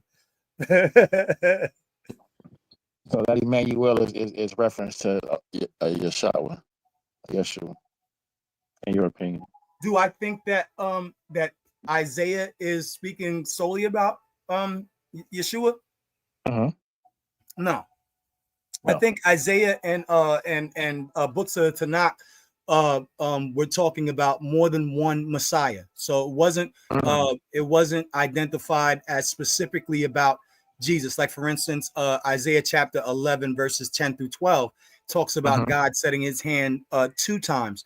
And now when you read from 1 down to 10, one could say that those verses are synonymous with Christ, because it predating Christ's advent, that it's describing things that we can see in the New Testament. However, you know what I'm saying, there are also, God sets his hand a second time in verse 11, and we don't see Christ doing none of that. So I think the Tanakh wasn't specific about one Messiah. In fact, if we go to I think Ezekiel talks about 2 olive branches, 2 olive trees. You know what I'm saying? One was a Messiah in a sense of being a suffering servant, and the other one a king. You know what I'm saying? One who is coming to rule. Isn't the suffering servant Israel? The suffering servant can be tied to Israel, but Israel never moved without God's intervention through a figure, through a Messiah. So Israel alone being a suffering servant would not be biblical in context, because they would have to have a prophet, priest, or a king to be the focal point of that shift, or whatever, you know what I'm saying, Israel is being claimed to be. There's always a leader somewhere, or a hand of God, or a what do you call it, an emissary in a sense, that goes before Israel. And Israel can be a suffering servant, but not without the suffering servant Messiah. And then Israel can also, according to Scripture, be redeemed and crowned in glory, but not without a king. so you're saying, I know, right? That's why I said king. Yeah. So you're saying the verse? Are you saying the verse is referring to a Messiah? It's referring to a Messiah, because look, it says there that that goes against every God academic sets his hand the first time, right? And that would bring salvation unto the Gentile and to the nations, right? And then it says God sets his hand a second time to gather the outcasts and dispersed of Israel from Shinar, from Pathros, from Cush. Yeah, he's talking. Yeah, he's talking about So lost tribes. somebody He's had talking about to come Israel. first. He's talking about the lost tribes. But it's not Israel alone. There is always a lampstand. There is always an olive tree that comes before Israel. Israel is under the authority of the emissary that God sends. His hand, he sets his hand, and a hand, not a literal hand, the hand being a prophet, priest, or a king. That's his hand. You know this. You know that goes against the academic consensus. No, it doesn't. It does not go against the rabbinical consensus. The rabbinical consensus says Hebrew there is Bible a seed. scholars says that this is talking about Israel. Why would it be talking about a Messiah when we're talking about pre-Orthodox Judaism? So let's go to. This is not even First Temple Judaism yet. This is where all the Messiah stuff start to emerge. I disagree with that. I absolutely disagree with that, because we can see that also spoken of in the Ethiopian text, which predates a lot of the Masoretic. You know what I'm saying? Not necessarily. What Ethiopian text predate the Masoretic text? None. There's none. The Masoretic or the you talking about the Kebra Nagash? Kebra Nagash No. late Kebra text. Nagash is 12th century. Kebra Nagash is 12th century. The Ethiopian Orthodox Bible is actually more in line with the Dead Sea Scrolls and the Septuagint than the Masoretic. Wait, say Every book that was found in the Ethiopian Bible was documented as being, let's see, prior to it was considered apocryphal, up until they opened up the scrolls of Qumran and found text from the book of Enoch, found text from the book of Jasher, found text in the Dead Sea Scrolls that predate what we consider the Masoretic. Now, I'm not saying the Septuagint and the Codex Sinaiticus. I could be wrong. However, the Ethiopian text does assert a Messiah, and more than one, right? A Messiah simply means an anointed person. I mean, A person who was anointed to be a different king variants, or a priest by the way. can be a Messiah. Now, a Moshiach is a savior. A Moshiach in the Hebrew is a savior. That is slightly different than somebody being anointed to be a leader, a priest, king, or a judge, according to ancient Judaic traditions. So when we talk about Malachi, which is, it basically builds right off of, I know you was shaking your head when I was on Sinetta the other day, King J, when I brought it out that Malachi is a lower prophet who was only adding on to Isaiah's text. Isaiah being a major prophet, you know what I'm saying, according to the Tanakh, his text was very specific, and he spoke of a Messiah. He wasn't speaking of Israel being a suffering servant. He was talking about one who would come as a suffering servant for Israel. Through the text. What text is Isaiah. You go to Isaiah 42. He's not talking about Israel. He's talking about a dude. You said something about Malachi? What was that? Malachi, back in we had a conversation, King J was on the platform, and they had an argument about this scripture wasn't in Isaiah, but in this book, I think it was Luke. It was Luke, the book of Luke, right? Or Mark, right? That was that cited. It was Mark and Isaiah. Right. So it was citing a scripture that we found in Malachi, and then citing the next verse was a scripture from Isaiah. It gave all credit to Isaiah and did not give credit to the verse that was in Malachi. And I stated the reason why is because Malachi was building off of Isaiah's text. And so the credit was given to the book. His commentary was given to the book that that Malachi was building off of, which was the book of Isaiah. All of Malachi is building off of Isaiah. Sorry about that. I'm back, y'all. Building off of the major prophet. And so when they cited the verse in, I think it was Luke, was either Luke or Mark or something, that didn't come out of Isaiah. Read the next verse. The next verse does. In Malachi, that verse that they're saying did not come out of Isaiah. Malachi is building off of Isaiah. And that's why I wasn't giving credit to Malachi in Luke. Does that make sense? Right. The Malachi contains Isaiah verse, but the credit was given to Isaiah instead of the Malachi verses. Sure. Right. And that was that, Hey, I knew. Isaiah. I knew. Drop your email in the private chat for me so I can make you an admin. I don't know. My computer doing something weird. So in case it does it again, I want you to be the admin.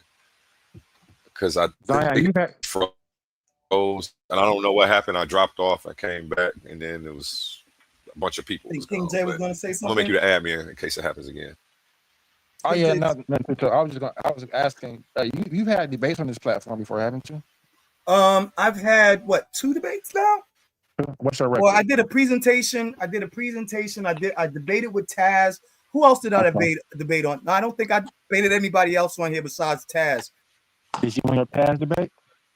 Yeah, that was your first debate over here. I have one judge's result. The other result should be back tonight, and we'll probably be doing them tomorrow or on Thanksgiving. Yep. I might have to check it out. Yeah.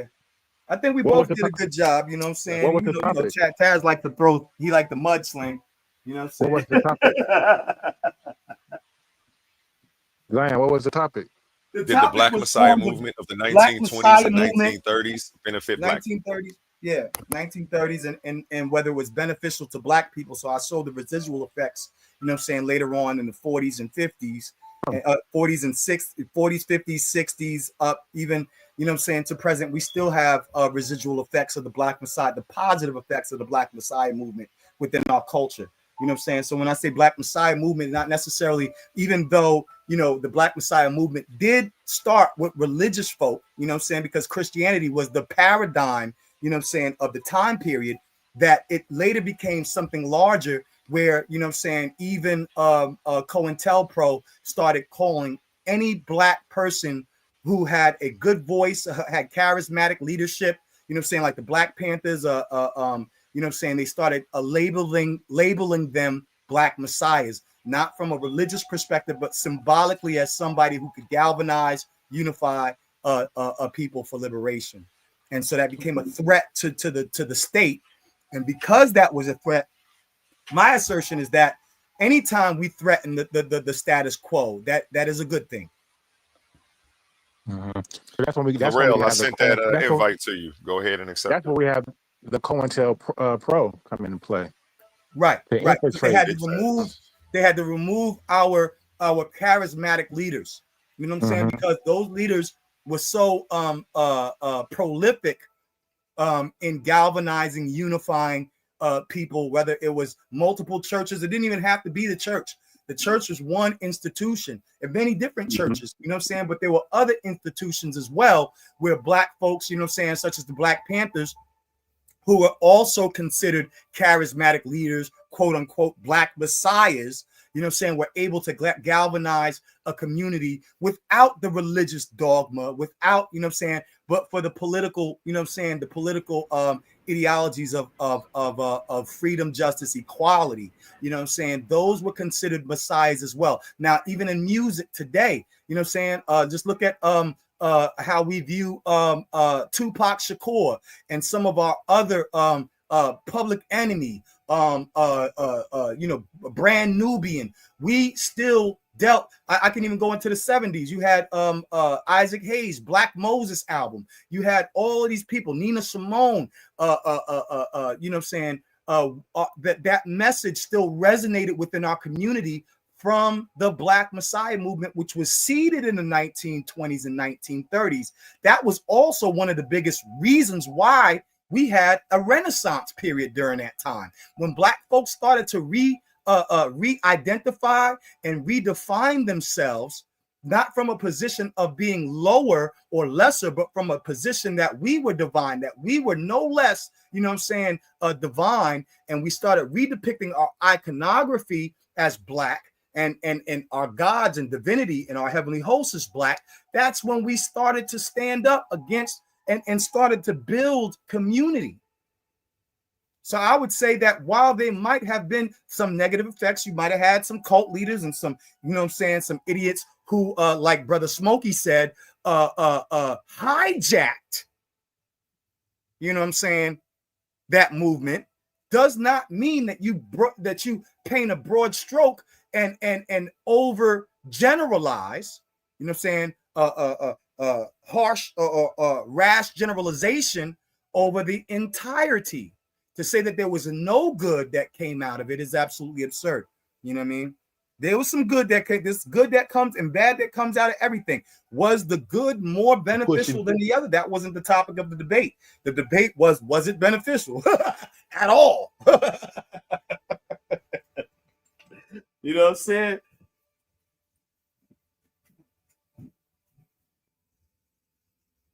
You can't throw the baby out with the bathwater. Right, exactly. You can't throw the baby out with the bathwater. Just the same way as saying, you know what I'm saying? Oh, yeah, just because we have discrepancies as being African Americans, do we just say, well, I don't want to be an American no more? News, and we are in some new dangerous territory when it comes to AI and its capabilities and the unregulated social consequences of it going unchecked. Why does and he look like he got makeup that on? I kind of feared when AI was coming online that it might influence, I was not ready for AI to influence Black history and our understanding of our past. This one, it hit me in a blind spot right here. But the fact is, there's a phenomenon online called AI slop. I don't know if you heard this term AI slop, but you're about to learn today. AI slop is basically, it's garbage, it's trash. It's invented either by AI content creators or sometimes self-generated by AI itself. And it literally is clickbait, or it is view generating content either for profit or for likes and attention and followers. And it has ventured into this gaping hole that we have when it comes to Black history. AI can map legitimate stories of Black history.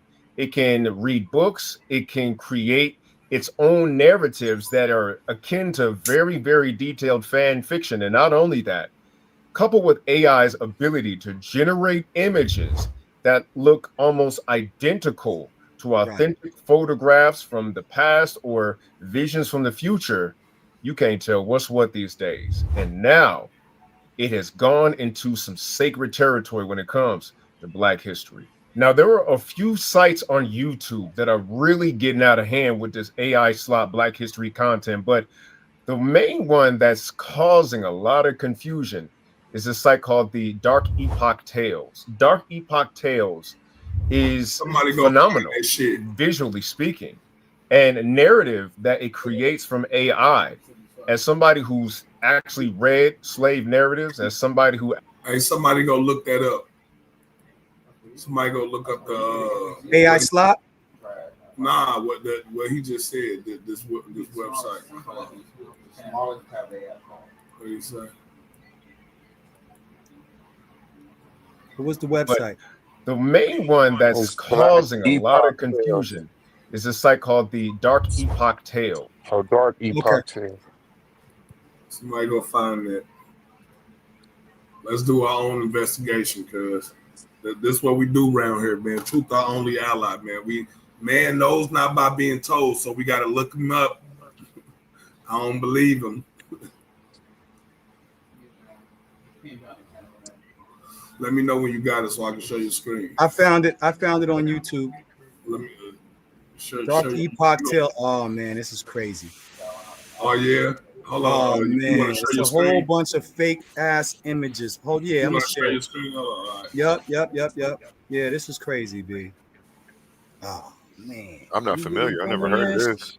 Me neither. That's why when I see the title of the video, I'm like, oh, let me look at this. Oh man. Look at this. You know, I always find some good shit. Look at this. Oh damn. Look at this shit. For real? This is what we doing? Hey, cuz you ain't gonna know what real or fake no more. This is what we doing right now. This is the reason why you supposed to be teaching history to your own damn children, and you're not supposed to be getting taught history from other people. But this type of stuff wouldn't be happening. This is mad. I don't think they should be teaching history in school. I think that's something that you ought to be getting taught at home. You silly. Well, some you should definitely be getting taught at home, but don't say they shouldn't teach in school. These are not real images, but they look like real images. How do you know they're not real images, bro? Bro, how do you know that? We would have seen these kinds of photos in books, and we would have seen some of these photos in some secret vault somewhere or some shit. And snap some pictures out, nigga, and did us an A1. You know what I'm saying? Just track your image if it doesn't have a reliable source. I don't know, bro. Never know. I'm just saying. I mean, are they real or are they fake? Where they get the faces from? They just made up all them faces out of nowhere. This looks sus, bro. You know all of these photos that they have. All these photos. They have all these photos. Got a storyline, nigga. Tell me what black folk, what white women and black women. AI helping the apples, bro. We're taking photos like this. They got an allegiance. We're taking photos like these back in those days. I gotta be on the lookout for the fake news, man. Damn. Okay, so which one look like it's the most wildest claim? All right, let me go back up because let's look at about 2-3 minutes of one. Let's just look at like 2-3 minutes of one. Let me look at this. Okay, mistress mocked her slave. The mistress. Find a good one, man. I'm gonna find a good one. Hold on. I wanted to see this other one. The mistress who freed her slave to marry him. Welcome to this journey through one of the most disturbing cases recorded in the history of Savannah. Before we begin, I invite you to leave in the comments from where you are watching this and the exact time at which you are listening to this narration. We are interested in knowing to which places and at what times of day or night these documented stories reach. Savannah, 1844. A city of contrasts, where wealth built on the backs of enslaved people created an atmosphere of genteel prosperity for some and unimaginable suffering for others. Hey, The bro. cobblestone streets along River Street echoed with the footsteps of... What's up? Hey, bro. Yeah, man. Yeah, man. We screwed. Yeah, we done, bro. Yeah, we screwed, bro. We screwed, man. Because there's nothing about that to make me think that shit's fake. Yeah, right. It sounds like, you know what I'm saying? Well, maybe it was a real story, good. but it looked good. It looked good. It sound good. I don't know. Let's see what else he's saying, man. Hold on, man. What's up, chat? What y'all think, man? What y'all think, chat, man? Like chime in. Like tell us what y'all thoughts is on this, man. What the chat is? Put the chat up there, man, because y'all got to give us some insight. You know what I'm saying? Chat. Hey, chat. Let us know what y'all think about this. Like is AI making up fake history and fake? I know the photos. Pictures? The photos definitely fake because there was no Negro and no white woman taking photos like this in 1844. So you saying they would have listed both? That might be a logical fallacy. They would have listed both. That might be a logical point. Nobody taking no what photos y'all like think, this. Chat. Let us know if y'all think that this is a good thing or a bad thing for our people, and what type of implications does this hold? Like is what kind of negative drawbacks? What type of positive drawback? Like talk to us. I think the only positive drawback that we can conclude from this is that we're going to have to start encouraging our people to actually do their own research and not just, you know what I'm saying, watch some freaking AI generated video. Right, so that means you're going to have to go back to reading books? Yeah, teach your children how to use the Dewey Decimal System and send them to the library. These Negroes don't know how to Dewey, yo. They don't know how to Dewey. Man, that stuff outdated. That's why I don't know how to do it, man. It ain't outdated. It still worked. The Dewey Decimal System worked for years. All right, man. Let's finish the video, man. Let's finish. That call catalog ain't gonna never stop working.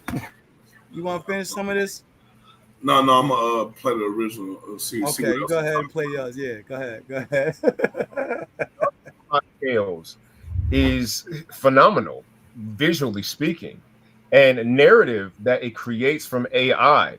As somebody who's actually read slave narratives, as somebody who actually has delved into what the actual that's the same reason why I'm like, hold on, bro. Yeah, we done. Yeah, because it's many. I done read a lot of slave narratives, bro. I read a lot of antebellum era literature, bro. And nigga, when I tell you, as soon as I heard it, I start seeing it in my head. So, I mean, bro, yo, I don't know. I think that might be a serious thing. History looks like. This stuff is almost indistinguishable. But take a look at this site. I mean, look at these photographs. The AI has been able to, like, literally regenerate the nuances of those black and white sepia tone photographs that are from the 1800s. Eye shine, wrinkles in the paper, hairstyles, clothes, you name it. It can make it look as authentic as anything to the untrained eye. And the only thing that gave it away to me was the clarity. But then again, you can take a real black and white photo from the 1800s and make it even clearer. But what's most scary about this is if you really delve into these tales on Dark Epoch Times, I mean, goodness gracious, they sound like real narratives. I mean, from the names of the people to locations, they got dates, they got real places that exist actually in the world, in America. It is unbelievable how convincing this stuff actually can be. Now, my first thought was, isn't this kind of stuff illegal? Like, how can they do this? Well, if you look at a site like this, right, right in the description, it tells you that this is for entertainment purposes only. But here's the problem. If you're trying to YouTube and Google and find Black history stuff, this will pop up and YouTube ain't stopping it. So are people falling for this? Oh, yes, they are. Hook, line, and sinker. Even though it says right there at the top of the page, this is entertainment purposes only. This isn't real. Even the YouTube on your phone will give you a notification that says that this is false content, but go to the comment section. Go on and read these comments, and you will find people literally like, "Oh my God, I never knew something like this happened." They'll say, "This is related to my family. My family has this last name, this, that, and the third." And it goes on and on and on. These kind of make believe content. Like, dude. Right. Cause like, so I mean, chat, cause y'all gotta holler at us, man. Like, y'all just heard that, bro. He like, there's people in the comments like, "Oh, nigga, that talking about my family. My family got their name. Oh, we went through that." I mean, come on, chat. Like, talk to us, man. Like for real. Like what we doing? Like this what we doing as people, man. Like we didn't resorted to this. Like who make. Talk to the elders of your family, man, so you can learn your own true family history. You know what I'm saying? You won't be fooled by stuff like this. Being like, "Oh, that's my family." I would have been more. I would have been more impressed, and I would have been more happier if it was a future tales of the future. Right. You know what I'm saying? And then it's like you went and created more pain and suffering that don't even exist. You went and created more of it. To do what exactly? Well, it's disinformation, and that's a part of psyops as well. Disinformation, you know what I'm saying, and basically tainting the well. So now we're going to start creating false narratives. You know what I'm saying? In an age where people have become very lazy in their research. You know what I'm saying? Most young people now are getting their information from memes and from, you know what I'm saying, what have you, or off of social media, and not really reading books or text themselves to be able to protect themselves against such falsehoods. Right. You know Shout out to the chat, man. Hey, Nisha, I agree with you. She said AI can never write your history if you know it yourself. Right. But what if you do know your history, a little bit of your history, and you got a little bit of information, and you feed it to AI and let it write you a new history? You know what I'm saying? Won't nobody be able to tell the difference? Because it'll be based on the, hey, bro, like that's wild. But that's the thing. That's why you always have to get sources and stuff to back your stuff up. If you're going to use AI, it's supposed to be a tool, not something like you know what I'm saying, that you rely upon. The AI itself is not a source. Information. AI can manipulate, like it's a way to write stuff where it creates a reasonable doubt in circumstantial evidence. You see what I'm saying? It'll argue either way depending on how, you know what I'm saying. Right. And it's just like, you know, somebody just didn't argue that angle before, and now here's this new dimension, this new angle that's created by AI that never ever existed. Right. You know what I'm saying? And I mean, imagine that same narrative, people creating alibis, and I mean, using for like alibis and just I mean, the implication just goes on. But maybe I ought to keep my mouth closed. And then there's something called AI. What is it called? Freaking AI. What y'all think, chat? Hallucinations.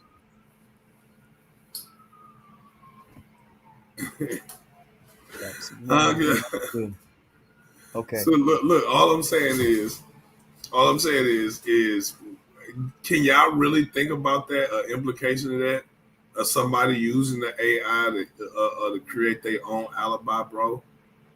Like, I mean, and then the way how automated the world is, like you can get your devices to turn on and do certain things at certain times to prove that you was at a different place at a different time.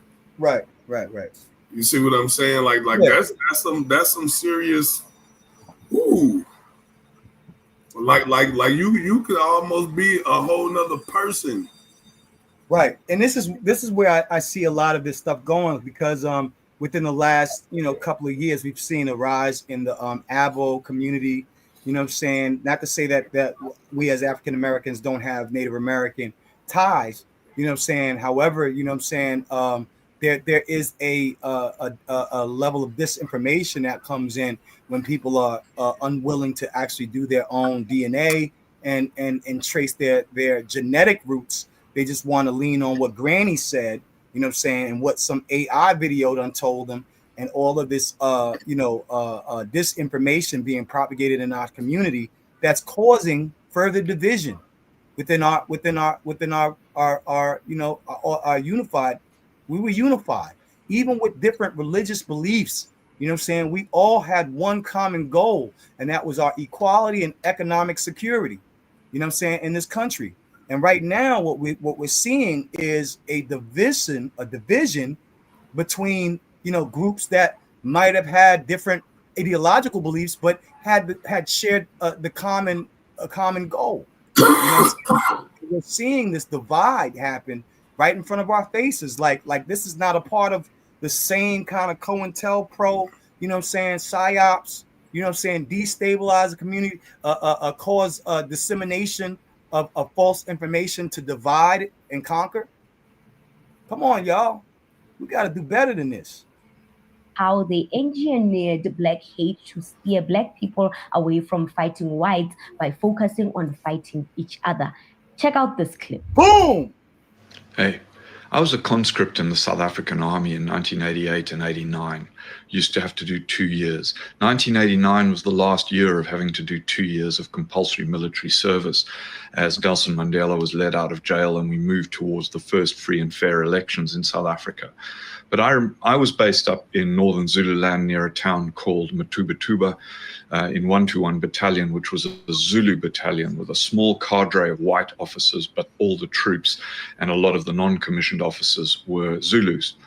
And one of the things that was going on in my area, because I was the law officer covering a very large area of northern Zululand up to the Swaziland-Mozambique border, was a small group of recce officers. That was like our equivalent of the SAS, Navy SEALs type soldiers, training local Zulu men to go up to the townships and the mine hostels around Johannesburg and in the Transvaal to deliberately foment racial tension and violence with other tribes based in those hostels and townships.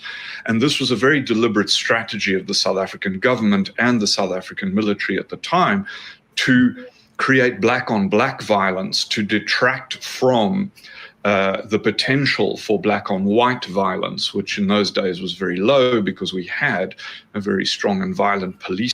Okay, hold on. That sounds familiar. That sounds real familiar. Hold on. What if the black on black violence is all a psyops? Mm-hmm. Right. But then they also have these cats out here. Dude, I'm saying, like, chat, did y'all just hear that? Like, and because, I mean, when you start thinking about our own plight, it kind of makes sense that they would foster that. No wonder they allow gangster rap to come in. Like because that black power shit, they don't want you on that black power stuff. That make you in unity, and they let the gangster rap stuff come in so we can kill each other to stop from whacking their ass. Right, and then point the finger at us. Wow, that's diabolical, bro. Right. No, it's strategic. It's absolutely strategic. That's diabolical, son. We know this is like some new age shit, but like we know we caught like white police officers and white people in blackface and black masks going to do stuff in certain areas. Like we actually caught people doing that shit, bro. Mm-hmm. And for some reason, it didn't get the publicity that it should have. But Right. They got these real looking masks nowadays. Man, I want to click on this bad, bro. Hold on. I don't want to. Damn. Fuck. Got these really realistic looking masks nowadays. Realistic. And the hand, they use that, like the hand gloves too, that look real. Right. Only ally, cause we can't be gotta ask you. I had no idea that you auditioned for O-Dog. Menace? Yes, sir. Audition for O-Dog. I don't know if he had everybody audition for O-Dog, but audition for O-Dog. And man, he liked me, man. He was like, man, but I don't know if I was, too old. But, I don't care how old I would have been or how good, man. I mean, Lorenz Tate rocked that part, man. Nobody could have been better than that dude. That dude, he one of my favorite actors, man. Lorenz Tate. I go to the movie to see his movies because he put work in, and I like his style. But I auditioned for that part, and he liked it. The Hughes brothers, they liked it. They say, man, you know what, we gonna get you, and we got something. And they put me in the beginning, you know, Clyde, you know, get a little nigga a drink. That was my junk, you know. It's part of a grown folks, you know. So that was my claim right there, man, in Menace to Society. That's what's up. I didn't know it was gonna turn out to be such a big movie like that, but it did. I was playing like I was 15 years old. Yeah, I think I was 23 at the time. On the porch, on me and Glenn Plummer. And you did a good job from what they told you. Yeah, they loved it. They loved my character. They that's how I got that part, because they say, man, we gonna find something for you, because you did a good job. I said, okay. And they put me in that. And I know Pac, he was actually, you know, supposed to be in that movie. And I know you told a story about seeing him at the Comedy Store, right? Yeah, man. I went to see comedy at the Comedy Store in Hollywood, man. I went there and I was just watching comedy. And then, you know, I said I'm gonna leave early because I want to leave before everybody come out, because, you know, they'll be taking pictures and all that stuff. So I said I'm gonna roll out. And I rolled out, man. He was standing in front of the door, like he was saying bye. I said, hey, man, what's up, man? He said, hey, man, how you doing, man? How you doing? I said, all right. You know, that was the brief little moment we had. And but it seemed to me like he was saying, almost like in the doorway, waiting for everybody to come out, like he was saying bye to people. Like, you know, okay, that was a bye, you know, I take it, you know, I don't know. That just seemed how it seemed to me. Then right after that, man, he was gone. You know, same thing with Nipsey. I seen Nipsey at the airport, man. I was buying some water, and he was on the phone. He came over, he saw me, he gave me the pound. He said, what's up, man? I said, what's up? 'Cause I think I did a movie with Nipsey. This movie called, I can't remember the name of this movie, but it was I think it was called Red Drum. I think the movie was called Red Drum, I think. And he was in the movie. And that's when I met him, you know. So yeah, I guess he recognized me. He said, what's up, man? And I said, hey, how you doing? You know, and right after that, he was gone. It's crazy. Real crazy, man. R.I.P. Nipsey. And to go back to Tupac, you saw him 2 weeks before he passed away, right? Yeah. He's gone, man. He's gone. Like, it's like he was like setting it up. Like, I'm just like, wow, you know. I mean, why would he stand in the middle of the door when everybody coming out? He was like right there in the middle so everybody could see him when they was coming out. You know, so I don't know if he was waiting on somebody or what it was, but he was saying, you know, like, you know, told me because I left and because I was the first one out, because I had left before everybody else got ready to leave. You being in Hollywood so long, right? Have you ever been offered a role that you wasn't happy with? Yeah, it was a role that, speaking of Tupac, it's funny because it was a role that they wanted to play in this movie, and I was supposed to be like looking at Tupac and like excited by Tupac, like I was finna masturbate to the Tupac video. I ain't want to audition for that. Friday after next. That was Friday I after ain't gonna call next, the man. movie out, but I ain't gonna audition for that. I know exactly the movie you're talking about too. Friday After Next. I ain't gonna tell you the movie, but I ain't want to. Tupac, like the way you talk gangster, nigga. I thought, ain't that Ice Cube movie? Yeah, that was your boy did that Terry Crews. Ice Cube say he ain't did none of that type of stuff going on in his shit. Yeah, Terry Crews did that, man. Terry Crews got that role. Yeah, that's the closest you got to it. Hell no, cuz. Hey, somebody got some explaining to do. Cube, where you at, cuz? You got to explain that one, son. They said that happened on your set. Let's see, man. Let's see what else we got going here, man. Hey, if y'all don't ever check this out, this little white dude right here, he hella boring, but he stay on top of that space news stuff, bro. He's super boring. Y'all can look up. Let me know if y'all see something that pop out.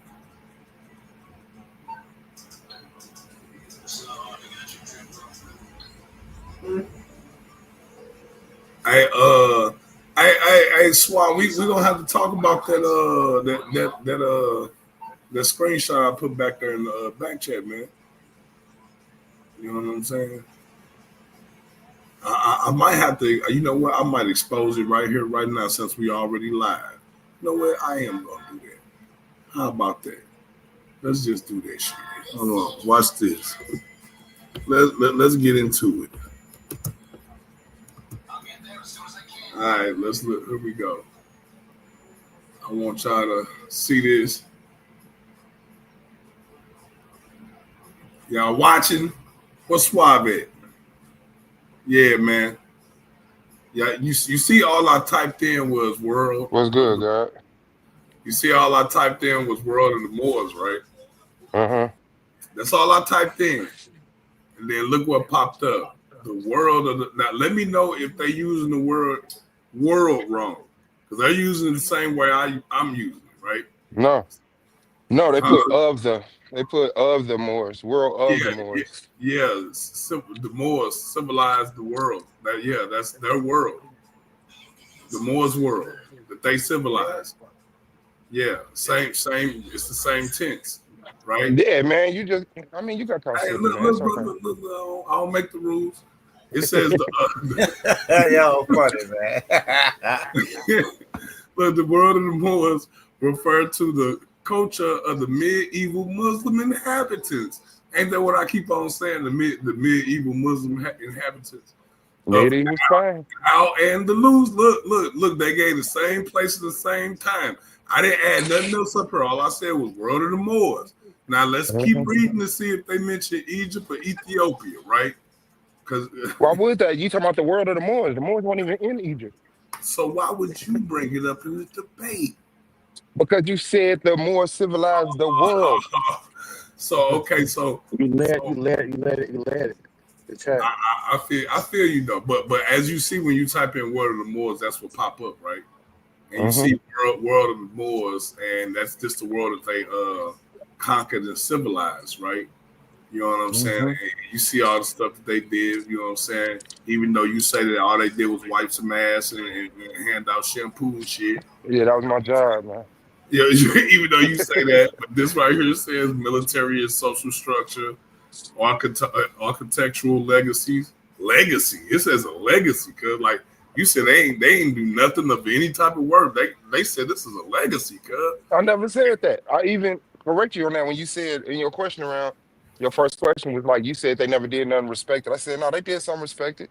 Like in that corner of the world, the Moors put it down, but it was just oversold to us, and we shouldn't be making statements like they civilized the world. You just reduce. But look, let's see. Let's click on here, right? Okay, it still say the same shit. What are the Moors known for? Look. But see, you framing it wrong. Because remember last night I brought this up. I know. I'm just saying. All I did was type in "world of the Moors," and everything about the Moors that's pertinent pops up, right? And so I can keep going. Look. Yeah, but if you were to phrase it and put it in, what are Moors? Look, if I click on what are Moors today, he don't give a fuck. What if I click on? What do you think this is gonna say? Like before I click it, this is good right here. I understand what you're saying, but I'm I want to get everybody on the panel. Really, everybody on the panel. If I click, exactly when I start talking. If I click, If I click what is more blood? What do y'all think gonna pop up, man? Everybody, give me an answer on the panel, cause what's gonna pop up if I? Hey chat, let us know. I'm finna click on it, and we want to see if we got some psychics up here. Let's see if we got some psychics. But the thing is this, because you probably the brother with the faulty premise. What? If you type in Arab expansion, it'll okay to pop up, right? So the Umayyad are Arabic. Now what are you talking about, man? I'm talking about what you're talking about, but you using so you're calling them Moors, right? And I'm telling you that. Man, I think you're getting a little too deep into that, man. You come deeper than that? Yeah. I think you're getting way a little too deep into that, man. Like, That nigga don't give a fuck, dog. Man, quit yeah. talking to the Like, real, this man. was Quit wild, talking to the man. real, man. Like, No, I'm not. I want you to say. I want you to be right with what you say. I want you to be right with what you say. So that's why I'm just putting some oh yeah, clarity well, to it. I'm just talking about the Moors according to the Europeans, man. Right. So that's what I'm letting you know that when The you talk this Europeans time don't period, that's want to listen, brother. You Israelites. can't listen. You can't listen and talk at the same time. So Huh? all I was just introducing to the conversation was that to say more was incorrect. Like, so that's how you know the AI shit is bullshit. So so it's called the Arab expansion and it's the Umayyad dynasty, right? So they're Yes. referring to this as Moors because there are Moors in the army. And I that's know, it. but bro, I So just want you to it's know. incorrect to say if you're saying that the Moors do this, the Moors no, the Moors didn't do anything. The I Moors know, were but Berbers. just The lighten Moors up, were at the bottom of the pole, the elite. just lighten up. I don't even care, man. I really don't. Well, if you don't care, let me talk. If you He don't brought care, that let me shit up. talk. I'm just Yeah. look, smash the thumbs up, like, share, subscribe. You know what I'm saying? Y'all hearing it here first, man. We doing research right here on the Because when the But right now, Umayyad chat. goes to Right Andalos, now, chat. Hey, look, chat. What's going on, What man? do y'all think gonna Man, happen fuck if I with click that. this button where it says what is more blood? What do y'all think gonna put in the y'all put in the chat what y'all think gonna pop up if I click on this button? Because Man, why y'all? I'm really hey, Why they Spot, do that? what you think it's gonna be? Look, let me pull this up right quick. Let me pull something up. We gonna have to give out And some. then let the brother get his We thought gonna have off, to give man. out What y'all some doing, man? Titan tokens for niggas who get the answers right. Yeah, go ahead and land your plane, bro. Okay. Well, let me go click the button there because I'm curious. Hold on, let me see what it's like. More blood. Oh, okay. Okay. Yeah. Yeah, that's what I thought it was.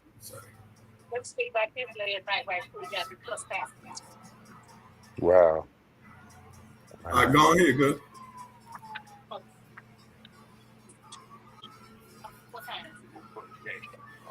Ruben.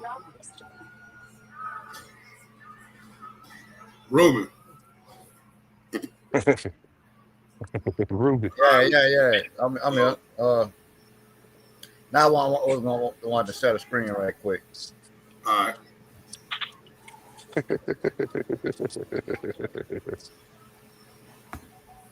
Right. Just a question I asked. Did Europeans consider the Umayyads Moors? Yes. Europeans often use the term Moor to refer to the Muslim Umayyad conquerors of Iberia. Though though the two are not the same, the term Moor was a European created exonym for the mixed population of Berbers and Arabs who came from North Africa. While the Umayyads were a specific Arab ruling dynasty that led the initial conquest, the Umayyad dynasty was a ruling Arab family, whereas Moor was a general term Europeans used for Muslims from the Maghreb, which included both Mm-hmm. Berbers and Arabs, and sometimes even black Africans. Right. Yeah. exactly. So I And think we so all and so to be even I more wanted to hear what technical, King J was saying though. He never got to land his plane. The railhead cut him off. yeah, and that's exactly Hey, go ahead. what he just narrated. But just to be a little bit more clarity is that that Western Army is where they get that term from. The Umayyad Caliphate that's in Mecca, they What up, are a Swab? strict yeah. And so when we look at Al Andalos, we see one of their I think generals or something running away because they're fighting a war with the Assibians. Abius or whatever you call the word, Abbasiod. Abbasids, yeah. Yeah, so Right. one of their little generals run away to Al-Andalos or whatever, and then they are the elite of Mauritania. You know what I'm saying? They're not the Berbers. You know what I'm saying? They're not the lower class of the.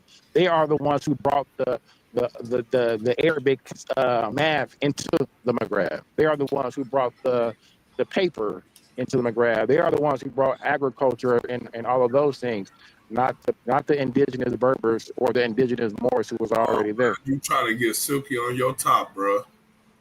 You trying to say that? Yeah, I think we agree with you on that because the term Moor don't just apply to Berbers. You know what I'm saying? It would apply man. You trying to get from the Silky European perspective. It would be a blanket term encompassing all of those people. You know what I'm saying? The Arabs, the Berbers, For and the sure. Black Africans. Mm-hmm. Suave, where you at? But even in those, go ahead. Yeah, Suave. You muted. I'm still here, God. What's good, God? Streaming to your channel. I tried. I'm on my phone, man, and Oh, it okay. Don't logged worry me about out it. and it's making me do all type of stuff. Yeah, Oh I no, got you, you bro. good. You good.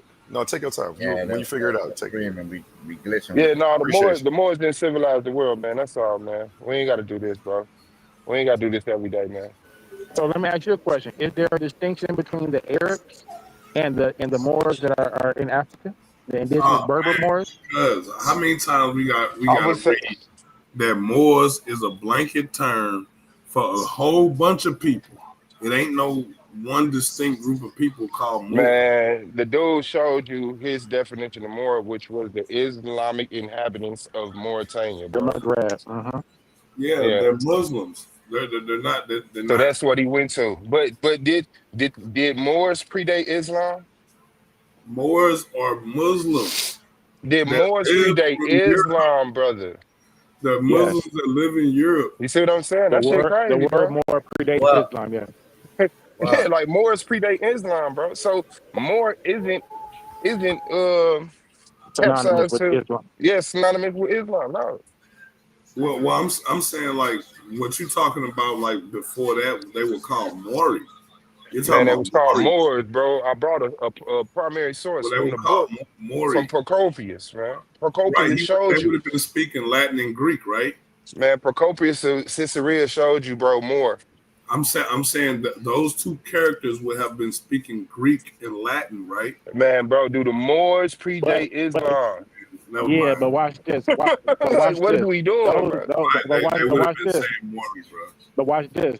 Those people you trying to call Moors that were in North Africa, right? Those at that time would have been Jews. Hey, that was some new shit going on. I They was mean, yeah, converting at the I time. don't know nothing about that. Like, I Yeah, they was can't. That converting at the population time. group, familiarize yourself with the population of North Africa during that time period. hey, I just looked And it up. then, Copernicus, the primary source you just referenced was from a Roman, right? Let's say Roman it era. in Latin. Procopius, yeah. He was like a Yeah, Roman yeah, general, became a historian or something.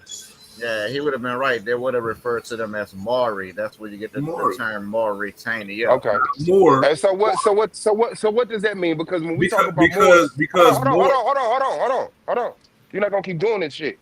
So, like I said, when we sit up here and we talk about Moors, everything that got M-O, M-R, M-A-U, M-A-U-R, Mauritania, Maury, all of these are Moors. And all of a sudden, oh, they not Moors because they use Maury? They were Moors. Moors Yeah, predated Islam, brother. And if you can't stand on that, if truth is your only ally, then stand up and be an ally to truth and say, yes, Moors predated Islam. calm down, bro. I'm just saying, The fuck we don't know how long we supposed to let you just wrestle over us bro, with like calm talking and down. shit. Calm down, brother. Let me explain. So the Moors, Moors, which is what we were talking about, is an English variation of that name, right? So it's only dealing with the Western Europeans, Spain, Europe. I mean, Spain, England, and all that, right? So that's the angle that we coming from. We Did not the coming, Moors predate Islam, brother? Can we get a bro. clear answer out of you? Again, Moors is a That's blanket crazy. term. That's a blanket term. That's an exonym. And everybody see this happening, bro. Like, how you don't lose credibility, bro, when you just obviously Because I'm dodge telling the questions? truth. I can't. I lose What is the credibility, truth? Did the term more predate Islam? Yes or no? bro. More itself is He's English. going into another lesson. They think every time you ask them a question, they got a little goddamn index card they pull out. Did the Hey, term hey, more Ruben. Hey, predate Ruben, go. Islam? So Ruben, go. Yeah, Go call pull for up Ruben.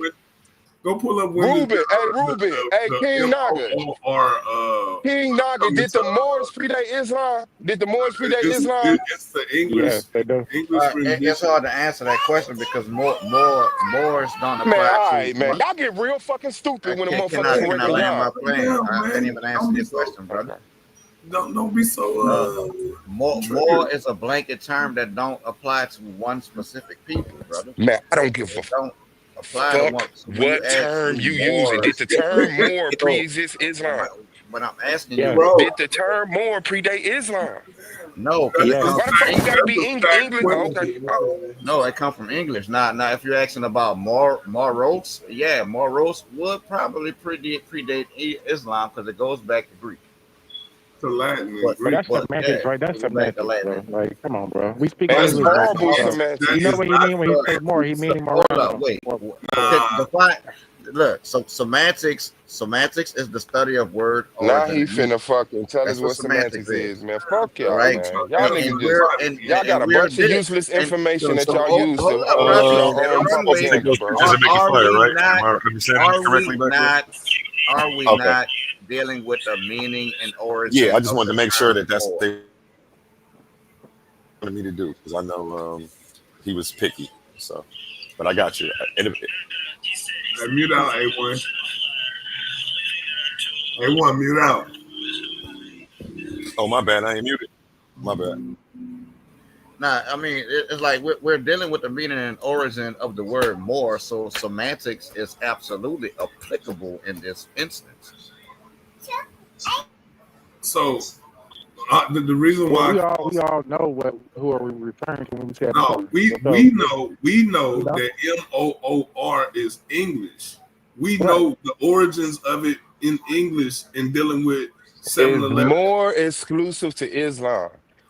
No, I want to hit and like you said, it the predates agenda Islam. holders. I want to hit agenda holders. Man, why we It gotta pre be all that, bro? There ain't no agenda, man. Why we We just holding the Man, agenda, bro? Because we is point out the more difference. exclusive to Islam, brothers. We bro. read to you that it's not. We have Y'all don't read to It's answer you not. that it's shit, not. bro. It's a blanket Y'all don't answer shit, bro. You'll find a lot of Hebrews. You You talking will find a lot of Hebrews under that banner too. Hell nah. like the brother Silky will keep telling y'all. The Geneva Man, Bible fuck Silky, say nigga. the black Moor, right? It's not talking about anybody who was practicing Islam. You know what I'm saying? In the Man, Bible, why what you that gotta word. teach me all that? Why you just can't say no? Is the word Bro, more exclusive I to did Islam? say that. that's simplifying. That's Brother, you would get more Man, into nigga, you the supposed to simplify shit. not everything, brother, bro. brother, We try Man, to is the edify word the more exclusive to Islam? Can you we answer the trying to question? edify the body, bro. again, You get say, No, again. it's not. Man, y'all niggas is intellectual bums, bro. Y'all echo Did you chamber. not hear me say no? It's not. Did you not hear me say no? It's not, King J. No, I didn't hear you say that because you said so That's much other because useless you have shit. to I mute stopped out. listening to you. You have to open your ears and close your mouth. No, you should. That should be your answer up front instead of trying to break down some dumbass lesson. That was my answer up front. What I said to you was no, it's not, and that we're keep reading this to you. That it applies to Man, you you. said like the boy Silky said. Man, I said, man, what the fuck Silky got to Right. do with it? Because people in Answer the the question. All you Bible had to do are was say referenced no. All as you had to do was Moors, say and no. they're All not you had to do was say no. Muslims. All you had to do I was say said no. no first. No, All you you have to do didn't. is not be a fanatic. All you have to It's do is not. rewinded. All You you can gotta do. rewind it. You can rewind it and die. Go ahead man, and bro. rewind it and put Like it back. you are down this hill too because MOOR is English, right? So when you talking about Man, that, he gets it's fucked. specific. It's specific to the Iberian Peninsula Moors. When you get to talking about Mori and Moros and all that other stuff, that's a whole different culture dealing Man, with shout out Team Naga, it's man. a whole different group of people dealing with them, right? So how the English Why are we dealt talking about this? Why are you because wasting my fucking they're time on different this? things, right? So No shit. when the We Romans were asked you, dealing was with Moors exclusive to calm Islam down. and did more predate? No, bro. Hold I on, didn't hold on. sign Why up for your you trying dumbass to just class. okay, I brother? didn't sign up for your class, bro. I didn't sign up for your class. Bro, you You ain't don't answer okay. questions. You ain't You gotta don't hear. answer questions, and then I'm supposed to sit up here and listen to your class? Like, just answer the question, and then Yeah, I'll that's have crazy. patience Bro, I and mean, listen I to your asked the That's class. question. crazy. You don't like it. And then, go ahead. I mean, again. So when you dealing with the Romans, when they were dealing with the Moors, they were actually dealing with the Numidians. They were dealing with the Numidians. They Man, wasn't dealing. bro, They why the wasn't dealing with fuck the. am I learning this right now? Oh man. Right, and Why? that's what I mean by like the nuances in it. So the Romans wouldn't have never said nothing about the Iberian Moors. They never knew nothing about them. What the That wasn't even part fuck? of the era. I wish that was prominent to the conversation. The Romans and the Greeks called them You Berbers. made that up because they would have known about the Almazi. They would have known about all the North African. Oh man, you still don't get it. Yeah, but they Nah, you called don't them get it. Berbers. That's what they called. They didn't call them Moors. They called them Berbers. That's what they called brother. them. They call Berbers Moors, brother, and all of this. Yeah, the So English, listen, the English, the English. Okay, so listen. brother. When the Romans were dealing Brother, with you don't have no information. You keep saying the same thing. North You Africans, keep saying the same thing, so we know you don't have much information. were they dealing with the North Africans? You read that and then didn't understand it. Or were they dealing with the ones in Numidia? Which one were they dealing with? Because we can easily look that up. Hey, Ruben, look it up. Which ones? Brother, listen. When you talk about, bro, we heard you. We can't talk if you keep talking. Hey, Truth or You look it up. If you have a question or anything, you look it up, brother. We just like to tell the truth to shame the devil. Y'all can get mad and stay in y'all feelings. I mean, we still got to have. But you ain't got to keep talking, and if you're really telling the truth, dialogue back and forth. It's not. It can't be a one-sided dialogue because everybody feels like they have the truth. So it has to be dialogue. No, so I'm just saying. No, I think I'm looking for the truth. I feel I have the truth. I get asking questions. We're gonna look it up too. No, I'm asking questions. I ain't even saying that I got the truth. I'm asking. Was the word was Moors exclusive to Islam, and were the Moors before Islam? And it's like I gotta sit through these. Yeah, I gotta sit through these 17-minute YouTube videos. And they debunked the brother's premise, so that's why he keep jumping around it. So when you asked about does it predate Islam, yes it do. There are Jews who will be considered Moors. When we talk about the Sephardic Jews, when we talk about the Iberian Peninsula, Jews would tell you that Iberian means Eber. What era was the Sephardic Jews? It would mean Eber. No, brother, in the Sephardic Jews, brother, can you please be quiet, brother? You don't know what doing you're it again, about. Ruben. I mean, Laurel. Yeah, like stop. If you don't agree, just wait until somebody stop talking and then show your contention.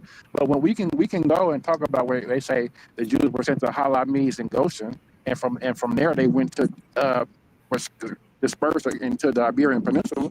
That's what they say. That's Jewish history. That has nothing to do with Islam. So when a brother actually said that, he's right. Technically, most Jews would be considered Moors during that time period.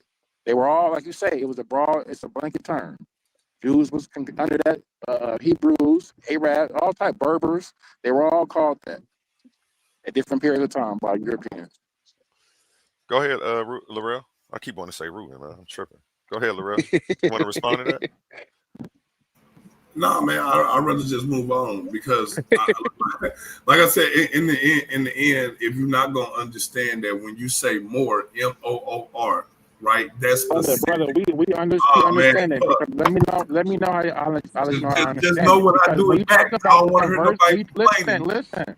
When I'm just saying, it was just know what on I him do. this time. It was on him. It was on him this time. No, you good. That's my apology. It rarely happens from you. You good. Go ahead, Laurel.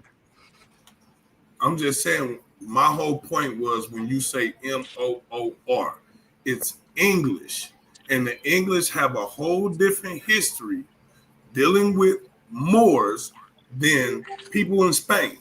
People in Spain have a whole different understanding and interaction with Moors than they do in France, than they do in Italy and Rome, than they do in the Byzantine Empire. You see what I'm saying? So when you try to just mix it all up, like this is all just inclusive, no, it's not. When the Romans were dealing with those people, those were Numidians. Those weren't Mauritanians. But when you talk about Queen Isabella and her disbursement and those converso Jews, right? When they were converting to Christianity, the Jews and the Moors, right? The Muslims ones were called the Moranos. The other ones were called what? Again, so I guess you just whatever, man. Go on. They made a distinguishment between the Jewish and the Muslims, correct? The Jews that converted to Christianity were called conversos, and the Muslims that converted to Christianity were called Moranos.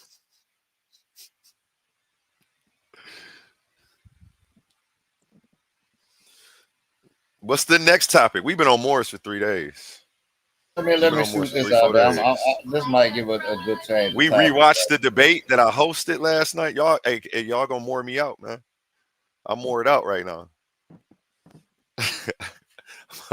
Yeah, we broke that down last night and determined that even the premise was faulty because it wasn't the word, it wasn't the Moors, it was the Umayyad. But the people who call Berbers Moors called the Umayyad Moors too. That's the thing. No, they didn't. And But that's are where we your going off of their comprehension is messed up. misinformation or what's accurate? No. So Okay. when he Go back read to that the Umayyad Caliph is in Mecca, it's a Saudi Arabian Arabic dynasty. When they talk about the Moors, they're talking about the Western share my army that screen. was Share my screen when you get a chance, A1. they're talking about that particular Western army that the dude left and went to Al Andalus. That's it. That army has that Moorish component in it. That's it. So That I'm gonna they're show not this. calling the Arab, Umayyad, Caliph in Mecca Moors. They're calling them Arab. Share my screen, A1. Yeah. All right. The question again that I asked was: did Europeans consider the Umayyads Moors? Yes, King J. Europeans often use the term Moor to refer to the Muslim Umayyad conquerors of Iberia, though the two are not the same. The term Moor was a European created Can we stop right there? exonym Can we stop right there? for This the is go. This mixed go. This go point by for the point, so we can mixed have clarity. It bro, was not the same. you clear the What's runway. not the same? Clear the runway, brother. No one, brother. We know the difference between the exonym and the endonym. Okay, we know the difference. But more is an exonym No, it applied said. to a broad scope of people, brother. And That's not the point that that I'm broad making. scope It and said. Let me. the Can I read broad it? Can I scope read it? included the Umayyad, Can I read in it? which 'Cause the word was you're applied not by making the my argument. Europeans, brother.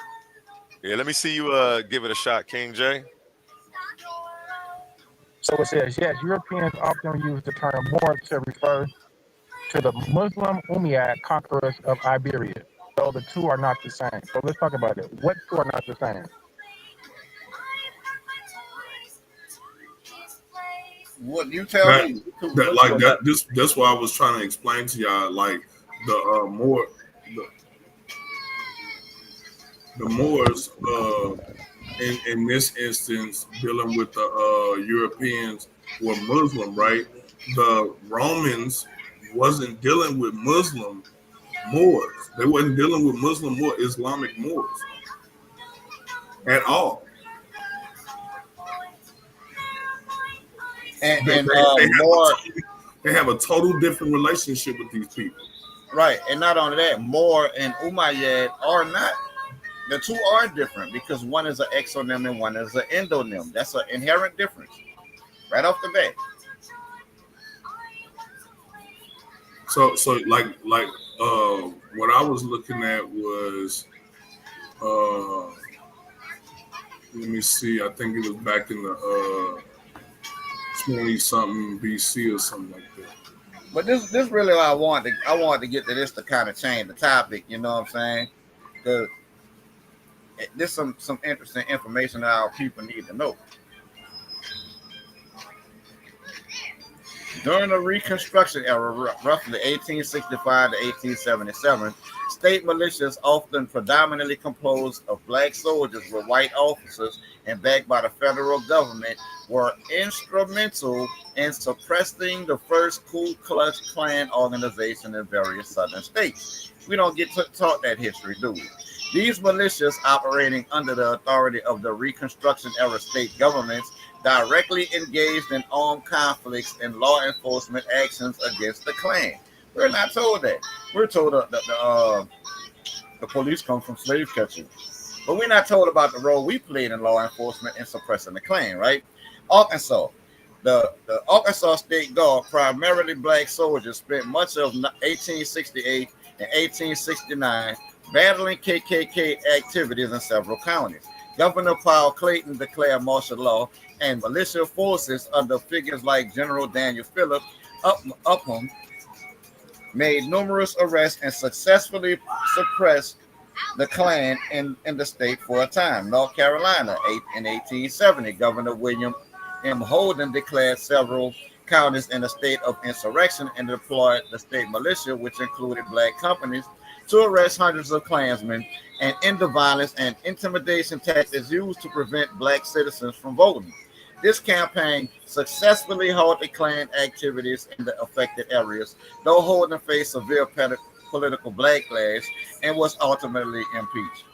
South Carolina, President Ulysses S. Grant, U.S. Grant, right? We all know him, declared martial law in 9 counties in South Carolina and used federal troops to have marshals round up hundreds of KKK suspects from 1871 to 1872. These actions, along with federal prosecutions under the Ku Klux Klan Act of 1871, were highly successful and effectively dismantled the first era of the KKK as an organized force by 1872. Local resistance.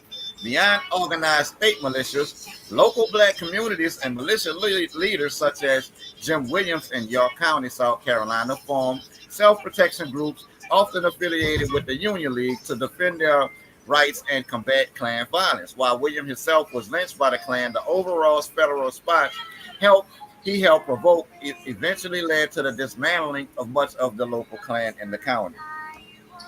The combined efforts of these armed black militias, federal troops, and legal action under the Enforcement Acts, including the KKK Act, are credited with breaking the back of the original KKK organization.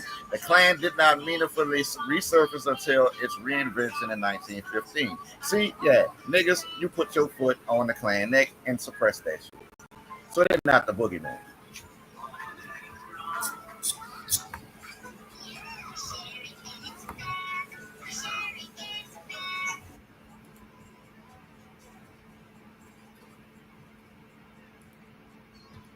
Yeah, you hear that? You thank you, brother. I guess, brother. Thank you. What the fuck?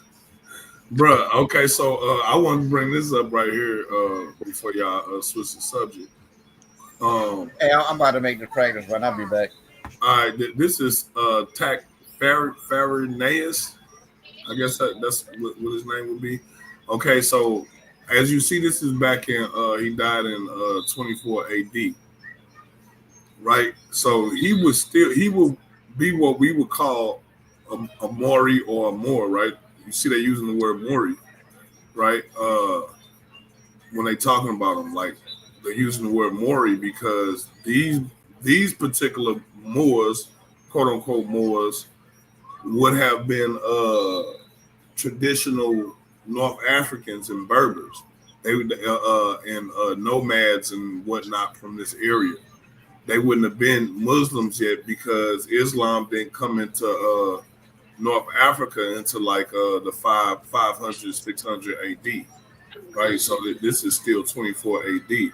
So that's the reason why I said no. They wouldn't know the MOOR Moors because those are Muslims. You see what I'm saying? And then when I said that, look at this right here. It says, who was the deserter of the Roman army, who was led by his own. With that blue bag, does she need a blue bag up front? You say go back up top. Go ahead, God. And then it said this Musalami tribe, right? Which is so close to the word Muslim. I had to like click on it, like what the fuck is this, right? And of course, when I clicked on it, it didn't have no connection to Islam or nothing like that. But I'm gonna click on it right now. But as you see, it ain't got no connection to Islam. 44 AD. You know what I'm saying? Go through here. And I was reading along. I was like, okay. So I was trying to see if it was some type of connection with Islam because the name is so close. But I don't see none. But yeah, so these Moors in this particular time and era would have never knew nothing about no fucking Islam. They wouldn't. They may have known about Christianity. They may have known about Christianity, but they would not have known about Islam yet. And they most definitely would have knew about Catholicism because they was fucking with the Catholics. I mean the Romans. You see what I'm saying, guys? Yeah.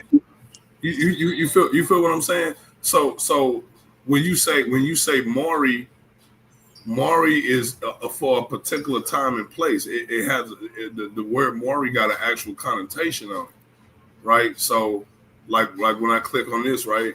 When I click on Maury, you will see it say that this is where the English term derives from, right? Not that these are the same, but that this word comes from this word, right? And it was Latin, and it was a destination for the Berber people of the population of Mauritania, right? That top portion, located in the west side of North Africa on the shores of the Mediterranean, and of course that's North Africa and whatnot. And then again, when we go in here now, remember when we click on more Moor, it always go back to what? Iberia, Spain, European, all of that shit. But look when we on Maury, and it's not doing that. It's when you go to Maury, look, it's going to Strappo, first century, Latin, Greek. Look at this. Maury as a confederation of tribes. Look, Numidians. You see what I'm saying? You see the difference? You see the difference? Yeah. You know what I'm saying? So it's like when you get to talking about different eras of Moors, the names get to changing. And same place, but the roles and shit change. The roles and shit are different, and it's not the same thing because those Moor Moors were highly militant. Not saying that they weren't either, but they was highly charged up by that by the caliphates, by the Islamic Arab caliphates. You know that. You know it was Arab leadership, but it was Berber muscle. You know that, Mm-hmm. don't you, good? Yeah, nah, that's good information. Let me see if I can pull up this this other little bit of literature for you real quick. Got you. Oh damn! Oh, I forgot to put the dig behind it. Let me see if I can't get this copy real quick. Or they just gonna let me? They just gonna let me get Excuse that. me. Can you leave your book bag up front for me, please? Can you leave that book bag up front for me, please? Thank you. What's good, guys? For real? All of it?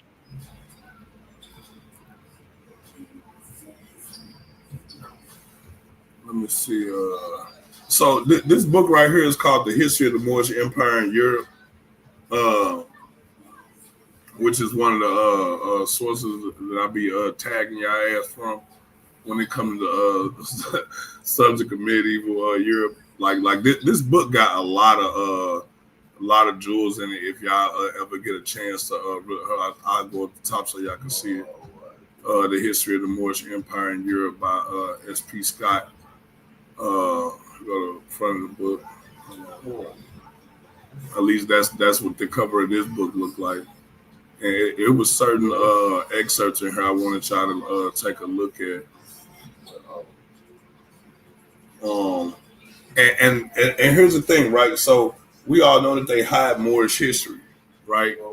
But it's a lot of hidden jewels in the literature that's attached to it, right? And when you dive off into the literature, you're going to see the hidden jewels that I'm talking about. And of course, a lot of it's religious.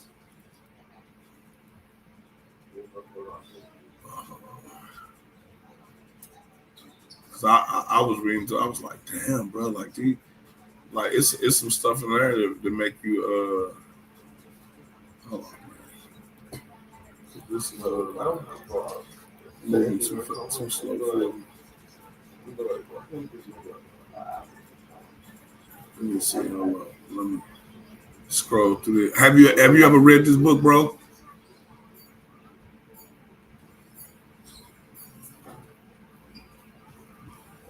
Swap. You said what, guy? What you said, guy? You ever read this book? Moorish Empire Which one is in that? Europe.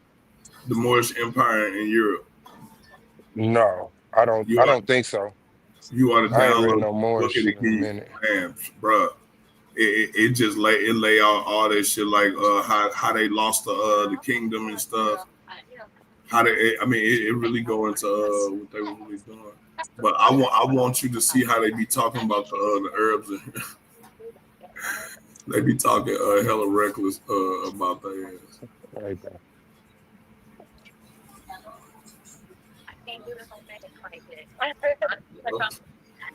Yeah, I know. I had went through. I mean, of course, we talked about the Moors in Europe. That's what I'm saying. I don't know if I read that book or something in agreement with it or whatever. Yeah, I mess with it. Let me add. See, it be stuff like this that be jumping out at me, right? Cause Mhm. I wish old boy was still on the phone. I mean, still on the line. What's his From name? King King. J. Yeah, I wish she would have stayed because I wanted to show him some of this stuff in here because he be advocating for it and some of the stuff they be saying is in this book, but a lot of people just ain't never read it. I'm sorry about that. But you see Huh. what it Let me say. shut that Many of stuff the down. Hebrew colonists of Narbonne and Marcellus have been educated at Cordova, and all spoke the Arabic language with fluency.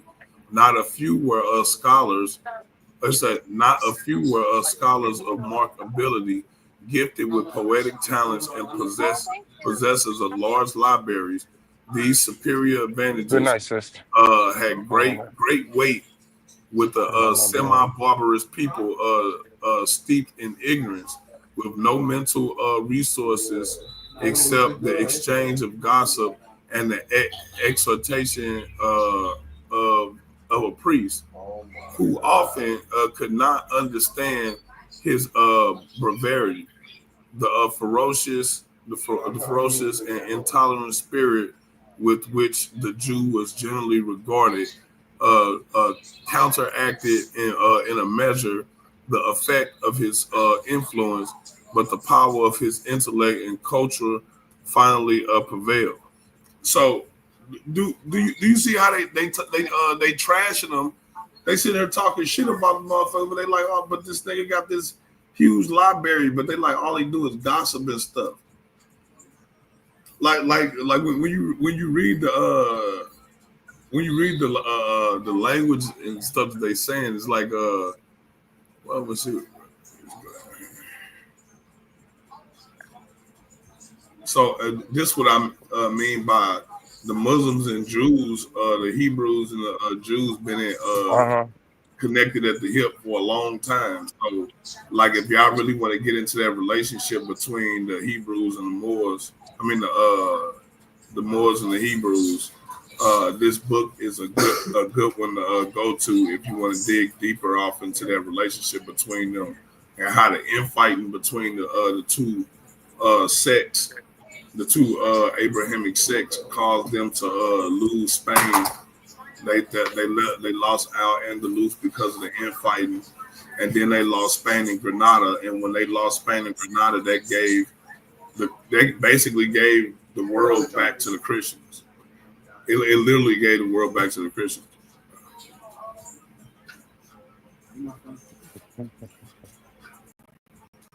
Like once Spain and Granada fell, bro, like everything was open to them.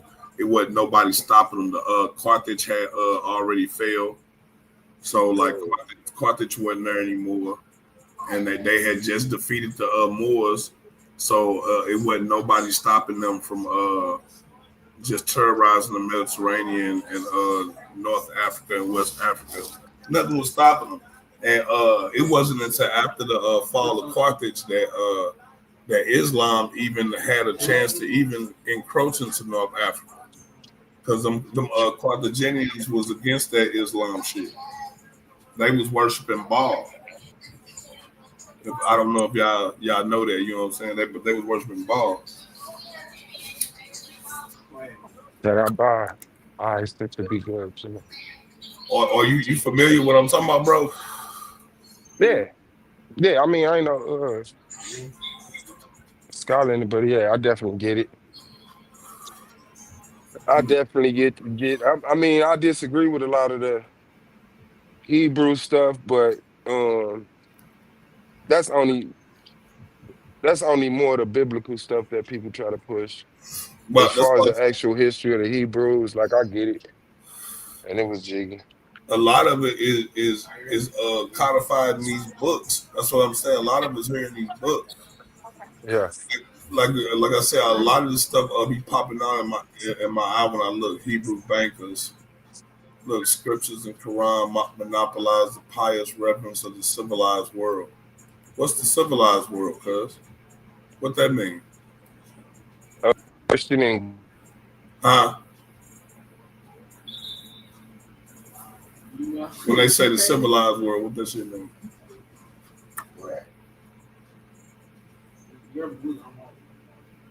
When they say civilized world, are they referring to the whole world or just a part of it? Like what part of the world are they talking about when they say civilized world? Are they referring to Egypt and Ethiopia? I'm asking.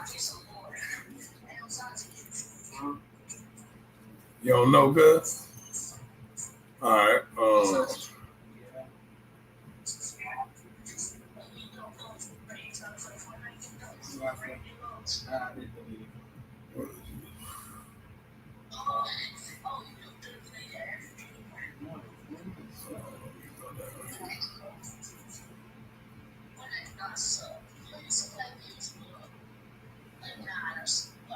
Yeah, man, y'all gotta get this book, man. Y'all gotta get that book, bro. Like it's some jewels in there, man, for y'all. We gonna keep it going, man. We out here sampling stuff. Who that is? Yeah, my bad. I got a phone call. All No, right, it's that'll all be good. Thank you, nah. Let me see what else we got. Latino community turn. Uh-oh. When they come to this country, countries that are extremely male-centered, patriarchal countries where women are not in any way, shape, or form empowered the way that they are here, and they have to answer to women. And not only that, they have to answer to Black women. And they hate that shit. They hate that shit, okay? So they wanted to humble you. That's what they did. While you're fighting for their rights, while you're fighting for them to get in here, they're fucking humbling you. The women too. And let me make something absolutely clear, unless it wasn't already. If you voted for Trump, you are not allowed in Mexico. You are not allowed in Cabos, Cancun, Puerto Vallarta, Aguascalientes, none of that. Guess what, baby? That's all in Mexico. In recent times, something strange has been happening inside America's Latino community. Families divided, friendship broken, community split, not over religion or sport, but over politics. Many Latinos are each other because they decided to support Donald Trump, a man whose presidency was marked by harsh immigration policies and controversial remarks about Latinos themselves. So why is this happening? And what does it say about the future of Latino unity in America? Let's break it down. Watch and pay attention, and I will share my thought later. And let me make something absolutely clear, unless it wasn't already.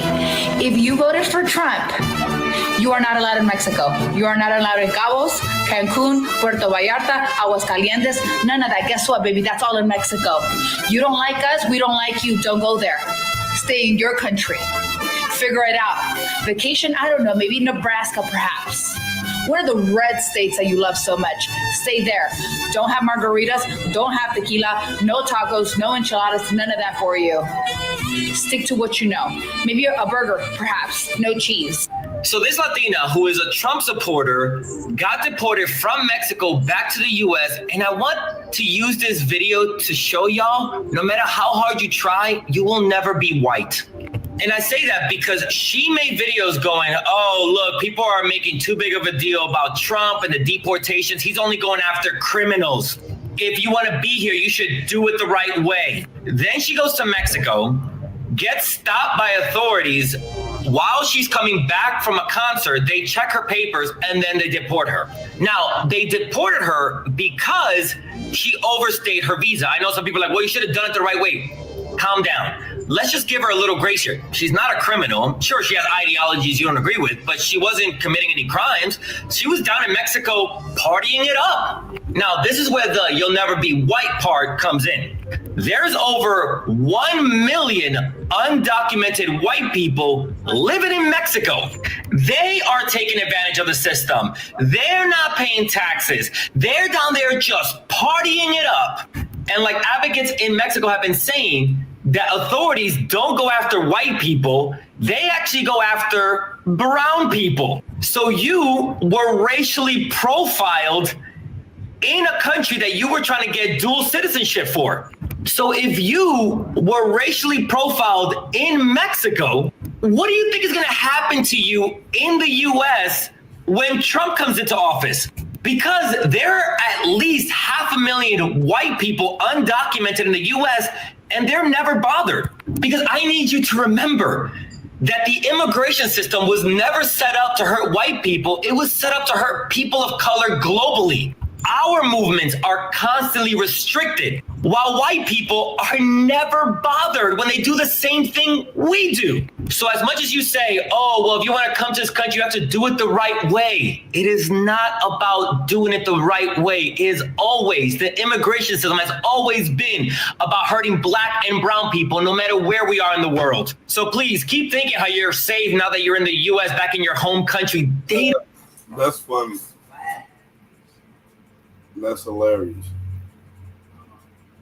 What you think about that one, guy? You think is that reverse racism? Do I think what? Is that reverse racism?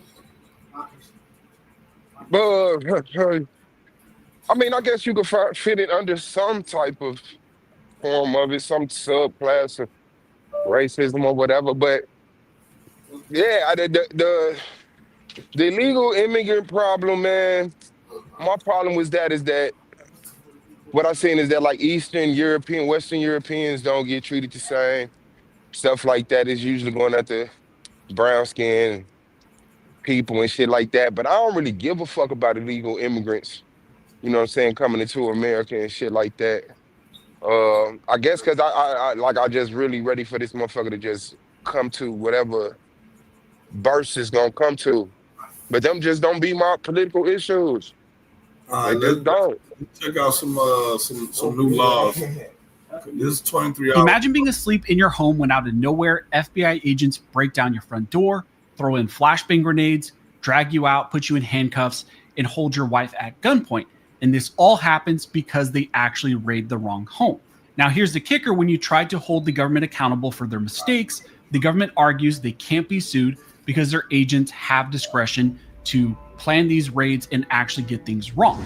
This exact situation went all the way to the Supreme Court, and the Supreme Court issued a 9-0 unanimous decision in favor of the family. But now this case is back in the hands of the 11th Circuit Court of Appeals after that Supreme Court decision and remand, and the government still argues that that Supreme Court ruling should not impact the outcome of this case at all. Now, the case we're talking about in this video is called Martin versus the United States. It comes out of a suburban Atlanta area where back in 2017, the FBI executed a pre-dawn raid against this home. The only problem is that they actually got the wrong address. Now, the family inside decided to sue the federal government under the Federal Tort Claims Act, also known as the FTCA. Now, the question that the courts had to address was, does the federal government get to walk away from liability, or can someone actually sue them and try to hold them accountable for these types of mistakes? Now, this case was recently remanded back to the 11th Circuit for a new ruling in light of what the Supreme Court just said in that 9-0 ruling. And we're going to talk about that ruling here in just a second. But ultimately, after that Supreme Court ruling, this case was remanded back down to the 11th Circuit for a new decision. And the government has now responded to this based on what the Supreme Court said. And in their brief, the federal government argues that the Supreme Court in that ruling should not impact the outcome of this case at all. Now, here's what happened in this case. The FBI here executed a raid, and it was led by FBI Special Agent Lawrence Guerrera, who was tasked with leading a pre-dawn raid against that home where there was some suspected gang members where they were believed to be hiding in that home. Now, the agents had scouted the street where the individuals were believed to be. However, the agent actually put the address in his personal GPS, and that GPS led him to the wrong house, which was 3 doors down from the actual target, where they were planning to go. The GPS routed him to a completely different home where Katrina Martin lived with her boyfriend and their 7-year-old son at the time. The agents claimed that the house did not have numbers displayed, showing the address, and they did not double check the mailbox before they decided to go into the home, because they also claimed that the time was critical, that they didn't have time to double check that. So they decided to go into the home. When the FBI agents arrived at that house, like I mentioned, they knocked on the door, then quickly smashed in the front door, threw in flashbang grenades. Eventually, they found Katrina Martin and her boyfriend in a closet. At that time, her boyfriend also had a shotgun when they were in the closet. The boyfriend was pulled out, handcuffed, and Katrina Martin also was pulled out, held at gunpoint, and at that time, she was half-dressed as well, because, again, this happened early in the morning. Now, after the agents had detained the family, they did a search of the home, and while performing that search of the home, one of the agents noticed that there was some mail, and that mail had a different address than the address they were supposed to be at. That's kind of when they had this huge oh crap moment, and they realized that they had raided the wrong home. They then decided to leave quickly. They went 3 doors down, raided the correct home, and told the family that they would be back to explain what happened. Now, in response to this entire situation, the family decided to sue the federal agency, the FBI, based on the mistakes that happened in that raid. They brought a claim under the Federal Tort Claims Act, also known as the FTCA, which is a law that allows people to sue the federal government for certain wrongful acts by federal employees when those employees are acting in the scope of their job. Now, normally the government and individual agents are shielded, but essentially the FTCA is one of those situations where the federal government has agreed to let people bring these types of torts claims against them. But the FTCA comes with a long list of exceptions where they cannot be sued. And one of those was at issue in this case and is called the discretionary function exception. That exception shields the federal government when the wrongful act stems from an official making a discretionary decision. Here, the FBI claimed that that discretionary decision was how the agents planned that raid, how they scouted for the raid, and also how they executed it. Now, when the family filed their lawsuit in the federal district court, the government moved to dismiss the case and argued that both the intentional tort and discretionary function exceptions barred this type of claim. This case was then appealed to the 11th Circuit, and once again, the 11th Circuit ruled in favor of the FBI. This case then went to the United States Supreme Court. A cert petition was sought. It was granted by the Supreme Court, and the Supreme Court issued a 9-0 unanimous ruling in favor of the family. The Supreme Court, in that unanimous ruling written by Justice Gorsuch, vacated the 11th Circuit's decision and sent the case back down for re-review and a new decision. That Supreme Court remand sent the case back down to the 11th Circuit for new briefs and a new decision on whether or not that discretionary function exception bars the Martins' negligent and intentional tort claims from what they brought against the FBI based on that FBI wrong house raid. Now, before we jump into what the federal government argued on remand now in front of the 11th Circuit in light of what the Supreme Court just said in that 9-0 decision, I just want to mention that if you guys want to support the channel, one of the best ways to do that is simply to subscribe to the channel. That, of course, helps the channel to grow. And then also just double check to make sure YouTube is not unsubscribed to you, because they love to do that, especially on 2A channel. So with all that said, let's jump back into what was just argued by the federal government in this case. Now, the federal government has issued their new brief. They have filed their supplemental brief to the 11th Circuit in light of what the Supreme Court said. And in the brief, the government argues that the 11th Circuit should still rule the same way despite what the Supreme Court just said, because the family's claims are still barred under other laws and also still under the FTCA. The government's central position is that the agent's mistaken entry into the wrong home resulted directly from a discretionary decision. And they said that that discretion is involving how to conduct the pre-raid surveillance, how to approach the house in the dark, how to navigate without alerting suspects, and how to identify the structure from its external features and based on, identifying features that they find in accordance with their plan. They state that no statute, regulation, or constitutional rule or binding policy dictated the specific steps that the agents had to take, and based on that, they had discretion to plan for that raid. In the brief, the government argues that while it is true that they weren't named a specific address as the place of execution, the officer had to make numerous decisions regarding how to execute the warrant. This, they claim, is the epitome of discretion. And based on that, they argue that the actions still fall within the FTCA's discretionary function exception, exception there, and that the federal government cannot be held responsible for those mistakes. Now, you may be asking yourself, what does this have to do with gun owners? Well, the reason why this is so important is because wrong house raids, mistaken identity arrests, and excessive force situations happen a lot and impact a lot of law-abiding gun owners. When raids go bad, they can lead to deadly consequences, and we've had a lot of high-profile situations where gun owners are potentially raided by federal agencies and things go really bad. And if the government can hide behind this broad discretion that they claim, and they can claim this every time that they mess up, well, really, then there's no accountability. The Supreme Court's ruling here in Martin potentially narrows the government's ability to avoid these types of lawsuits by claiming broad discretion and broad immunity. In these cases, reinforce that the federal government may be held accountable when they recklessly invade someone's home or potentially misuse their power or just simply make huge mistakes. However, in this new brief, the federal government continues to argue that the actions here fall within their discretionary authority and that the case should be dismissed based on the agents also having qualified immunity. So that's what's currently happening in this critical case as a result of the new 9-0 unanimous ruling that was just issued by the Supreme Court in this challenge. The federal government is still claiming that they have broad immunity based on discretion and the discretion of the agents to potentially plan this and still make mistakes.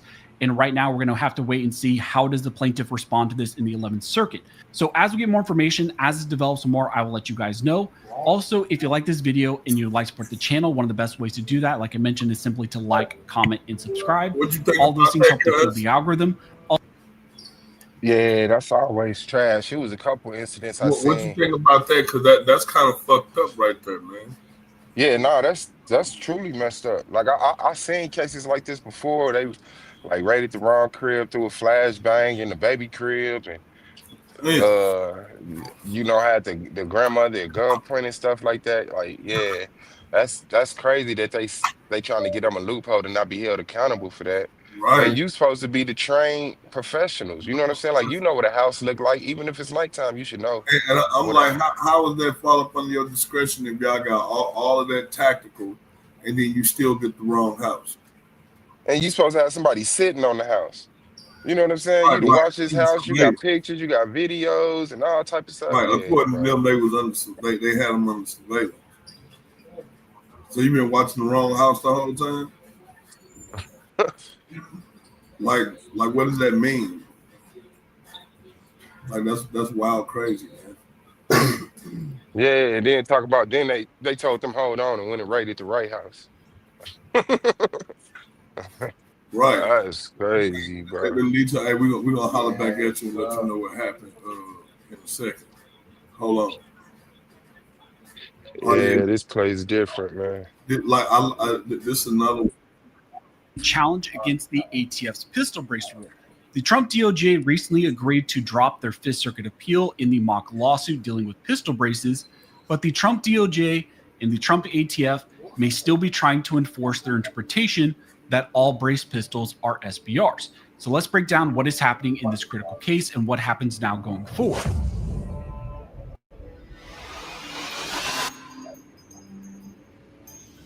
Now, before we jump into this video, if you guys want to support the channel, one of the best ways to do that is simply to subscribe. Also, double check to make sure YouTube has not unsubscribed you. And then also, I want to thank one of the main supporters of this channel, which is First Form. You guys know that First Form is an amazing company. Their culture is unmatched. They're pro-freedom, pro-America, and they support the Second Amendment and what we talk about here on the channel. So if you guys want to get great supplements, especially as the holidays approach and you guys want to work out more and try to get healthier, check them out using the links down below. And if you order something using my link and it's $100 or more, you can get free shipping on that order. And also they have a money back guarantee on all of your orders. Now, as I mentioned in the intro, we have some important news in the battle against the ATF and their current restrictions on all brace pistols and trying to treat them as SBRs. The Trump DOJ recently stipulated to the Fifth Circuit that they have agreed with the plaintiffs in the case to drop that appeal and essentially drop the challenge against the pistol brace rule. The prior nationwide vacatur of the pistol brace rule was appealed to the Fifth Circuit by the Biden administration, and that administration sought the reversal of the nationwide block that was put in place against that rule. However, once the Trump administration got control of this case, as the administration turned over, the Trump DOJ decided to settle and dissolve that appeal in the Fifth Circuit. And now that decision by the Trump DOJ to drop the mock lawsuit is impacting other pistol brace cases, Recently, there were multiple pistol brace lawsuits that have been dropped as moot. But now there is a third case in a very important challenge, which was filed by GOA in the state of Texas and Ken Paxton. And they're asking the court there to not moot their challenge, to not dismiss the case, but instead they point out that the ATF's continued enforcement of the brace, restrictions is a major concern, and that's why this case should move forward. And at the very least, instead of dismissing the case, they should get a permanent injunction, which would block the ATF's current interpretation of the NFA and essentially also block their interpretation that the statute still allows them to restrict brace pistols as SBRs. Now, this is important because if granted, it would prevent any future administration or even the current ATF from going after braced pistols as SBRs. Now, you may recall that the pistol brace rule was put in place by the Biden ATF, and originally it started because the Biden ATF wanted to interpret the statutory text in a way that they could include braced pistols as SBRs. Multiple lawsuits were filed against that rule, and eventually a lower court judge, Judge Reed O'Connor, issued a final merits ruling in the mock lawsuit and struck down the rule completely nationwide.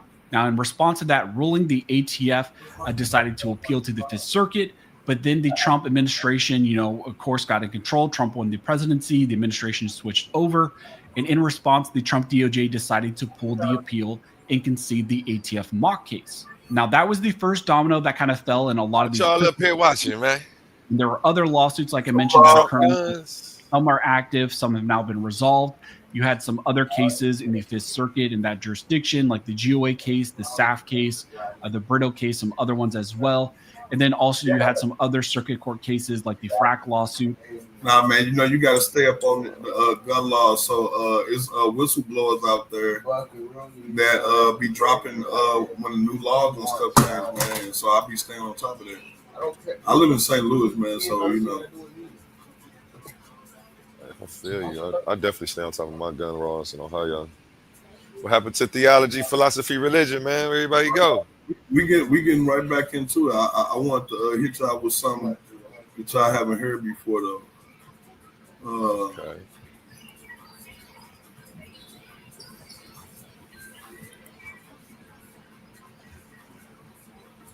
This evening about morphic resonance, which is one of my favorite themes, but I haven't talked about it here at Hollyhock for at least 10 years because I've talked about other things.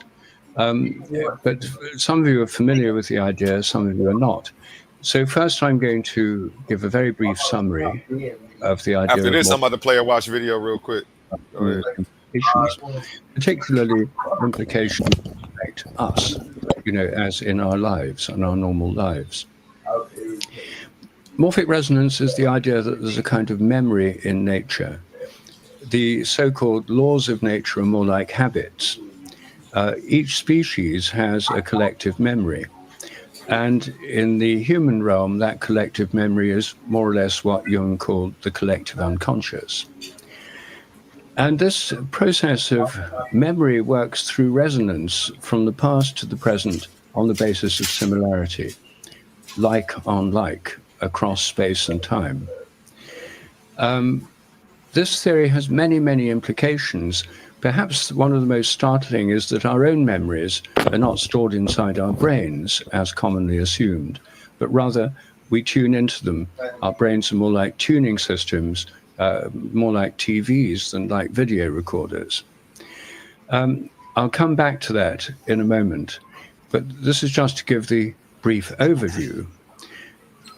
Now, the idea of morphic resonance, memory in nature is rather shocking in Western science. Indeed, it's been proclaimed a heresy by some scientific authorities because it goes against the usual assumptions of Western science, which are that nature is governed by fixed eternal laws. And this idea of fixed eternal laws goes back a very long way. Pythagoras in ancient Greece had the idea that there was an eternal reality which this reality reflects. In fact, all the ancient Greek philosophers thought that there was an eternal reality that this changing world was a reflection of. They had different theories about what the eternal reality was, and Pythagoras thought it was mathematics. numbers, ratios, proportions, harmonies. And he thought that the mathematical realm was the truly real realm, and everything in this world was a reflection of it.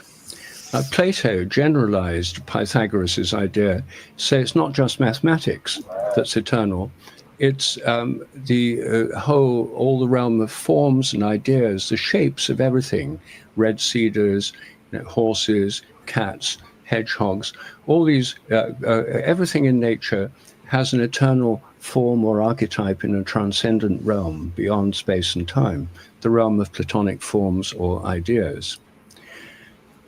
And in the beginning of the 17th century, when the scientific revolution got going, the founding fathers of modern science were all believers in this kind of Platonic Pythagorean cosmology. They thought that the laws of nature were mathematical, that they were discovering the mathematical principles of nature, which were ideas in the mind of God, that for them, God was a mathematician. Mathematicians very much like the idea that God's a mathematician, because it means that they're the closest of all humans to the divine, and also automatically a kind of priesthood, because most of us don't understand much maths, and that means that mathematicians have this privileged role in our society. So they all like that idea, right up to the present. Your most hard-nosed atheistic physicist is usually a secret Platonist. So the idea that all the laws of nature are eternal, that nature is governed by fixed laws, is really built into the foundations of Western thought. It's not built into the foundations of Eastern thought. In Hinduism and Buddhism, it's taken for granted there's a kind of memory in nature. And when I came up with the idea of morphic resonance, I was working at Cambridge doing research on plant development. And I came up with this idea in terms of understanding the inheritance of form in plants and animals. I didn't come up with it by studying Eastern philosophy. I hadn't studied Eastern philosophy. But when I then later went to work in India, I spent 7 years in India. When I explained morphic resonance to my Hindu friends, most of them were deeply unimpressed. They said, oh, this is an ancient idea. Rishis said this thousands of years ago and stuff. And they just thought, what's new? We've heard all this before.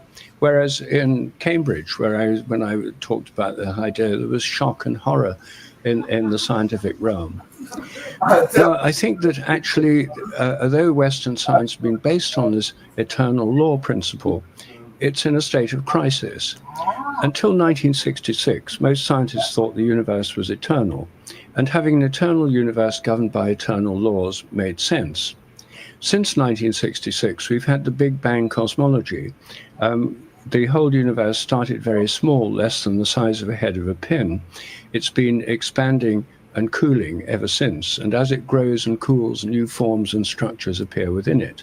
It's much more like a developing organism than like an eternal machine. So in this evolving universe that we live in, according to modern cosmology, everything evolves, but they've still gone on with the idea that the laws of nature are fixed. So they assume that all the laws of nature were all there in place like a kind of Napoleonic code at the very moment of the Big Bang. They don't explain how they got there.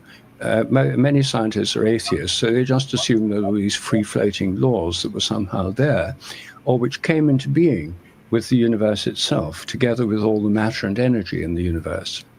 And as my friend Terence McKenna liked to say, modern science is based on the principle, give us one free miracle and we'll explain the rest. And one free miracle is the appearance of all the laws of nature and all the matter and energy in the universe from nothing in a single instant, for no reason. Anyway, we now have this radically evolving cosmos. And most scientists assume that all the laws were there at the beginning, and then they have endless debates about why were the laws exactly as they were and not otherwise. And then there's a huge debate in modern cosmology. One lot of people say, well, if they're exactly right for the universe that's just right for us, and there could have been billions of alternative universes, then there must have been an intelligent designer, a kind of external engineering god who fine-tuned all the laws and constants so it was just right for us before pressing the start button. And that's... It's about the Exodus. You're looking. After this one, you can finish this one, and then you can go to the next one. Well, I wanted to pause it so we could talk about... Well, I wanted to just bring up the fact that when he came up with this idea of morphic resonance and thought it was a brilliant idea until he went over to India and found out, like, damn, everybody over here on this shit and been on this shit for thousands of years. But over here in the West, it's considered pseudo, right? So India is not a backwater country. Like, why would India not look at that stuff as pseudo? And why do we look at it as pseudo in the West? Like, I think that's some interest.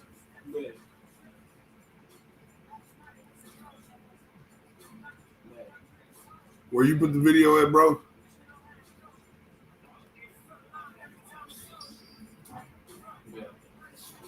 A1. Where you go? Y'all know what video are you talking about? No, I thought he put it in some type of back chat. I'm not sure though. I ain't even got my phone in my hand.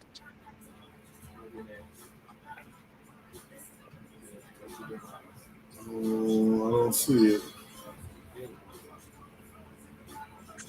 What is it? Oh yeah, YouTube, that watch. Yeah, it's in the back chat. Where at? Let me see. It's in the gauntlet.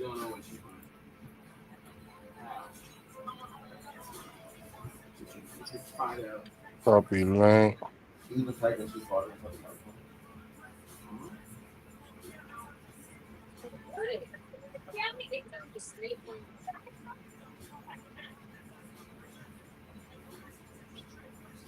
I just put it back there again.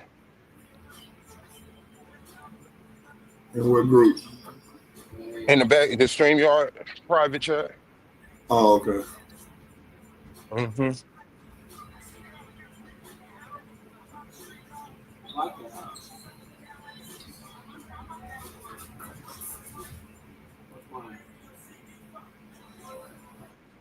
One of the greatest miracles in human history, the moment when God himself reached down to rescue his chosen people from slavery and humiliation. The story of the Exodus has shaped 3 of the world's major religions, inspired billions, and filled children's books, temples, and cinema screens with the image of Moses raising his staff and parting the sea. But what if it never happened? What if the entire foundation of this story, the plagues, the Pharaoh, the Red Sea, the 40 years in the desert, was a fabrication written centuries after the fact, a national myth designed to give a scattered people a heroic past that never existed? Today we expose 10 irrefutable proofs that the Exodus never happened, not as the Bible claims, not even close.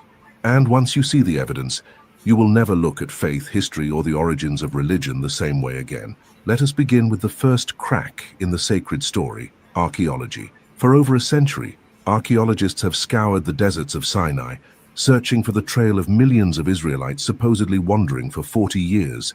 They looked for pottery shards, campfires, bones, inscriptions, anything, and yet they found nothing, not a single trace of a massive human migration. No tools, no weapons, no dwellings, no graves, no signs of life from a people numbering, as the Bible says, over 600,000 men plus women and children. That would mean over 2 million people, enough to form a city larger than ancient Thebes or Nineveh, traveling through barren desert for decades without leaving a trace. If this event were historical, the desert would be filled with remnants. Instead, it is silent. It is as if the Exodus evaporated into myth. Some believers argue that the sands swallowed everything, but archaeology has proven that even the smallest nomadic tribes left footprints across millennia. Bedouin routes, ancient traders, even shepherds from 3,000 years ago left pottery and fire pits. The Israelites, supposedly carrying the Ark of the Covenant and the wealth of Egypt, left absolutely nothing. This is the first proof, the complete absence of physical evidence for the Exodus. But the silence of the desert is only the beginning. The second proof hides in the heart of Egypt itself. the empire the Israelites were said to flee. The Egyptian civilization was the most meticulous record keeper of the ancient world. Every reign, battle, and tribute was carved in stone or written on papyrus. They documented floods, famines, and foreign incursions, yet not a single Egyptian record mentions Hebrew slaves, devastating plagues, or the loss of an entire army in the Red Sea. The supposed pharaoh of the Exodus, whether Ramesses II or another ruler, left no hint of such a catastrophe. Egyptian records are filled with victories and prosperity during that period, not divine punishment or chaos. To claim the Exodus happened is to believe Egypt experienced the most catastrophic national collapse in its history, and simply forgot to write it down. That is not faith, that is denial. The third proof lies in the timeline. The book of Exodus describes events and locations that did not exist at the time it supposedly occurred. Cities like Pithom and Ramesses are named, yet archaeology shows those cities were built centuries later. It would be like reading a medieval chronicle, describing a battle in ancient Rome mentioning Paris and New York. The anachronisms are glaring. Scholars have shown that the Exodus story, rather than reflecting events of the second millennium before Christ, was written or compiled in the 7th century before Christ, hundreds of years later, during the reign of King Josiah. It was a story meant to unify a fractured nation, giving them a heroic origin under a single god who liberated them from oppression. It was political theology, disguised as sacred memory. Proof 4 follows naturally the number of people. The Bible says over 2 million Israelites fled Egypt, yet at that time, the entire population of Egypt was only around 3 million. That means nearly the entire workforce of Egypt vanished overnight, yet Egypt continued building temples, pyramids, and monuments uninterrupted. Impossible. The mathematics alone destroy the story. If that many people left Egypt, the demographic and economic collapse would be evident in every record. There is none. Proof 5 lies in the geography of the Exodus. The route described in the Bible crosses deserts, oases, and mountain ranges that would have been physically impossible for such a vast population to traverse without leaving settlements or graves. The supposed crossing of the Red Sea, or more accurately, the Reed Sea, has been analyzed geologically, and there is no evidence of any sudden parting of waters or drowned army. Ancient lakes and shallow marshes existed, but the image of a split ocean is pure mythic symbolism. What the story truly represents is not a historical escape, but a theological metaphor. Liberation from chaos, rebirth through water, and divine triumph over empire. The Exodus is poetry masquerading as history. Now consider proof 6, cultural borrowing. Many of the core elements of the Exodus narrative existed centuries earlier in Mesopotamian and Canaanite myths. The motif of a baby rescued from water in a basket, the plagues, the mountain of revelation, the divine lawgiver, all existed in older stories. Moses' infancy mirrors the legend of Sargon of Akkad. The plagues parallel Egyptian mythic cycles. Even the covenant at Sinai mirrors Hittite treaties between vassals and their kings. The Israelites did not invent these stories. They absorbed and reworked them to create a new identity centered on divine election.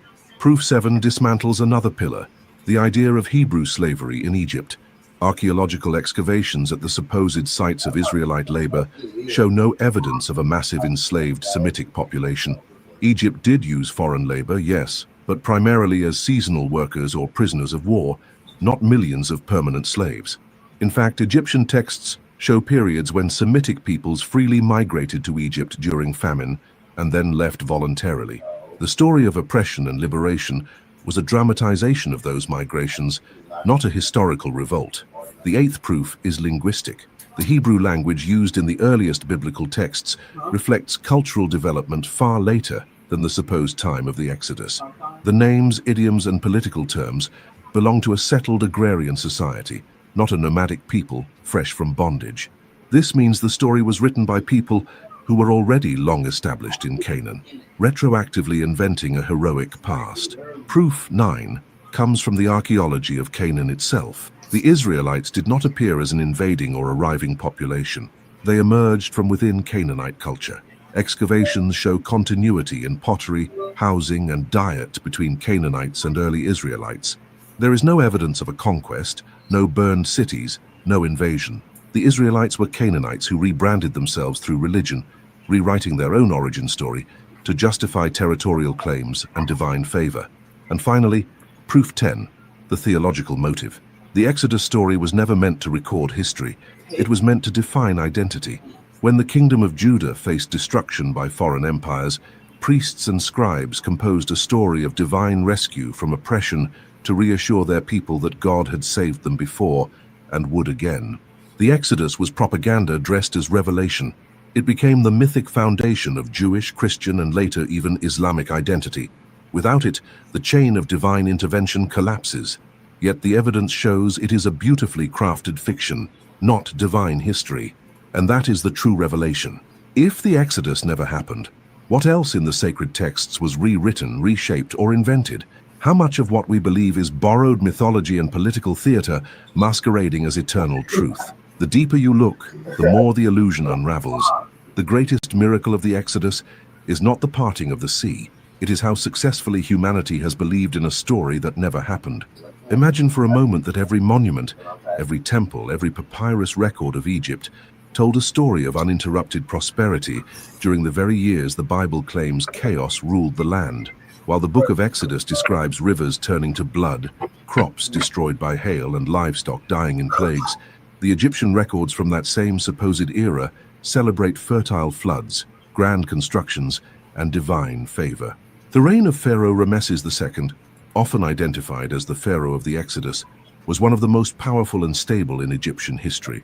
He ruled for over 60 years, expanded his empire, and left behind colossal statues and inscriptions boasting of victory, not divine punishment. How could a man supposedly humiliated by a Hebrew slave revolt have left behind hundreds of monuments proclaiming triumph? The truth is simple. The Exodus is not history. It is theology turned into legend. Archaeologists have examined the Nile Delta, where the Israelites were said to have lived and worked, yet found no trace of vast Semitic settlements. There were small communities of Asiatic migrants, yes, but not slaves building cities for a foreign god. Those workers were more likely free laborers or prisoners from minor border conflicts. The biblical exaggeration transformed ordinary laborers into a mythical enslaved nation, crafting an epic of suffering to justify divine deliverance. Why? Because a people with no ancient empire, no lasting monuments, and no powerful lineage needed a story to make them chosen. They needed trauma to justify destiny. They needed bondage to explain redemption. They needed Egypt. This myth of oppression became the emotional fuel of identity. But if the Israelites were never slaves in Egypt, what were they? The answer lies buried in the very land they claim to have escaped. Excavations across Canaan show that the early Israelites were not outsiders, but locals, villagers who broke away from Canaanite city-states. The evidence is overwhelming. Pottery styles remain identical. Domestic architecture stays the same. Even dietary habits like the avoidance of pork appear gradually, not suddenly. The Israelites were Canaanites who reinvented themselves as freed slaves of a single god to distinguish their faith from the polytheism around them. Their story was not migration but transformation. It was an act of cultural rebirth, a myth of exile and return crafted to define what it meant to be different. This explains why the Exodus story echoes the political crises of the 7th century before Christ, not the Bronze Age. During that period, the small kingdom of Judah was threatened by Assyrian domination. Its rulers, desperate to unify the people, needed a narrative that glorified divine deliverance from empire. The priests and scribes of Jerusalem shaped that need into a masterpiece, a tale of bondage, liberation, law, and covenant. It was propaganda sanctified as memory. Every plague, every miracle, every moral lesson served a purpose: to convince a frightened nation that their God had saved them once and would save them again. Yet, like all propaganda, it was written backwards. The authors projected their current fears into a mythical past, rewriting history to make it holy. This is the psychology of Scripture, to make the imagined more real than the actual, the symbolic more powerful than the factual. But why did this story endure for millennia, while so many ancient myths vanished? Because the Exodus became more than a tale, it became a weapon. Kings and priests learned that control over the past meant control over the future. By convincing people that their ancestors were divinely chosen and delivered, religious authorities gained absolute loyalty. Faith became history, and history became obedience. Every ritual of Passover, every retelling of the journey through the desert, reinforced the identity of chosen suffering and divine rescue. Yet behind the beauty of that ritual lies an uncomfortable truth. There was no mass exodus, no Red Sea crossing, no divine thunder from Sinai. There were only scattered tribes reimagining their origin under the shadow of empire. Archaeologists found no Mount Sinai trail, no encampments of millions, no monumental tablets carved by divine hands. The so-called 10 Commandments were not heavenly decrees, but literary codes derived from older Near Eastern traditions. They appear almost word for word in Hittite vassal treaties, centuries before the supposed time of Moses. Even the idea of a single, jealous God delivering moral law to a chosen people evolved gradually from polytheistic roots. The Israelites worshipped multiple deities before monotheism emerged, and their earliest inscriptions still invoke both Yahweh and his divine consort Asherah. The Exodus story retroactively purified that messy past, erasing the polytheism, the regional gods, and the syncretism that shaped Israel's beginnings. It was religious editing on a grand scale, and yet, the deeper scholars dig, the more this editing becomes visible. Inscriptions from ancient Israel mention Yahweh as one God among many. Temples to Baal and El stood beside altars to Yahweh. The so-called covenant was not a divine revelation. It was a reform movement by priests determined to centralize worship in Jerusalem and destroy competing sanctuaries. By writing the Exodus, they rewrote theology into history, creating an origin myth that justified their monopoly over God. It worked brilliantly, but here lies the greatest irony. In fabricating the Exodus, the priests of Israel laid the foundation for the world's first monotheistic empire of belief. Judaism, Christianity, and Islam all trace their spiritual lineage to this invented moment of liberation. The Exodus became a blueprint for salvation stories: bondage, deliverance, covenant, and promise. Without it, there is no pattern for divine rescue, no justification for the chosen, no precedent for redemption. The story's power is undeniable, but its historicity collapses under scrutiny. Archaeology tells one story, theology tells another. One is silent and buried beneath sand. The other shouts across millennia from scripture and sermon. But silence, in this case, speaks louder. When every layer of evidence denies the Exodus, we are left with only faith, and faith, no matter how sincere, cannot alter the facts of history. If millions of people crossed a desert, they would have left their bones, their ashes, their tools. They left none. If Egypt lost its army and firstborn sons, it would have recorded grief, chaos, and rebuilding. It did not. The real question is not whether the Exodus happened, but why so many generations needed to believe it did. Perhaps because humans crave deliverance. We want our suffering to mean something. We want history to prove that pain has purpose, that endurance leads to redemption. The Exodus delivers that comfort, a cosmic drama in which slavery becomes destiny and despair becomes proof of divine attention. But truth does not comfort. It disrupts. It forces us to ask, if the Exodus never happened, what else never did? And if our most sacred histories were written not by witnesses but by politicians cloaked in priestly robes, how much of what we call divine truth is actually human invention? The Exodus was not merely a story. It became the master template for the psychology of faith. Every later religion that arose from the Hebrew tradition used it as a pattern, repeating its structure with new characters and new promises. Christianity inherited it wholesale. The bondage in Egypt became bondage to sin. The crossing of the sea became baptism. The promised land became heaven, and the new Moses was called Jesus. The myth evolved, but the skeleton remained the same. A divine deliverer rescuing his people from suffering through miraculous intervention. Yo, this show is 30 minutes. Man, you playing the whole joint? If no divine hand split the sea, if no plagues descended on Pharaoh, then the foundation upon which Christianity and Judaism built their spiritual identity. All you gotta do is say pause, man. If you got something to interject, man, you got what you got for us, cuz. So as soon as he starts circling the block saying the same shit, that's when you gotta pause it. Yeah, I didn't even notice. So what you got the from? I'm just saying, yo, is it? I mean, yo, the elders, our elders been saying that shit. You know what I'm saying? That ain't nothing new for us. You know what I'm saying? I mean, for the people who've been, you know what I'm saying, been on it, you know what I'm saying, studying it. You know, it ain't nothing new. We know it's a made up history for them. You know, There is a rule. Help their psychological. You know what I'm saying? Health and all that shit. Yeah, that shit was made up. We know it was made up. And one of the things that I like was that the brother the brother Obadale Cambone, he had what was the guy? I think he was saying that it was either Ramses the second, or maybe it was like Ramses the fourth or somebody. They was like, say they left the inscriptions on a wall to say that, these people are evil. Don't ever let them back into the country. You know what I'm saying? They're deadly. You can't let these people back into our country. They left that shit on the wall. And I was like, God damn. To put that on the wall in stone to say don't ever let these people back into the country because they're dangerous and deadly. That's a message that that went over our heads. You know what I'm saying? A lot of people fell asleep on that shit, because they eventually came back into the country. So who was the people you think they was talking about? Huh? Who was the people you think they was talking about?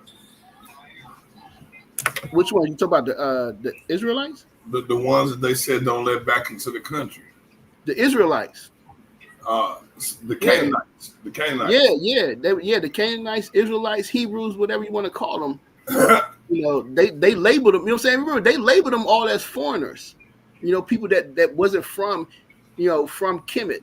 And then you still had black people, but you still had black people who also was like, Uncle Tom's at that time, who was siding with them, that they put on that list too. And they was like, yo, man, we can't trust these people, man. So it was, it was going on back then as well. That was the thing that from the book Chancellor Williams, saying Destruction of Black Civilization. That was like one of the joints that he was talking about, like the same shit that went on, 4,000 years ago, still going on today because we haven't learned shit. We ain't learned the lesson. You know what I'm saying? This shit's still going on today. It's just crazy, man. Yeah, that's crazy. I was just going over that book for the debate that I had with the brother Lamar, see if it was something I could pull from there. That's crazy. I just was going through that book.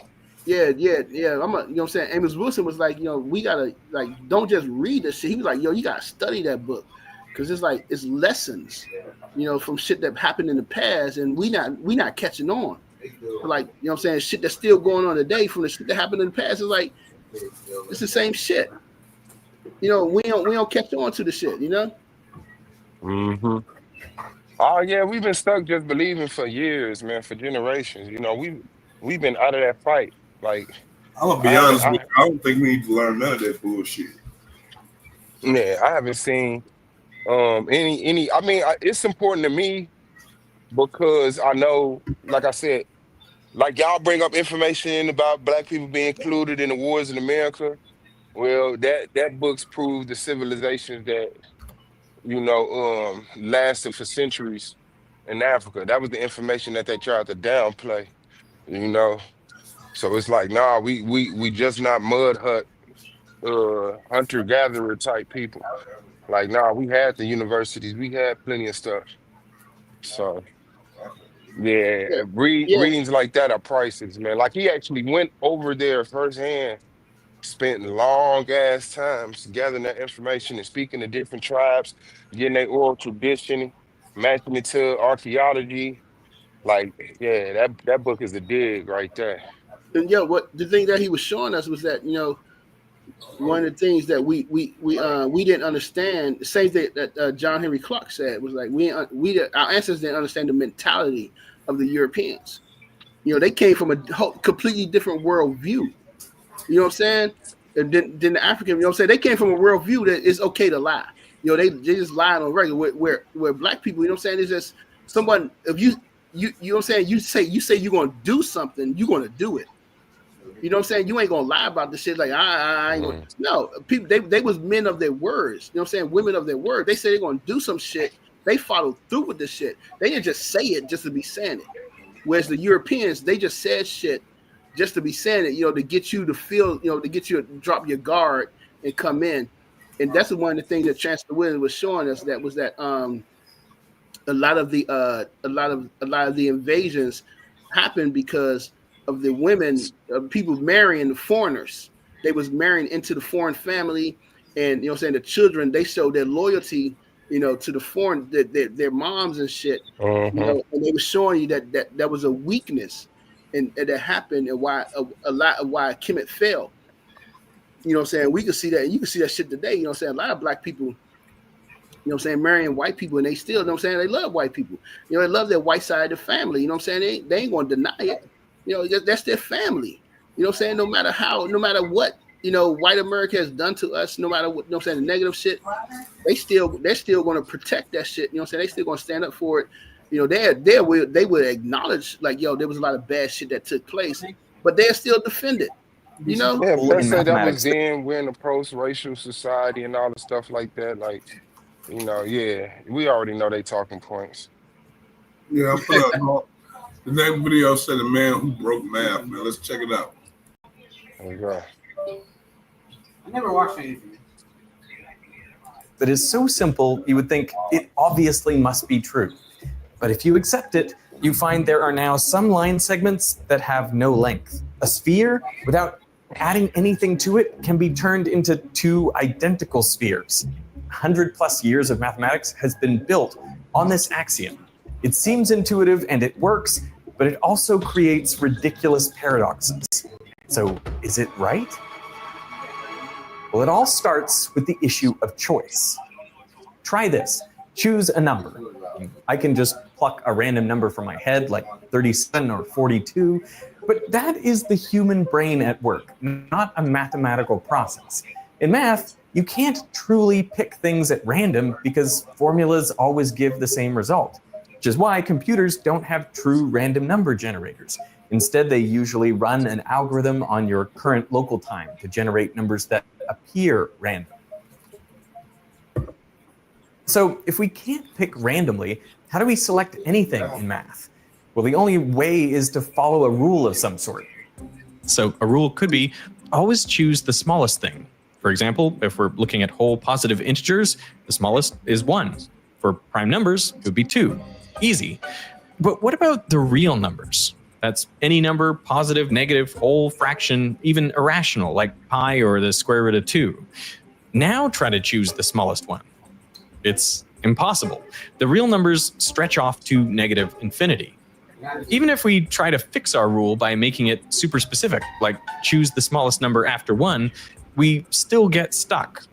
There's 1.01, then 1.0001, then 1.00000001, and so on. So really, what number comes after 1? If we can't begin to specify the order of the real numbers, next and previous, first and last, we're stuck. The ridiculous part is we know we have infinite options, but despite that, we can't figure out how to just pick one. The mission to resolve this began with one man in 1870. He took on the task of putting the real numbers in a definitive order, even if it killed him. And it nearly did. Georg Cantor was a talented German mathematician who found himself at the center of a firestorm after publishing one of his very first papers at the age of 29.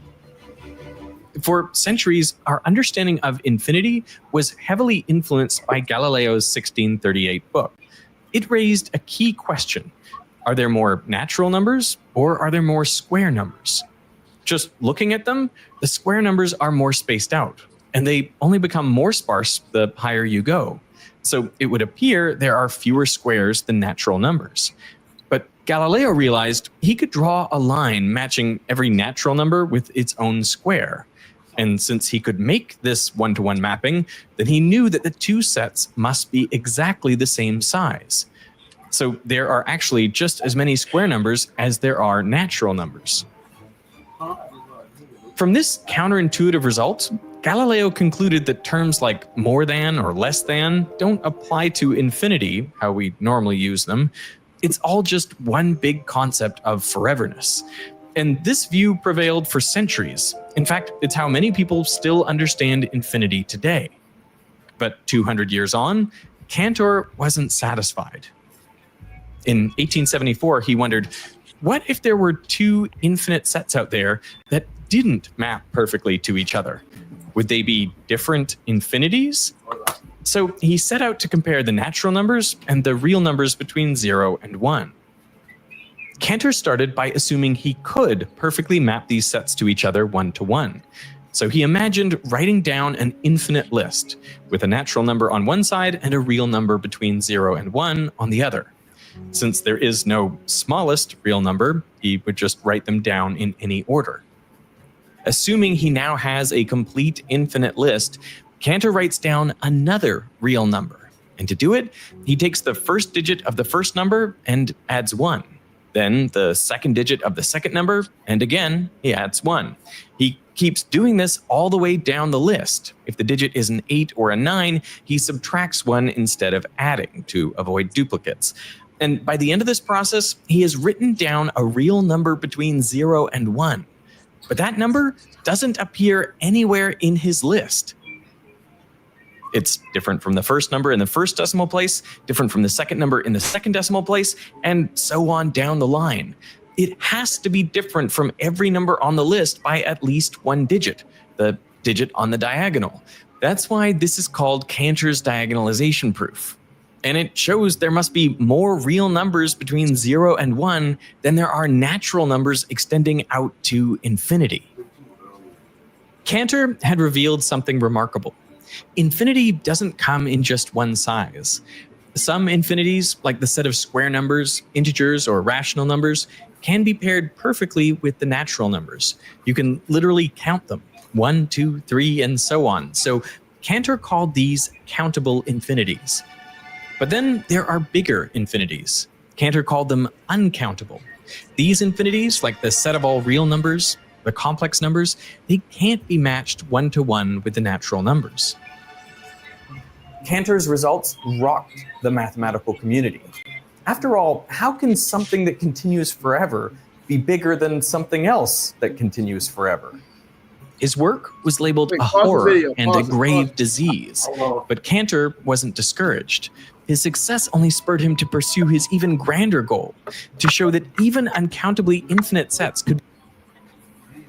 I just want y'all, hey, just keep in mind what he just said. What he said was that how can something how can natural numbers, how can something that's what do you say that unnatural numbers outmatched be the same as the natural numbers? And this is an argument that I had with my professors about this shit, because it don't make sense. If you actually sit back and think about it, it don't fucking make sense. But I'm let it play. Go ahead, let it play. We're gonna come back to it.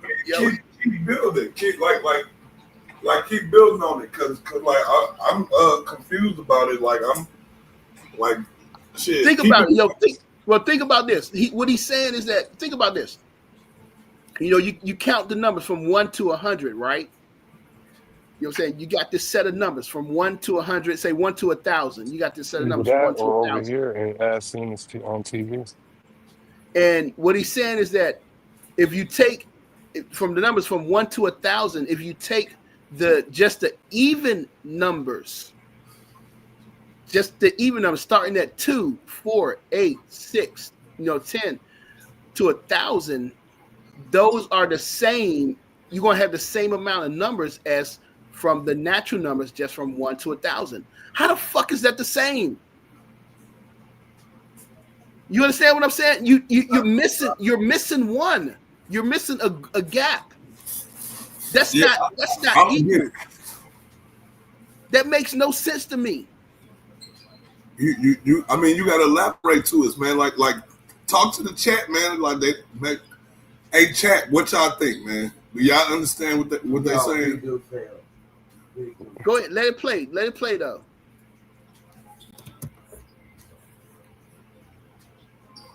Hold on.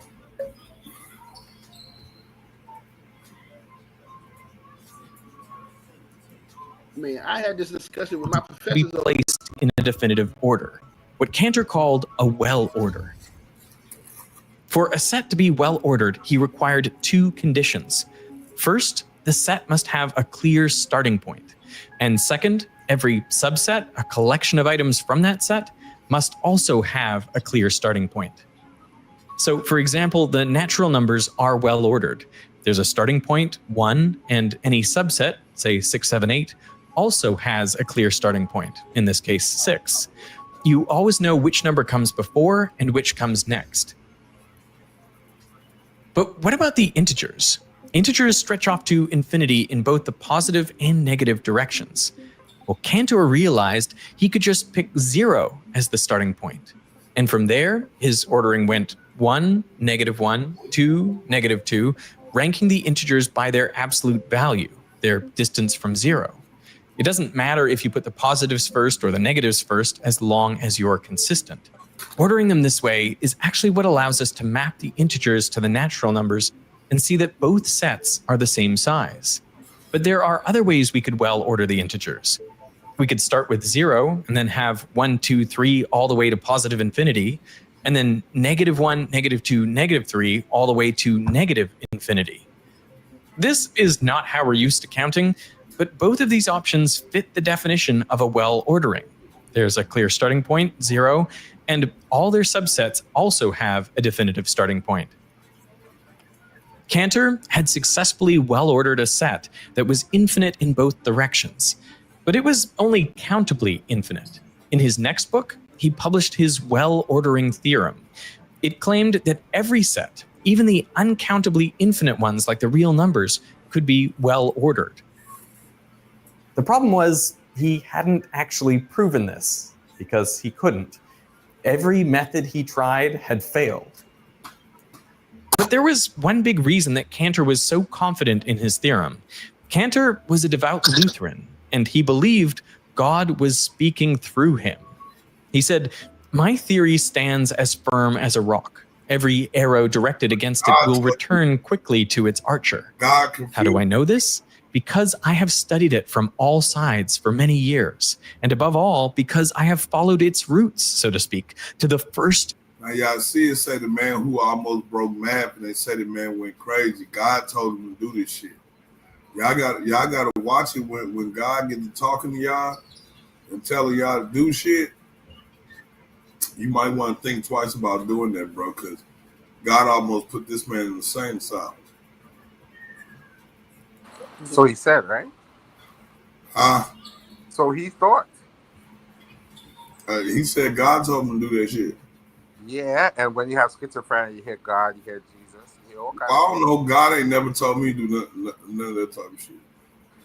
Yeah, because you're not schizophrenic. He probably had a mental problem. Why God don't do some useful shit like tell you the lottery number or something? I'm with you on that. I'm with you. But infallible cause. But I'm just nah. Go ahead, let it play. Let it play. I'll come back to all created things. Belief notwithstanding, the well-ordering theorem was a lofty claim to make without any mathematical proof. And so, for the second time, the mathematical community attacked and ostracized Cantor. Leading the charge was Leopold Kronecker, the head of mathematics at the University of Berlin. Kronecker completely dismissed Cantor's work, labeling him a scientific charlatan and a corrupter of the youth. And Kronecker used to be Cantor's teacher. Cantor dreamed of joining him at the University of Berlin, but all his applications were mysterious. Hey, bro did some backhanded undershit, and you talk to little nigga, and now he out here making motion and shit, then you go straight backstab it and be like, "Oh, this nigga dumb." Nigga, you the one who taught him. Like, that's crazy. Seriously denied. So Cantor took the rejection personally. In 1884, he wrote 50. I would have took it personally too, because the dude taught him. Like, that's his mentor, that's his teacher.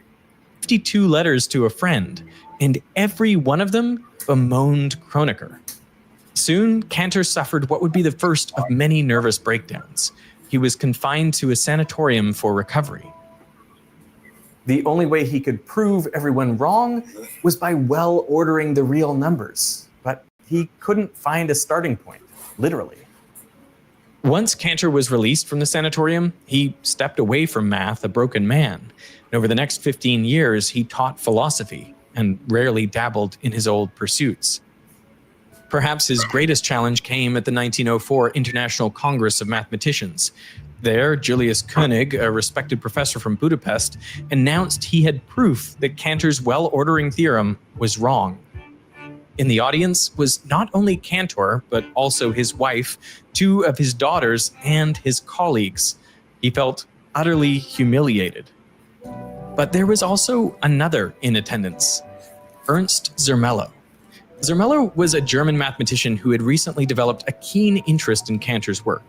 And as he listened to Koenig's presentation, something felt off.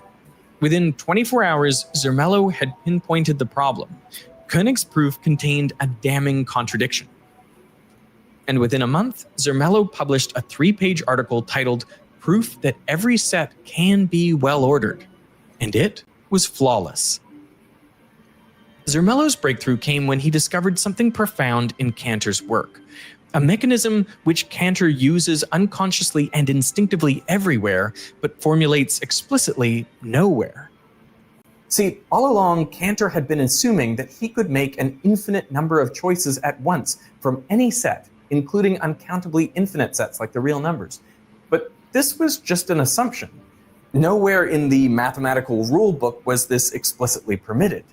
And math is built on rules, specifically axioms. Axioms are simple statements we accept as true without proof.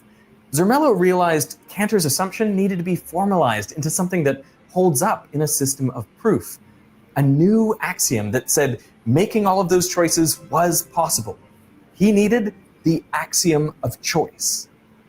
The axiom of choice can be said in the sense that if you have infinitely many sets and each set is not empty, then there is a way to choose one element from each of the sets. For finite sets, this seems obvious. Just go set by set and pick something. Even for infinite sets, it's easy if there's a clear rule, like always choose the smallest thing.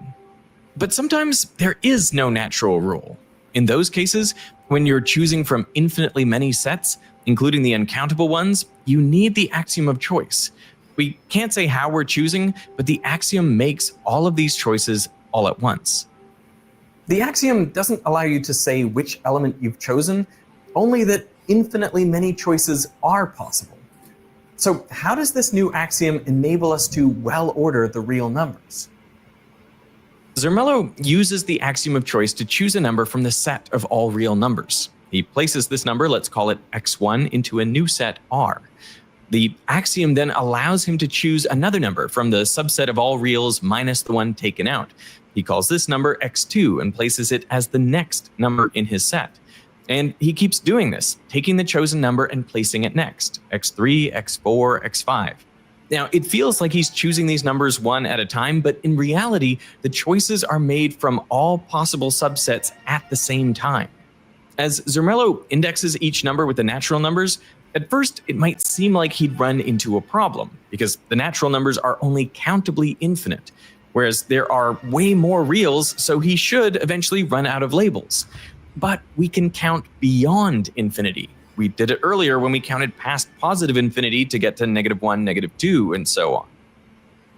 So we just need a new set of numbers that extends past the naturals. Call the next number omega, then omega plus 1, omega plus 2, and so on. These omega numbers are not bigger than infinity, they just come after infinity. They don't tell us how many things are there, but they do tell us their order. So the next number we pull out, we'll label it x omega, then x omega plus 1, x omega plus 2, and so on. This will continue until we match the size of the real numbers and our original set is empty. Now, every real number is in our new set. There is a first number, x1, and every subset also has a first number. And just like that, we have successfully well-ordered the real numbers. This order looks nothing like our familiar ordering. A billion could come before 0.2, but with this process, we can prove that a well-ordering exists. And more than that, we now have a way to resolve our issue of how to choose mathematically.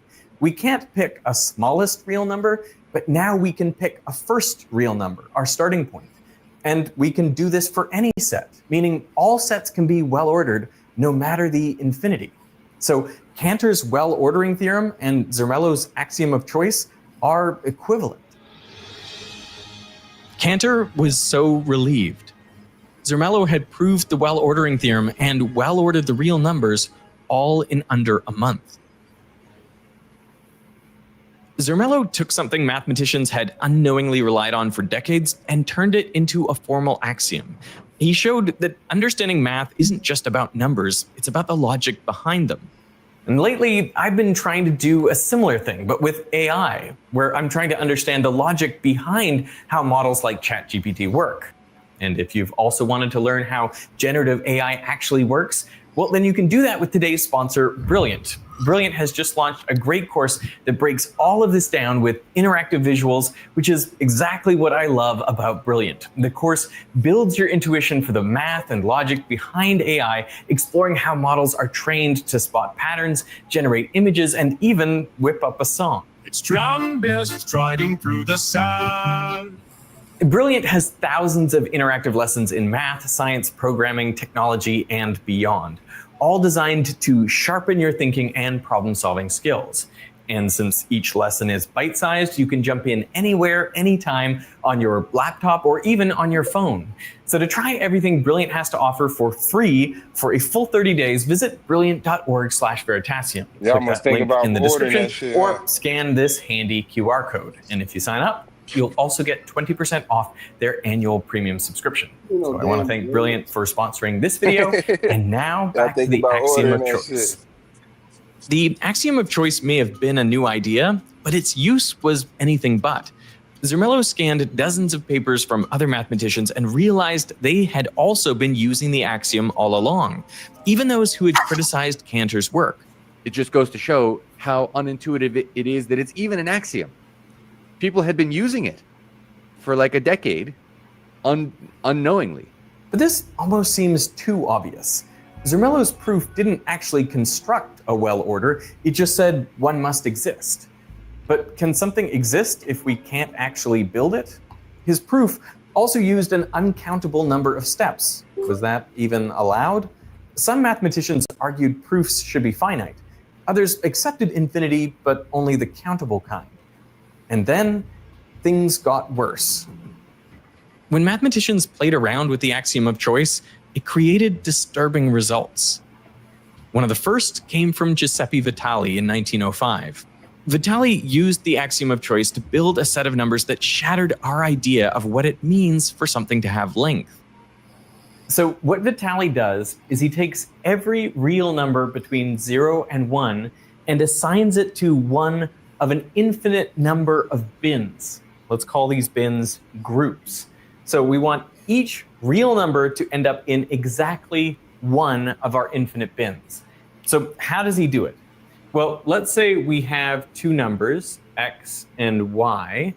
If their difference, x minus y, is equal to a rational, that is one integer divided by another integer, well then both x and y will go into the same bin.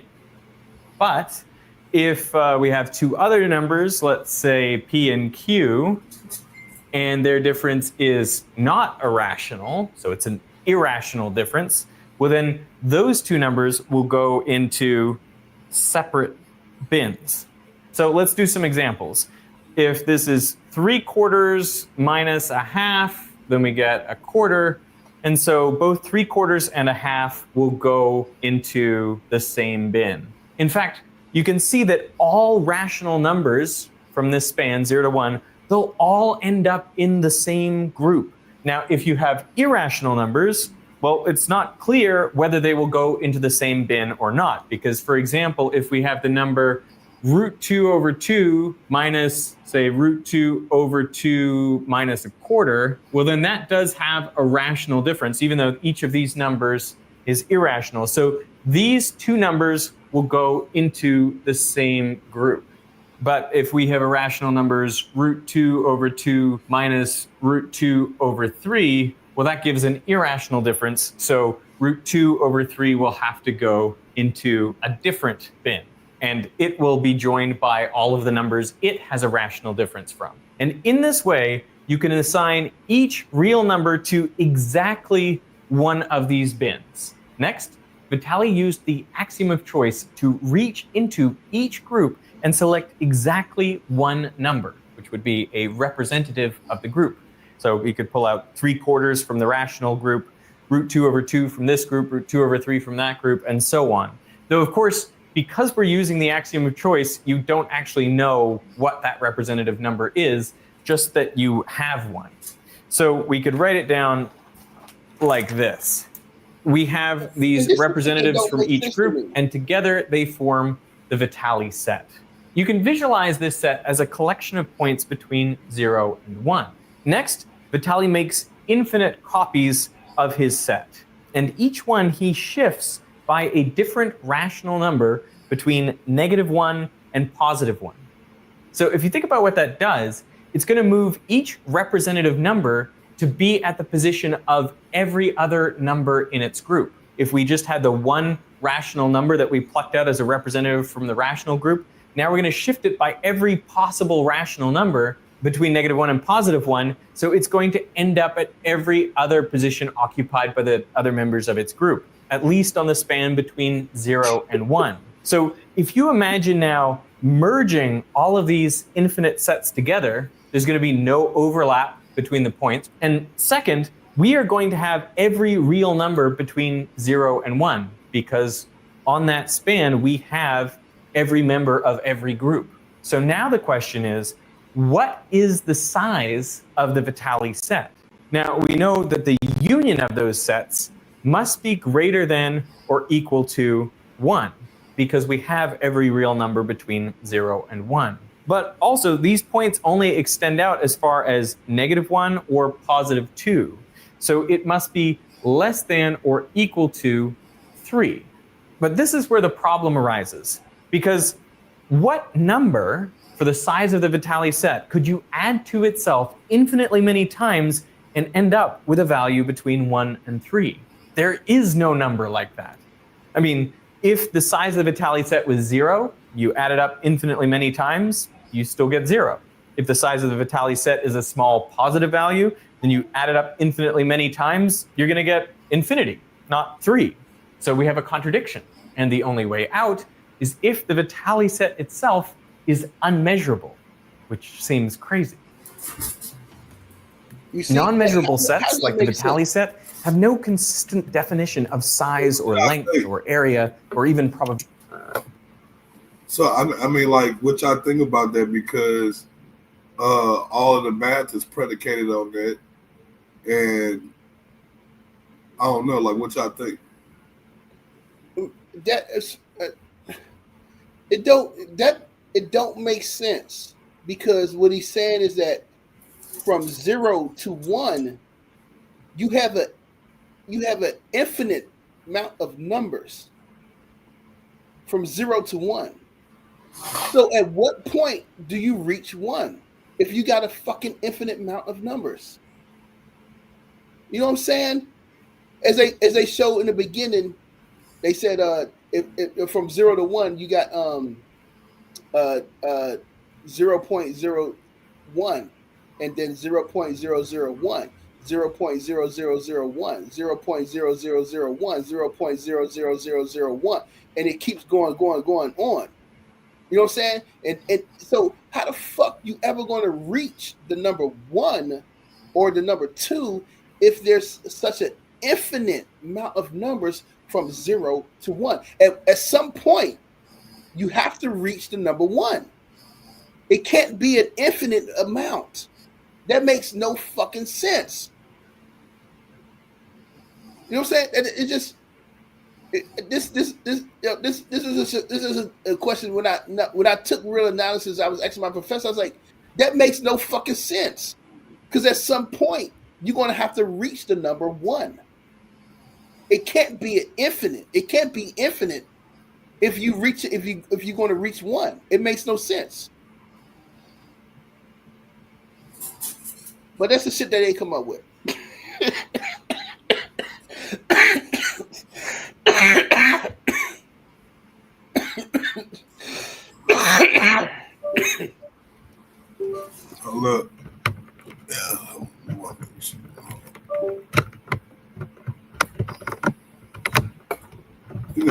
on to the next one. Fucking mouth going out, bro. Hell.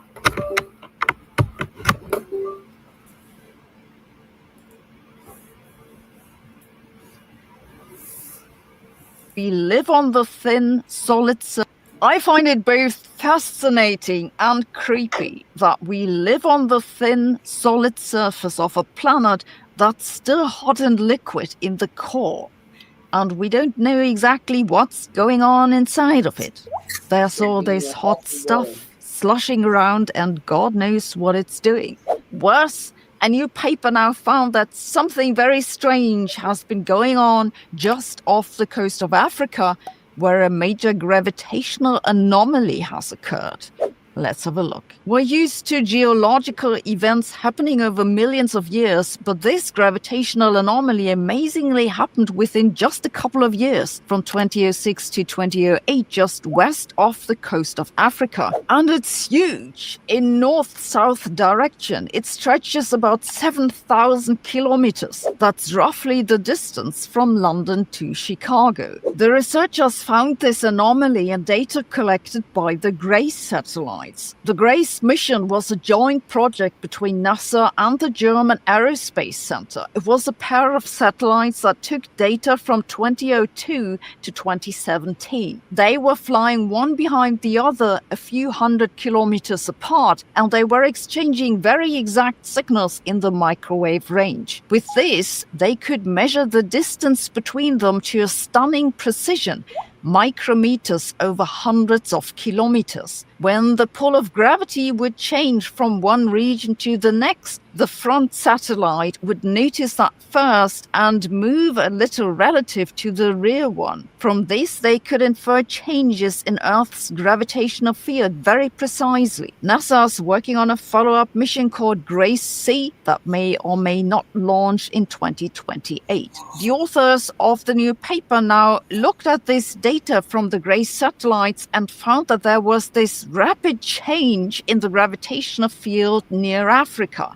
It's not simply that gravity got stronger or weaker, but that it changed faster from one region to the next, and then 2 years later that stopped. It's rare for geophysicists to find something that changes faster than your smartphone model. Stranger still, this gravitational anomaly happens to coincide with an anomaly in the magnetic field that was observed in the same region at the same time and that had been reported earlier. A coincidence? Possibly, but the combined evidence suggests that something was going on. Something literally very deep. So what is going on there? The scientists first considered that since this gravity anomaly was measured in a part of the ocean, that maybe the ocean currents changed. This could move a lot of water around and thereby change the local gravitational pull, but that didn't fit the shape or size of the anomaly. The authors of the new paper then came up with an explanation that fits the data much better, and that's quite something. They suggest that deep in Earth's mantle, roughly 3,000 kilometers deep, a big area of rock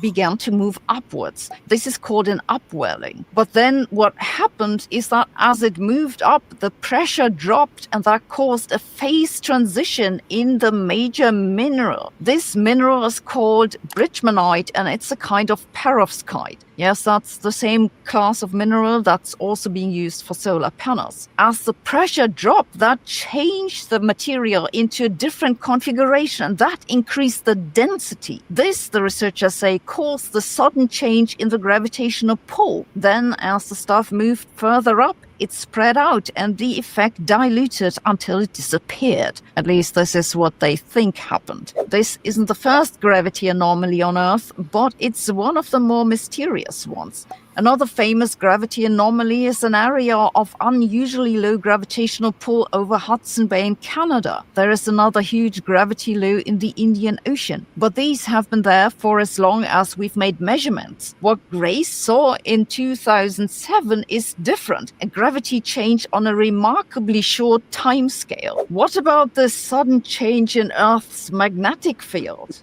Well, it's somewhat unclear if these two things are related. By the way, if you remember, a few months ago, I told you about this hole in the magnetic. You say what? For 6 minutes. All right. All right. I'm about to call you after that when he started.